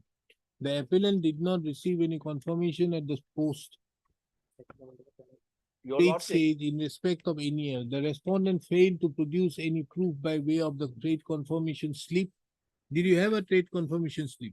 your lordship, unfortunately, the tribunal has studied the half section and not the full law, your lordship. Okay, Your lordship, just I am okay. explaining this, your lordship. Yes, we will Yes, page again hear. 74. It's 5 o'clock. We'll again hear you. When?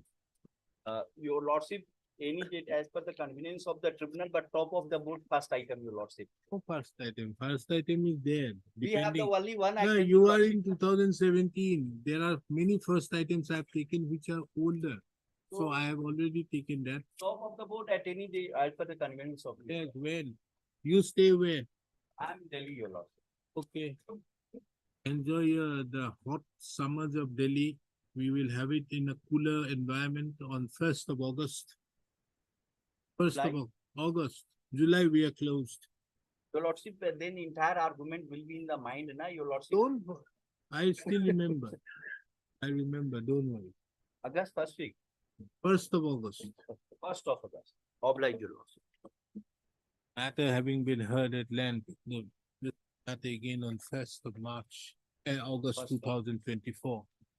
At the top of the list. Bring it as part of. Yes, anything, so many lawyers waiting till 5 o'clock, although it's just 10 minutes past the normal time. Item number 14, my lord. Yes, Second appeal of 2014. after vacation. It can be before vacation. Next Tuesday, my lord, if it can. No. The people are going to have a vacation. They want all the delay matter to be not to be done. Next week, there will be a motion day altogether, everything. Nothing is there. 18 July. And this Thursday, I'm having all the SAOs listed so that all SAOs are finished. If you have any SAOs, give it out there. 18th July. 18th July. After 18 July. Hello?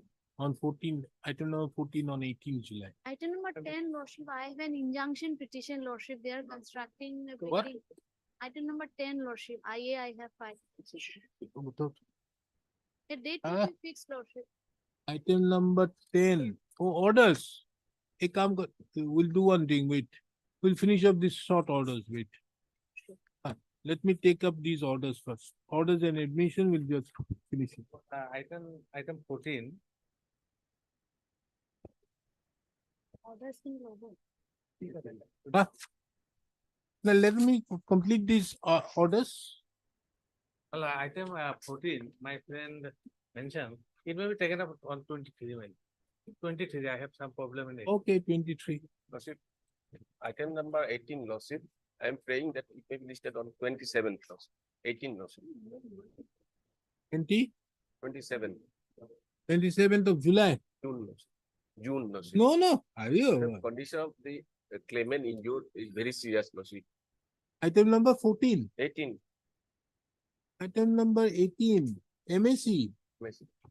So, Condition of the claimant injured very serious, Lordship. And now, so everybody has an interest. other side have consent, Lordship. Other side have the Other side gives a consent, then why don't you have a compromise and finish it off? Why do you want this court? they are not interested to compromise it. 27th, the last day.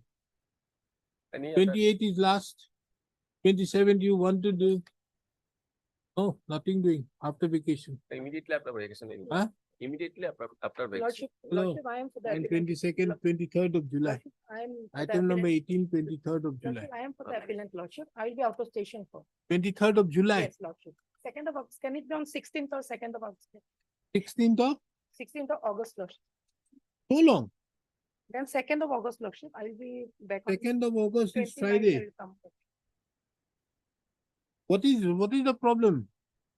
Condition of the injured very serious, Lordship.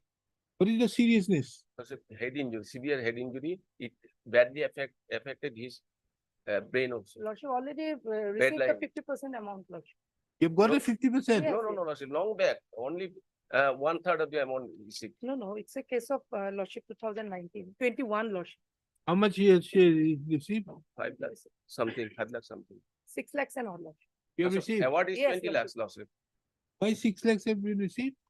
Because they are not entitled for that. Lordship, can you peruse this, examine this matter, Lordship? 2nd of Okay. August, We'll have it on 6th of August. 6th, 6th, Lordship. My lord, item number. 6th of August. Item Must number oblige, nine, Lordship. I was, Item number 18. item number 9, I was mentioned earlier. Huh? Item number 9, I was Ah. mentioned earlier for early filing. Is of. Now we are taking 18, 8, 9 and 10. I'm just taking it up. And the item number 22, my lord, there is a interim order, my lord, it may continue, my lord. Huh? In item number 22, stay with us, my lord. 22.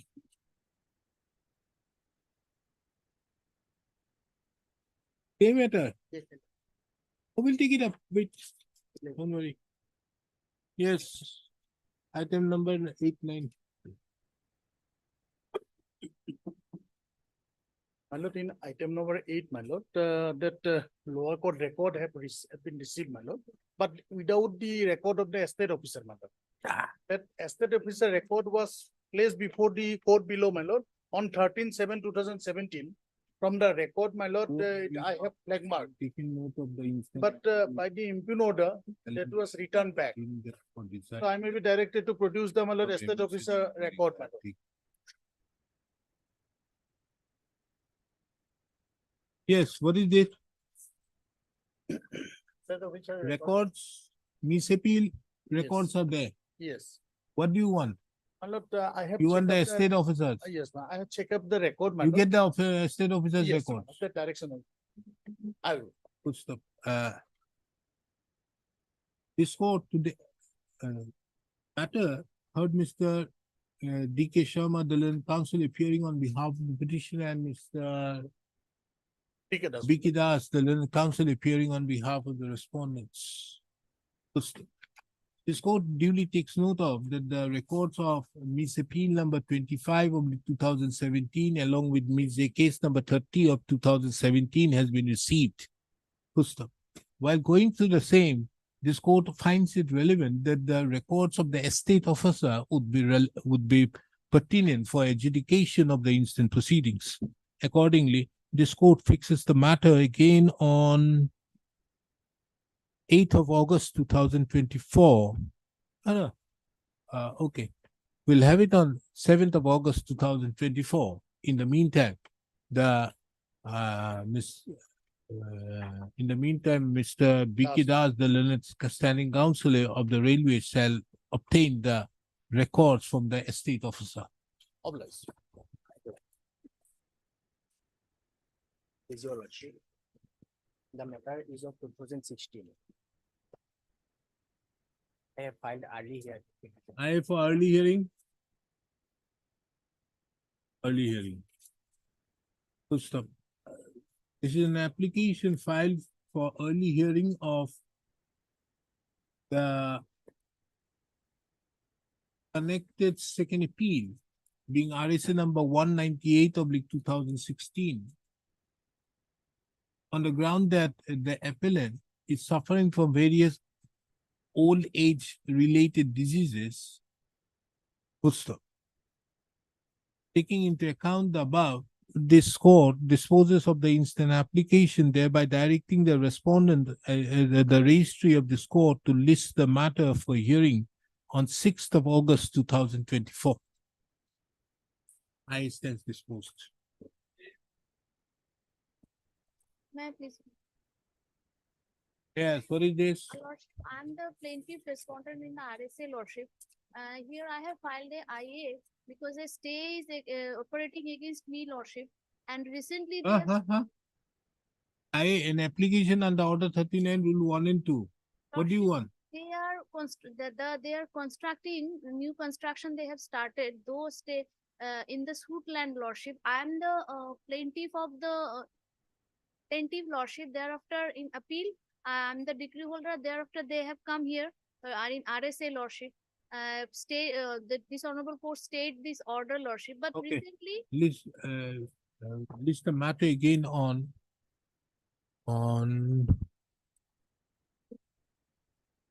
24th of June 2024. You are there? His lordship, I just, item number 17. Ah. No, I'm not in that matter. Item number 17, your lordship, respondent number 2-1, Soma Sundari Agarwal has expired and may her name may be struck out. And her legal hires are already there as the respondent as 2.3, 2.2 and 2.3. We will look into those. That's a different thing. I'm not that. I'm only asking you this are you there in this item number? Then don't say me. So list the matter again on 24th of June 2024. You will take it up for orders and Mr. then R. Sharma's name will be reflected in the cause list lordship. showing the name of Mr. R. Sharma, R. Sharma. who is Rajiv the, Sharma. you are the respondent. Yes, I'm the respondent. Okay, showing the name of Mr. R. Sharma, who is the counsel appearing on behalf of the appellant in the accompanying appeal. He has received the copy of IA also. Triple of-